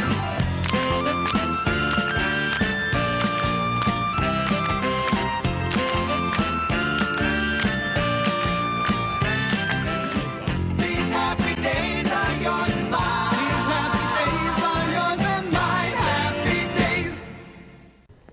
Of course, that was the famous John Sterling on his call for the 27th World Championship of the New York Yankees. Hello, and welcome to a World Series edition of the 30-Minute Drill. I'm joined by baseball analyst Max Seidman, and we have a lot to talk about today. So let's jump right in. Obviously the Yankees are the 2009 World Champions. Talk about the job the Yankees did as a whole. What happened? What made them win this series? Well, I think first you have to talk about Joe Girardi. I mean, he was really criticized for last season. Going into last season, the Yankees had made the playoffs 13 straight seasons, and then coming in his first year as a manager, they don't make the playoffs for the first time in 13 years. It was really disappointing for Yankee fans, and so there was a lot of light being shined on Joe Girardi this year. And he comes in. He was criticized a lot for some of the moves that he made, but in the end, he came out big, getting the Yankees to win the World Championship. Now, obviously, it wasn't all Joe Girardi. You got to be so happy with the way that Brian Cashman put this team together. Went out, got CeCe Sabathia, A.J. Burnett, Mark Teixeira, even Nick Swisher, who wasn't supposed to be one of their big signings, but turned out to be a huge part of their team in the regular season. So you really have to be extremely happy with the job that the management did in the Yankees organization this year. And of course, if you go out and spend that much money, you're expected, to produce results, and obviously the Yankees did that. Right. And talk about the pitching staff coming into the season. How much the roles of each pitcher really changed. Chamberlain, Hughes going into the bullpen, Pettit playing such a huge role in the postseason. Talk about how that changed throughout the season. Right. Well, coming into the season, the Yankees expected to have their starting rotation as CeCe Sabathia, their number 1, A.J. Burnett is their number 2, Andy Pettit is their number 3, and don't forget Chien-Ming Wang was supposed to be their number 4, and then Jabba would be their number 5, occasionally alternating with Phil Hughes. And then Jabba didn't seem to be pitching well, Phil Hughes didn't seem to be pitching well, and Chien-Ming Wang certainly wasn't pitching well coming off of that tendonitis in his elbow. And so, at that point, a lot of Yankee fans were getting scared, especially since in the first month of the season, CeCe Sabathia was not pitching up to his expectations. He was pitching horrible, actually. I don't even know if he got a win in the first month. But then CeCe Sabathia really started to turn it around. Jabba started pitching well. Phil Hughes started pitching well. But then Chien-Ming Wang got injured, and Yankee fans still got nervous. So Chien-Ming Wang and Phil Hughes went into the bullpen, comes down to the postseason, and Joe Girardi decides to go with a 3-man rotation, completely different than their rotation at the beginning of the season, and it turned out to work out for them. And not only the pitching staff got off to a slow start, A-Rod didn't start the season with the team. Teixeira was off to a really slow start. And speaking of A-Rod, talk about the job that he did this year, not only during the season, but in the postseason.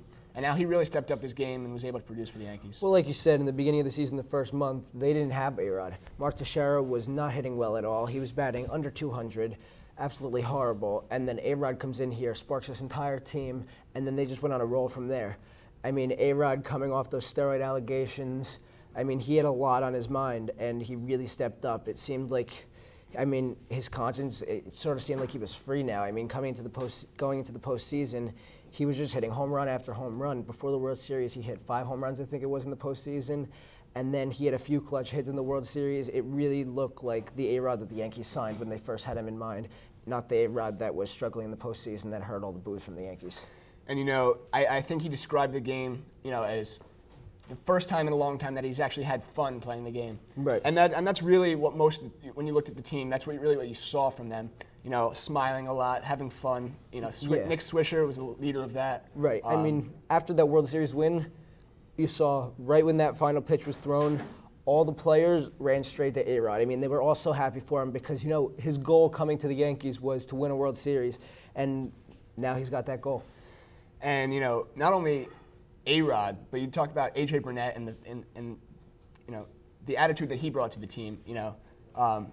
He made that famous, pie in the face after a walk-off. It's interesting to see if that's going to become a tradition now for the Yankees. Right. It was definitely made it fun for the fans. I know after a game, everyone would be waiting for the pie. Yeah. It was kind of like it wasn't a surprise, but everyone was just waiting for it because they didn't know when it was going to happen. Right. Well, I think you got to see that A.J. Burnett and Nick Swisher, after those signings, they really brought a new sort of life to the team. Having Derek Jeter as their captain, it sort of brought a more business attitude to the team, but bringing Nick Swisher and A.J. Burnett in there, they're 2 players who really like to show emotion and really just like to have fun. And like you said, after every walk-off win, A.J. Burnett get a new player in the pie a pie in the face every game. Nick Swisher, after every big hit, showing a lot of emotion. And that's not what the Yankees used to be, and it seems like this could be a new trend for the Yankees that you'll start seeing in the later years. And, it's great to see. Well, we have to take a short break right now, but don't go away because we have a lot more to talk about here on the 30-minute drill.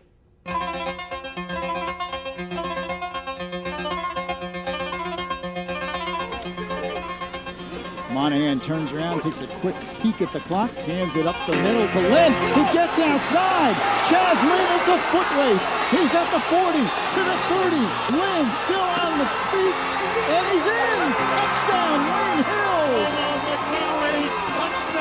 Look at the clock, Lou. It reads triple zeros as Chaz Lynn plays his own version of Beat the Clock.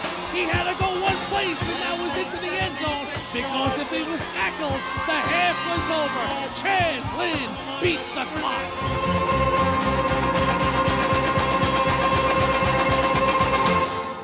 Welcome back, sports fans. Let's continue our coverage on the World Series. You know, we talked about the Yankees and the job they did. Now let's switch gears a little bit. Let's talk about the Phillies. You know, what went wrong for them in this series? They went up with an early lead. You know, what went wrong for them? Well, I think you got to look at their pitching. Cliff Lee came in first game, pitched lights out. I mean, he was so nonchalant in everything that he did. I mean, the Yankees had some 2 or 3, maybe even 4 hits, but you know, he really shut them down, and it wasn't looking good for the Yankees at that point. But then, you know, Pedro comes into the game. Even he looks like he's pitching well, but towards the end of his start, you know, the Yankees really got to him, and right from there, it really looked like the Yankees got pumped up, and they certainly came out strong against against Cole Hamels the next day, and then Joe Blanton in the 4th game. Now, a lot of people think that maybe Cliff Lee should have been starting that 4th game on short rest like CeCe Sabathia did, but, you know, it didn't work out that way, and the Yankees got to Joe Blanton, and they really came out strong, went up 3-2.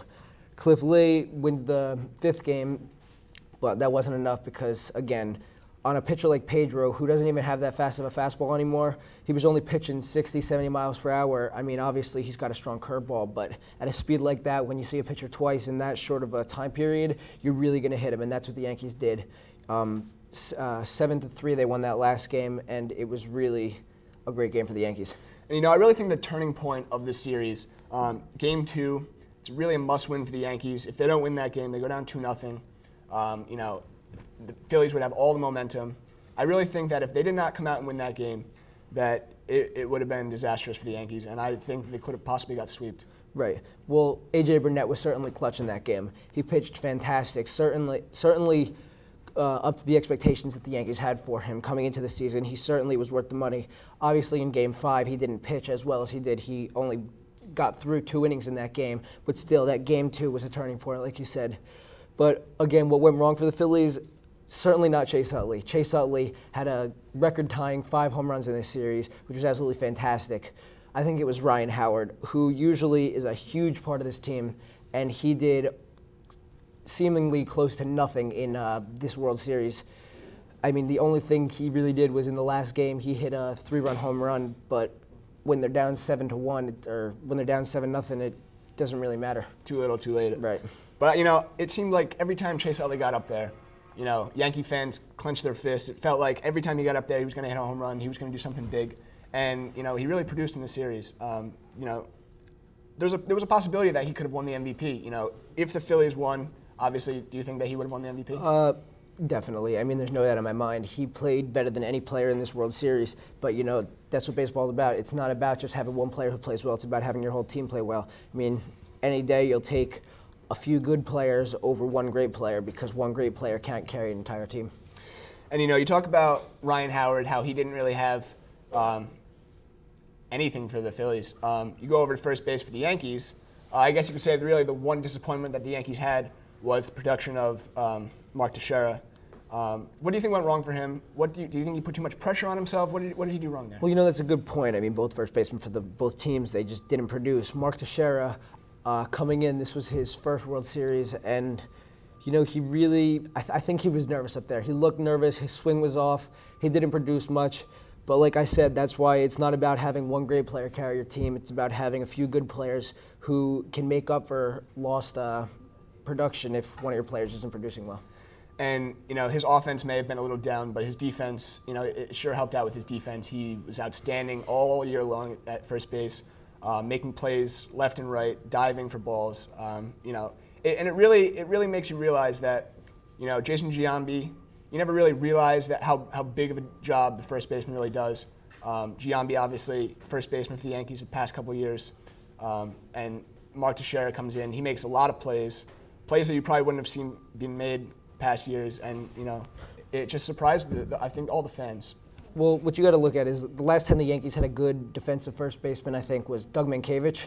But Doug Mankiewicz, when it came to hitting, certainly not Mark Teixeira. Now, Mark Teixeira contributed to this team greatly in the regular season, and he did help carry this team to the World Series. Even if he didn't produce in the World Series, that's beside the point because he was absolutely fantastic, leading the league in home runs and RBIs for the entire regular season. And yeah, I mean, like I said, Doug Mankiewicz was the last good defensive first baseman, but having a good defensive first baseman and having him be able to hit, it was really good having Mark Teixeira on the roster. He kind of reminded me of a young Tino Martinez, the Yankee great, wonderful at first base, obviously a great hitter too. It was very reminiscent of that. Now let's talk about Hideki Matsui, World Series MVP, played outstanding, free agent this year. Do you think they re-sign him? Do you think they re-sign Johnny Damon? What happens there? Well, what you have to look at is who are the Yankees' options for their outfield next year? Right now on their team, they've got Brett Gardner. You've got Nick Swisher. You don't know if he's going to come back. I don't think his contract's up. You've got Melky Cabrera. You've got Austin Jackson, who was their number one prospect in the minor leagues. They're looking to bring him up this year. And then Xavier Nady is going to come back. He was injured all this year. And then you've got Hideki Matsui and Johnny Damon. Now, Matsui and Damon are both at the end of their contracts after this year. So I don't think both of them are going to get re-signed. Now, because if they re-sign both of them, that would be 7 outfielders they have on their team. Matsui can't play outfield anymore. His knees are done, his hips are done, he just can't run. He could only play the DH spot for him. Now, I mean, you could say that Johnny Damon could also play the outfield, but not really. His arm is done. I mean, he doesn't have the same speed that he used to. Now, certainly they're both good hitters, but Johnny Damon at least can be an option for you in the outfield. Now, I think most Yankee fans want to see Hideki Matsui get signed, but I just don't know if it's going to happen.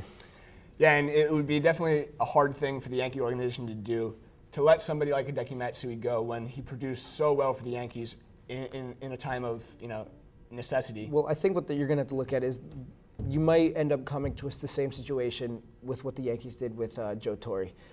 They had him for so many seasons. He was doing so well, but and his contract ran out. They offered him a 1-year, $8 million deal. He didn't want to accept that. Now, if they offered that to Hideki Matsui, he might go ahead and take that. And, I agree with you. I do think this is going to be quite possibly the end of Hideki Matsui, unfortunately. Well, we're going to have to take another short break right now. When we come back, the 30-minute drill returns with more sports talk. Welcome to the 30-minute drill. I'm Steve Rubin here with Julian Mayer, here to talk about the beginning season of the NBA. We begin off with Oklahoma City shocking of the Orlando Magic 102-74. Kevin Durant's come out this season averaging 22.8 points a game, 28 points in this game alone. He just comes out and he is the dominating center in the NBA. You know what? Now I don't think you could say that Oklahoma City is shocking anyone.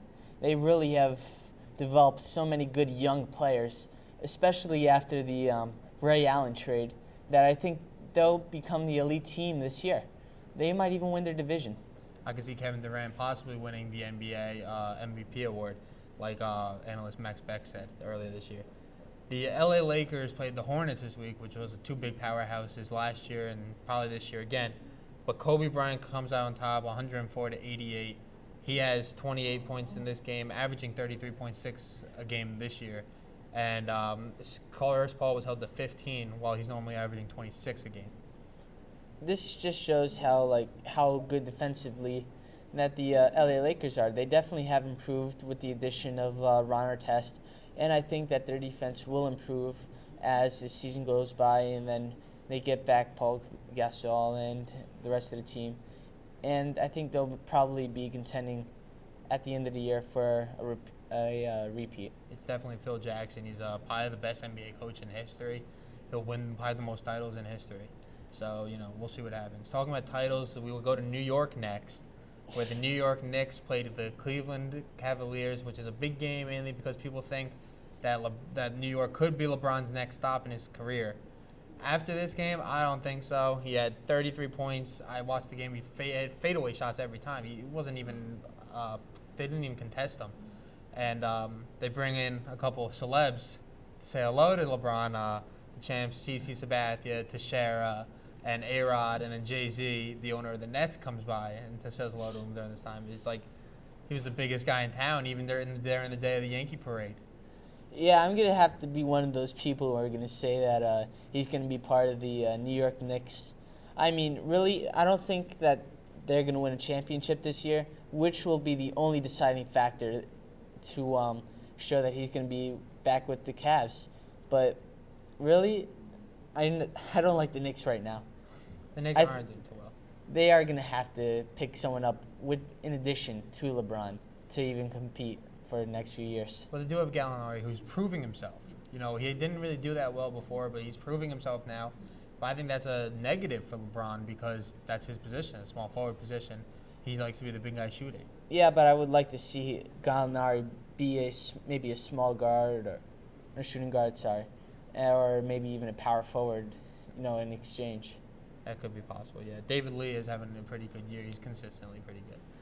Then we go to some of the positive possibilities for LeBron to go. There's the money. Both the Knicks and the Nets pretty much released every good player on their team with a big payroll so they could have a chance for competing for LeBron, D-Wade, all those players who are going to be free agents next year. And then the publicity, of course. It's New York. They're definitely going to get one of them. One of them's definitely going to come because the Knicks do need an elite player. They just want to become one of the better teams in the league. And I do see them becoming more enthusiastic about winning. I think D'Antoni is a great coach. I think you could see him winning. He's definitely had a winning tradition over the years. And then I go to like to see the rookies that I like to see this year. One especially is Brandon Jennings. Took the year off of high school to go to Italy, play there instead of going to college. And I think he really proved that it didn't matter that he went and changed the European game. He came into the NBA and he's dominating, averaging 18 points a game, 4 assists a game, and he beat the Knicks. The Italian stallion might be changing the whole, outfit of the NBA and coming into the league because now that people are seeing that he's having some good success in the NBA, they're probably going to figure out that, this might be a good idea for me and I'm also going to get some money. So why not go to the European leagues where there is good competition and learn from it and become a better pro. It's true. And then Tyler Hansborough opened up his game coming back from an injury. Played only 13 minutes but had 13 points and 5 rebounds. He played the aggressive game I like to see him play in college, and I can't wait to see his future in the NBA. Definitely. I think he's going to be one of the elite small forwards in the game because he really doesn't have the size to be a power forward in this league, even though he was a power forward predominantly in North Carolina. I think it's mainly the size issue, yes, but I think he can be a great sixth man off the bench. He just has that aggressive style, Psycho Tate. So, well, thank you for joining us here on the 30-minute drill. We'll be right back with Max and Julian talking about NFL. Welcome back to the 30-minute drill. I'm Max Beck here with Julian Mayer, and we're here to wrap up Week 9 in the NFL. We're going to start off with one of the toughest divisions in the NFL, the NFC East. The Giants losing their 4th straight game. Dallas defeats Philadelphia. And Washington's probably one of the worst teams in the league. But what are your thoughts on that division? I need to clear something up right now. The NFC East isn't the best division in the NFL. So far, all the teams have been doing under par. They definitely aren't living up to their expectations coming into the season, especially both the Giants and the Eagles. And really, I'm not sure who's going to win this. Someone should want to win this, and right now it's not looking like anyone wants to win it. One of the better players in this division, unexpectedly, has to be Miles Austin, who's got 27 catches, 612 yards, and 7 touchdowns in only 3 games starting. The product out of Garfield, New Jersey. Miles Austin, he's probably the best wide receiver coming out of Garfield since Wayne Corbett, one of my favorite players of all time. It's amazing. He's come from a second-string wide receiver to one of the most dominant wide receivers in the league. This division should be close all the way through without Washington competing, with the Eagles being 5-3, the Giants being 5-4, and the Cowboys being 6-2. We'll move on to the Colts and Texans. Colts come through 20-17. Peyton Manning looking good. Matt Schaub looking equally as good, but a late field goal could have won the game for the Texans, but just wide right from Chris Brown. Yeah, it's a shame. They could have won in overtime if they had the ball first, but this is just showing why my MVP pick was so good. Peyton Manning, you could never not trust him. I mean, he's just the best quarterback in at least the past 10 years. He is just continuously throwing the ball good. He's the commander-in-chief, and I love him. Only one game this year, Peyton Manning hasn't thrown over 300 yards, and it shows. Colts being 8-0. Do you think the Texans have a shot of competing with the Colts for this division, or do you think the Colts already won it? Definitely not. The Colts already won it? Yeah. We'll move on to the Saints and the Panthers. The Saints win 30-20. The Panthers outscored the Saints 17-6 in the first half. The second straight week that the Saints were outscored in the first half, but again, they come back and win 30-20. You know what, but they really need to start playing better in the first half, because this recipe for success won't last for too long. I mean, just look at Iowa and the NCAA. Yeah, NCAA. It's not going to last too long if they continue to play like this. This again shows why Drew Brees is one of the best quarterbacks in the league, bringing his team back from down in halftime and coming back to win the game. Drew Brees, 200 yards in the second half. Do you think he can win MVP over Peyton Manning, your original pick? No, it's probably not going to happen, because Peyton Manning, the team was originally supposed to not even make the playoffs, with losing all their wide receivers and one of their running backs. It's just amazing to see how good Peyton Manning has been this season. Do you think who do you think will lose first, the Colts or the Saints? Definitely the Saints. Why? Because really, you look at it, the Saints are coming back from 10, 12-point deficits coming into the second half. So that's not always going to work out, especially if you go play against better teams. Like the teams that they're playing that they've had to come back from are not that good teams. The Panthers and the Dolphins. Colts almost lost to the Texans, 5-3 team. We'll move on to the Giants. The Giants lose to the Chargers 21-20. Phillip Rivers and Eli Manning, first time playing since they were traded for each other during draft day. What are your thoughts on this game? I thought it was a great game. I thought the Giants really could win. They played an all-around good game until that last drive. Eli Manning once again proving why he's not a $92 million man, in my opinion, throwing an interception late in the game to Antonio Cromartie. Phillip Rivers showed why he might have a better career than Eli Manning stat-wise, but Eli does have that one ring. Which quarterback would you rather have, Phillip Rivers or Eli Manning? I'd rather have Phillip Rivers. Just the grit and his leadership, that's substitutional. I'd rather have Phillip Rivers as well. The stats that he has, he almost doubles Peyton Manning Eli Manning in touchdowns. He's got a little less he's got more wins than Eli Manning, but Eli does have that ring. This has been a 30-minute drill.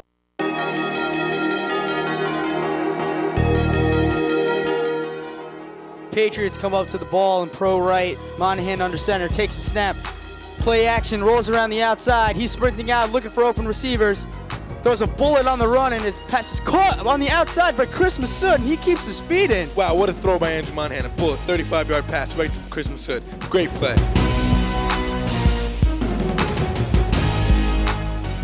Welcome back to the 30-minute drill. Along with Chris Massood, I'm your host, Andrew Monaghan. How you doing, Chris? Good, how are you, Andrew? Pretty good. We're going to be talking high school football like we do every week. Wayne Hills takes on Dickinson. Pretty blown out game. What do you think? Yeah, huge game. I mean, Wayne Hills just went in there, and I guess from the start they knew that they were going to blow them out. I mean, Dickinson's not really a great team to start off with, so they got, 14 kids on their team? 15 kids on their team? 16, I think it was. 16 kids on their team. That's a number. 4 of them were sophomores. Exactly. Who can play. So, I mean, they're going every way of the ball. They're on special teams, they're on defense, they're on offense. These kids are probably tired by the end of the first half. They weren't even sure that they were even going to try and play this game. I mean, there was talks that they were just going to forfeit altogether, and they lost to St. Peter's Prep like 65-0, just going winless throughout the entire season. So they were deciding whether they were going to play this. It was played in the middle of nowhere, Jersey City. You can stand in the middle of the field and see the Statue of Liberty. It's the weirdest thing. So Wayne Hills blows them out 60-0. You saw a lot from a bunch of kids that haven't been in a couple of games for the varsity. Dom Santoro, 6 rushes, 104 yards, 3 touchdowns, and an interception. I mean, it's a good opportunity for kids like that to really show what they're made of, and then you get to actually see what's ahead for the Patriots in the future.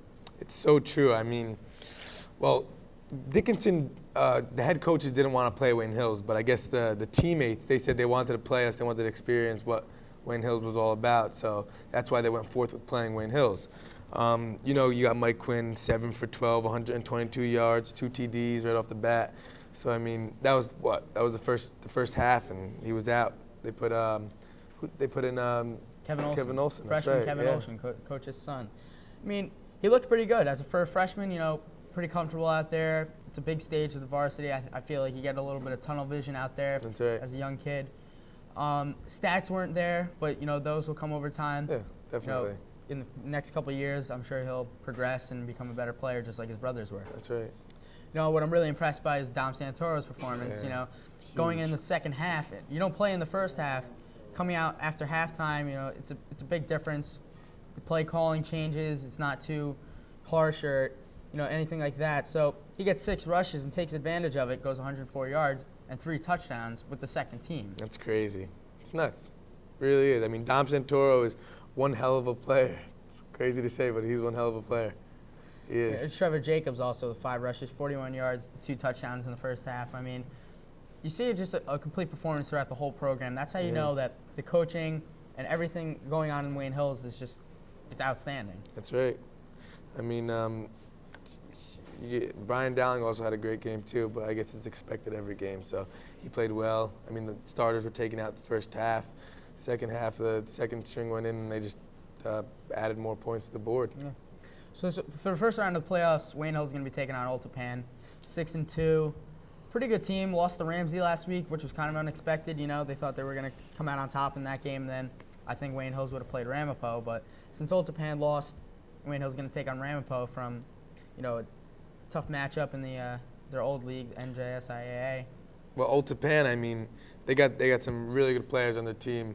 Unknown players too. So a couple sophomores, some big juniors. The line's big, very big up front. Yeah, a lot of returning starters. You know, last year their guard or tackle number 72 is now their tight end. So exactly, 49. You got big kids up on the line, you know, and they're moving people around. So obviously somebody sliding into his tackle spot, and you have a tackle from last year now becoming a tight end. Someone who's a threat through the air and also on the line. That's right. PV's taking on Paramus. You know, it should be a good game. Rampo winds up taking on Tenafly and Sparta on Lakeland. So for the second round, the winner of Sparta and Lakeland plays the winner of Wayne Hills and Oltapan. So I'm saying Wayne Hills will win first round of the playoffs. Do you agree? Yeah, I definitely agree with that. I think whoever wins the Sparta versus Lakeland game, Wayne Hills will take on with full head of steam, and they'll probably definitely win that game. Good. And you know, Sparta and Lakeland. I'm thinking Lakeland. Definitely. I mean, Lakeland's a good team. They got Lakeland on a. They got a bunch of returning starters like last year. Lost their big quarterback, who Danny Deegan, who was big. But I'm looking forward to the playoffs. I mean, it should be fun. Definitely am. I mean, Wayne Hills will definitely take it away. I hope so. I think so too. All right. Well, that's all the time we have this week on the 30-minute drill. We'll see you next time. Sunday, Monday, happy days. Tuesday, Wednesday, happy days. Thursday, Friday, happy days. The weekend comes, my cycle hums, ready to race to you. These days are all happy and free. These days are all, share them with me. Goodbye, gray sky, hello, blue. There's nothing can hold me when I hold you. Feels so right, it can't be wrong. Rocking and rolling all week long.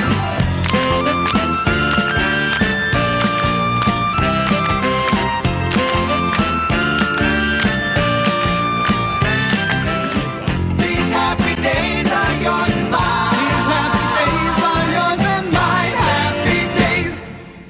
Hello, I'm Seidman here with my co-host Tyler Rubino, and today in the Week 10 of the 30-minute drill, we're going to be talking Week 10 of the NFL. Well, the big game this week, Tyler, was the Colts-New England Patriots rivalry on Sunday Night Football. Big matchup, Tom Brady versus Peyton Manning. Tell us what happened in this game. Well, it definitely lived up to its hype. Top 2 quarterbacks in the league with Tom Brady and Peyton Manning. Down 31-14 in the fourth quarter. Peyton Manning led an unbelievable comeback. Questionable call by Bill Belichick was 4th and 2 at his own 28-yard line right before the 2-minute warning. And they throw a dumb pass to Kevin Falk at the first down, but he bobbled it and ended up behind the first down, and they turn it over around the 30-yard line, which led Indianapolis to the game-winning drive. And he had no timeouts, so they couldn't challenge it. In that situation, you have to punt it there and put the game on your defense's hands. Well, I mean, yeah. I mean, you have to say it's a really controversial call by Bill Belichick. I mean, not very wisely spending his 2 timeouts before the 2-minute warning. Like you said, he wasn't able to challenge because of that, and it just wasn't very good clock management by Bill Belichick. And then on 4th and 2, you got to play the percentages, like the announcers were saying during the game. You have a higher percentage chance of winning if you're going to punt the ball and make Peyton Manning drive 70 yards rather than making him drive 28 yards for the touchdown. He basically put the game in the hands of Peyton Manning, and when you do that, it just doesn't look good for you. It really says something about how Bill Belichick doesn't trust this New England Patriots defense. All right. Definitely, because when you put your offense out there on a 4th and 2 at your own 28 with 2 minutes left, I don't know, how's your defense supposed to go out there and have confidence in themselves when your coach doesn't? Exactly.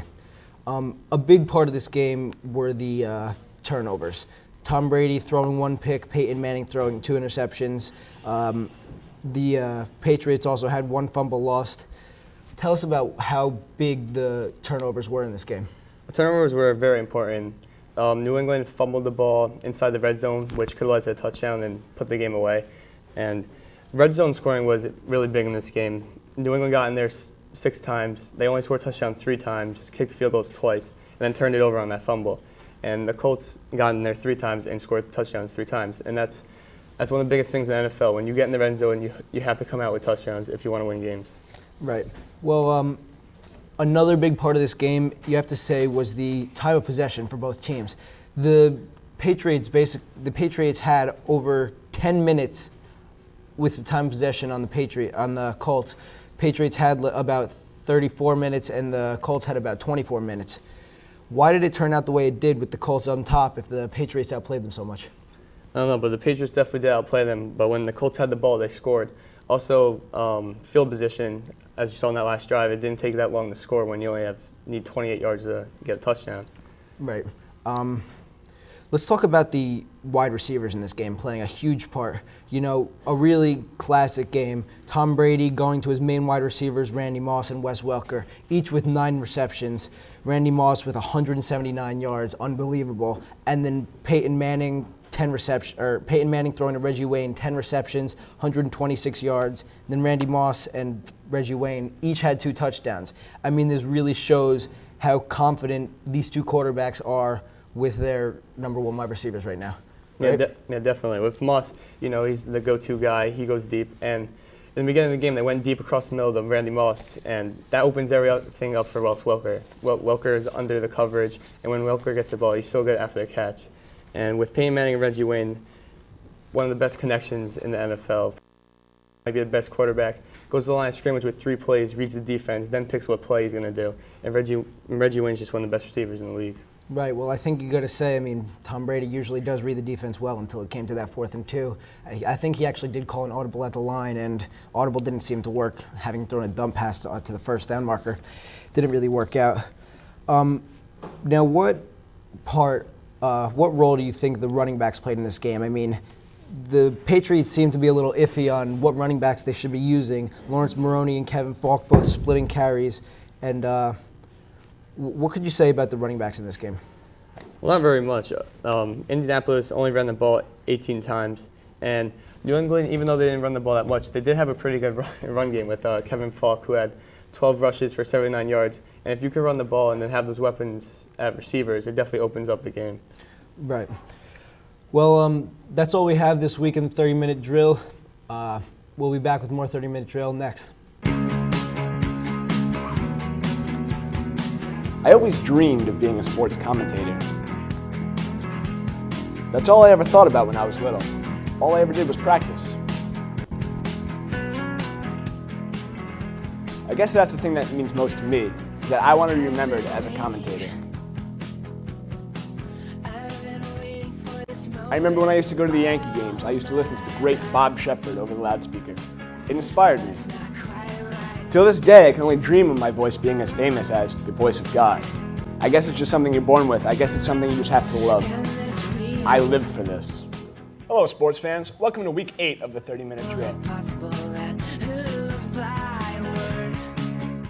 Hi, welcome back to the 30-Minute Drill. I'm Julian here with Steve Rubin, and we're going to talk about the NBA. First, we got to touch up on a big trade in the NBA. Steven Jackson has been traded from the the Warriors to the Bobcats.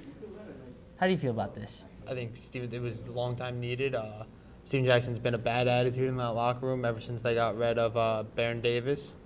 And he can't handle the pressure of being the leader, so he has to go to the Bobcats, where he's going to be expected to be a little bit more of a leader than he might expect, but I think it's going to be a good fit for him with Larry Brown.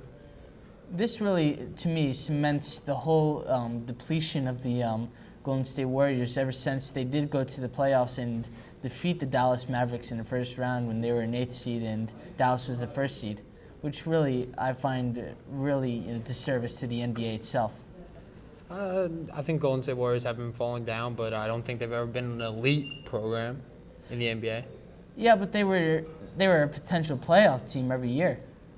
Back when they had Davis and Jackson and Ellis together, but it's going to go downhill from here, and they'll have to find someone else to take over.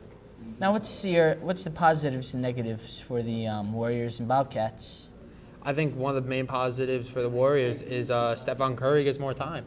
He was that guy who they relied on at Davidson, and I think that's what he thrives on when he plays. He thrives on them needing him. And they haven't needed him, and now he's going to get more time, maybe start more. So I think that's a big positive, and as well as for Monte Ellis, he's going to get more time. I would like to see how Stephon Curry fits into the NBA, if he could be as good of a scorer as he was in college. I think he can be. He just has that aggressive attitude where he wants to do the best he can be. Also, less attitude for the Warriors. I think every team plays better with less of an attitude. I think the Yankees played better this year with less of an attitude in their locker room. And I think every team just plays better without that one cocky person. Speaking of cockiness, you need to be cocky to become a rookie and score 55 points a game, which Brandon Jennings definitely did. I love this kid. Brandon Jennings is unbelievable. I was one of the people who questioned him. I don't know the Italian game. I'd never seen it. Gallinari wasn't automatically that good, but I think Brandon Jennings playing the American game, going pro, getting the speed on him, he's so much faster than everyone else in the NBA. That's the reason he can score those 55 points. He runs up the court, shoots fadeaway shots, and people are just making it way up halfway up the court. The thing I want to see is, how does Brandon Jennings' success affect the way how people go to college and whether they want to go to the European leagues or not? It's going to be interesting. I think the NBA is going to have to make another rule. I mean, the high school was an issue, but now they're going to have to make another rule about Europe because everyone's going to be going over there to Brandon Jennings. Well, that's one of the teams that I really wanted to see, Milwaukee this year, but one of the teams that passed up on him, the New York Knicks. What's happening? I think that entire area, the Knicks and the Nets, both gave up their entire roster. Vince Carter to the Magic, obviously. The Knicks let go of a lot of people to get to try this year for the huge free agents that are out this year. I don't think they won't fire Dan Antoni because it's his first year with a bad team. They know that. I think it's time to fire Lawrence Frank. I think it's a long time due, but they're going to be looking for. Those are the teams that are going to be looking for D Wade, LeBron, all those players are going to be up for free agency next year. I really want to see Lawrence Frank get fired because he really has not brought a good omen to this team ever since he took over. It's not been a great place. At first it was. That was back when you had Jefferson, when you had Kidd, when you had all those players, and they got Vince Carter to come to the Nets. But I think now they need to fix something because Brook Lopez is the only player they have. Devin Harris is hurt. Brook Lopez is the only player they have. All right, now let's look at the Atlanta Hawks, who have been absolutely impressive in my opinion. I think the main thing there is they still have a young age. Joe Johnson, Jamal Crawford. Jamal Crawford's getting there, but I think Joe Johnson, Josh Smith, Al Horford, they're all pretty young guys, and they're all having great careers right now, and they just got to keep up playing as a team.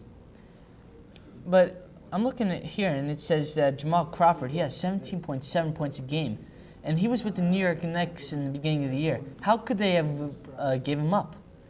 The Knicks are not a very smart team, plain and simple. Crawford's not even starting, and he's averaging 17 points off the bench for the Atlanta Hawks. and I really can't answer. Like the Knicks are just trying to get him. He had a huge salary, so. Speaking of the Heat, they also are in an awesome start, going 7-2. Dwayne Wade is just wrecking the league. How do you feel about that? Dwayne Wade, that's the way he plays. He's another one guy who thrives on people needing him, and he averages 29 points a game because the Miami Heat need him to do that. They have Jermaine O'Neal, yeah, but I think Dwayne Wade is always going to be.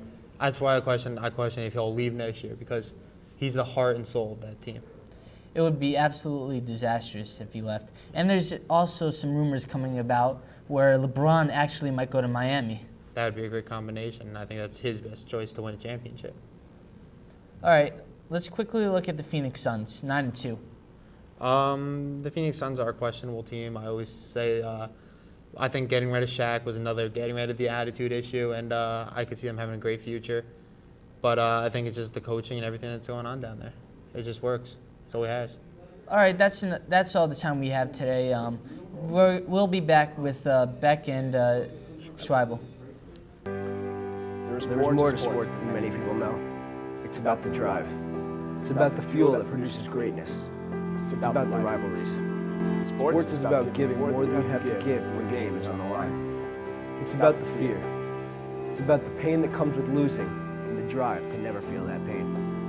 It's about settling for nothing less than best, being number one. But for us, sports is just everyday life.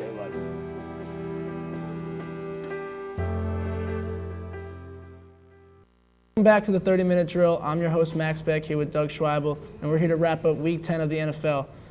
One of the most exciting games of the year came in Week 10 with the Colts and the Patriots. Colts came out on top 35-34. Peyton Manning leads a drive to win the game against one of the better defenses in the league, the Patriots. Colts go to 9-0. What are your thoughts on this game, Doug?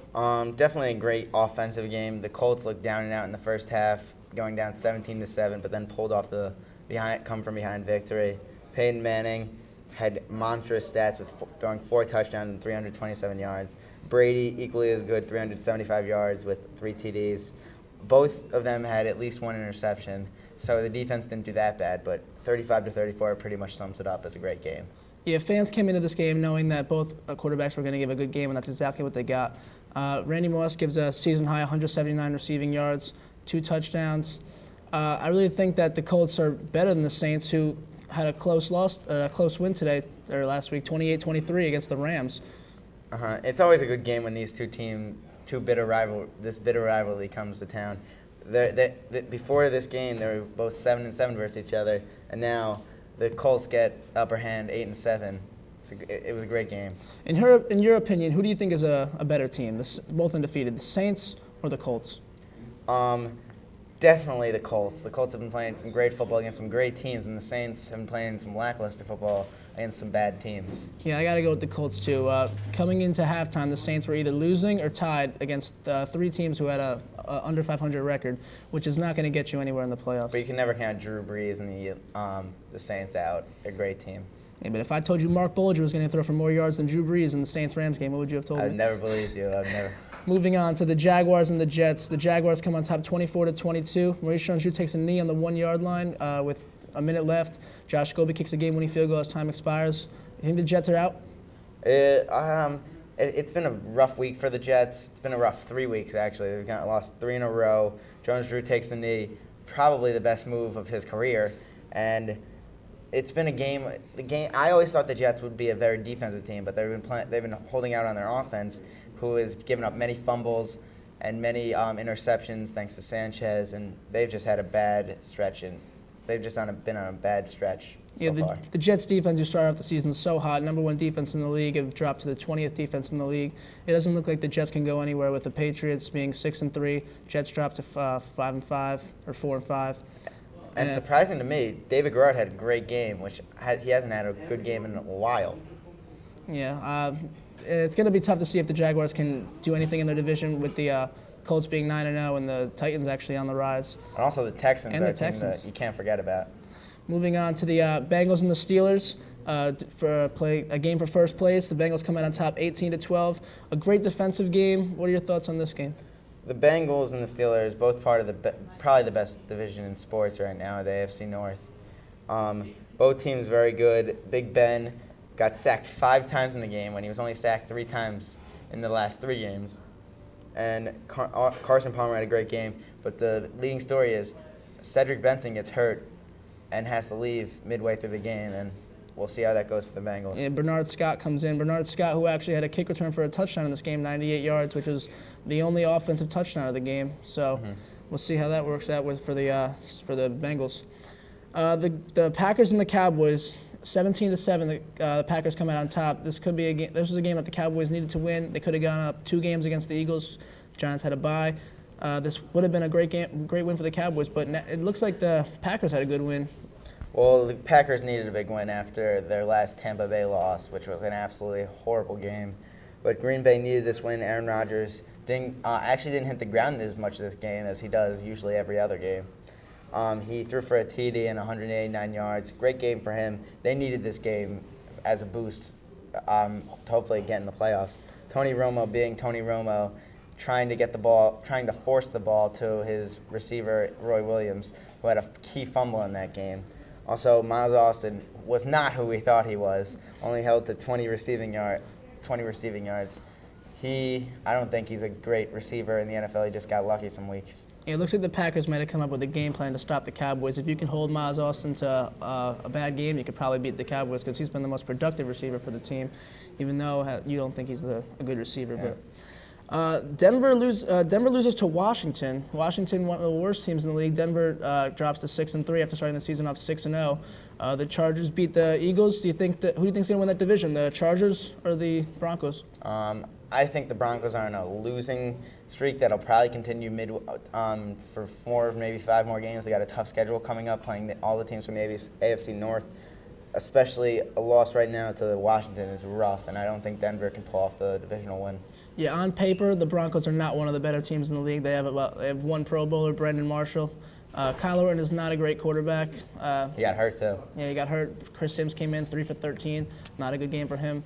Philadelphia looks like if they don't start winning now, they could be done with the Cowboys playing well, and we'll see how things work. This has been the 30-minute drill. We'll be right back. And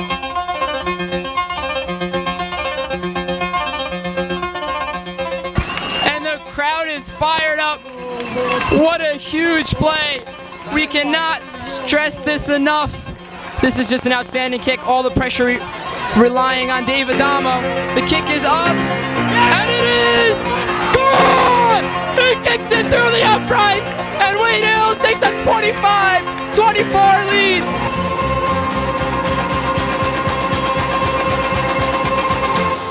Hi, and welcome back to the 30-minute drill alongside with my co-host, Chris Massood. I'm Andrew Monaghan. How you doing, Chris? Good. How you doing, Andrew? Not bad. We're talking high school football, and we're going to talk about Wayne Hills topping Old Tappan in the first round of the playoffs, 41-7. It's a pretty good game. What'd you think? That's right. I mean, Wayne Hills, they scored a touchdown real quick, first play of the game, actually, Hills drive. So, I mean, they took it through right to Mike Dries for, I think, what was it? 53-yard reception? Something like that. Yeah, I mean, it was a great play, great calling by Coach Olson, definitely, but it was definitely impressive on the first play. You know, the only reason why Old Tappan scored, I mean, Wayne Hills' defense shut them down. It was in the first quarter, shut them down inside their own 20. They went for a field goal, and they missed it, but they had a penalty on roughing the kicker or something like that. And then Old Tappan went on to score. So you see how mistakes like that can actually, lead to mistakes like that can lead to a team scoring. And had Old Tappan's defense been a lot better, Wayne Hills could have gotten themselves into a pretty risky situation. That's very true. I mean, that caused them a TD, obviously, but they made up for it with a whole bunch of other stuff. Mike Quinn, 6 for 12, 198 yards, 2 TDs. He had a great game. So, I mean. Yeah, also, Brian Dowling, 11 carries, 89 yards, 2 receptions. One went for a touchdown, actually. It was a 55-yard touchdown. So the offense really comes alive in games like this. One kid that definitely stepped up was definitely Michael Dries. He had 3 receptions, 130 yards, 1 TD. He had a great game. Yeah, great game. I personally think that Mike Dries should be Mike Quinn's favorite target, but I don't know what's been going on this year. I mean, he doesn't like to throw the ball. I think he opened up his eyes to Mike Drees. Mike Drees is definitely a new target for Mike Quinn. So, I mean, they'll connect games coming up, so I'm sure they'll be fine. Well, on the other side of the bracket, you got PV playing Paramus. You're expecting PV to win. I mean, the prediction was Wayne Hills, PV in the state championship game. Right. And then Pascack Valley actually loses to Paramus 21-6. Crazy game. I mean, Paramus, I guess, must have came in with a whole bunch of fire in their head. They come out of nowhere, shutting down Pascack Valley in the beginning of the game. John Robertson, 8 for 14, 143 yards. Having 2 TDs as a QB. He had a great game as well. I know. I mean, John Robertson's really their key guy for Paramus. I mean, he really stepped up. I don't really have too much back information of him during the season, but he seems like their playmaker. And so when they play Ramapo this week, we'll have to see what he has to do. That's right. Well, Ramapo beat up 10 to Fly, 31-6. And Sparta beat Lakeland, and Wayne Hills is going to be playing Sparta in the second round of the playoffs. That's right. Sparta beat Lakeland 33-7. It kind of shut them out in a perspective. I mean, I thought it was going to be a different game, but Sparta came out to play, and they want to make it. Sparta and Lakeland did seem like some pretty evenly matched teams. That's what I'm talking about. So, I agree with what you said. I agree that Sparta and Lakeland, the game should have been a lot closer than it was. Right. But so Wayne Hill's going to be taking on Sparta. I mean, they went to camp with them, know this team very well. Last time they played them was back in 2002, though. So they're a different team now, They got a new coach since then. He's he's a good coach, and you have to see what happens. I mean, I know everybody's pulling for Ramapo to beat up on Paramus, so it could be a Wayne Hills Ramapo game in the state championship. I mean, I think Wayne Hills will definitely overcome Sparta. They'll definitely beat Sparta, without a doubt. But Ramapo versus Paramus is going to be an excellent game. I'd love to see that game.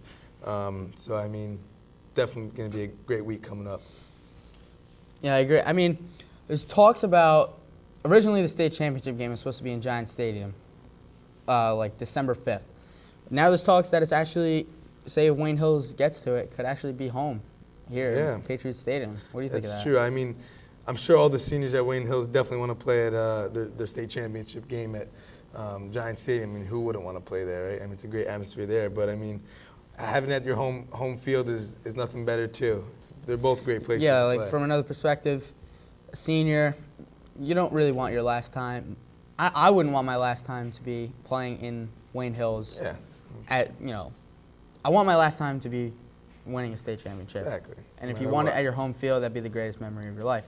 But Giant Stadium, I mean, how often do you play there? That's right. That's so true.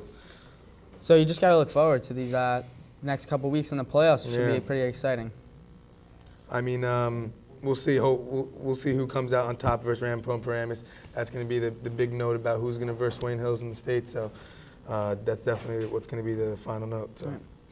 Well, that's all the time we have this week on the 30-minute drill. We'll see you next time.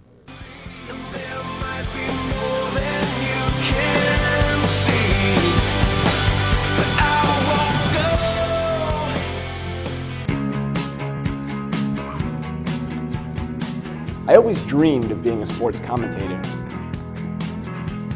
That's all I ever thought about when I was little. All I ever did was practice. I guess that's the thing that means most to me, is that I want to be remembered as a commentator. I remember when I used to go to the Yankee games, I used to listen to the great Bob Shepard over the loudspeaker. It inspired me.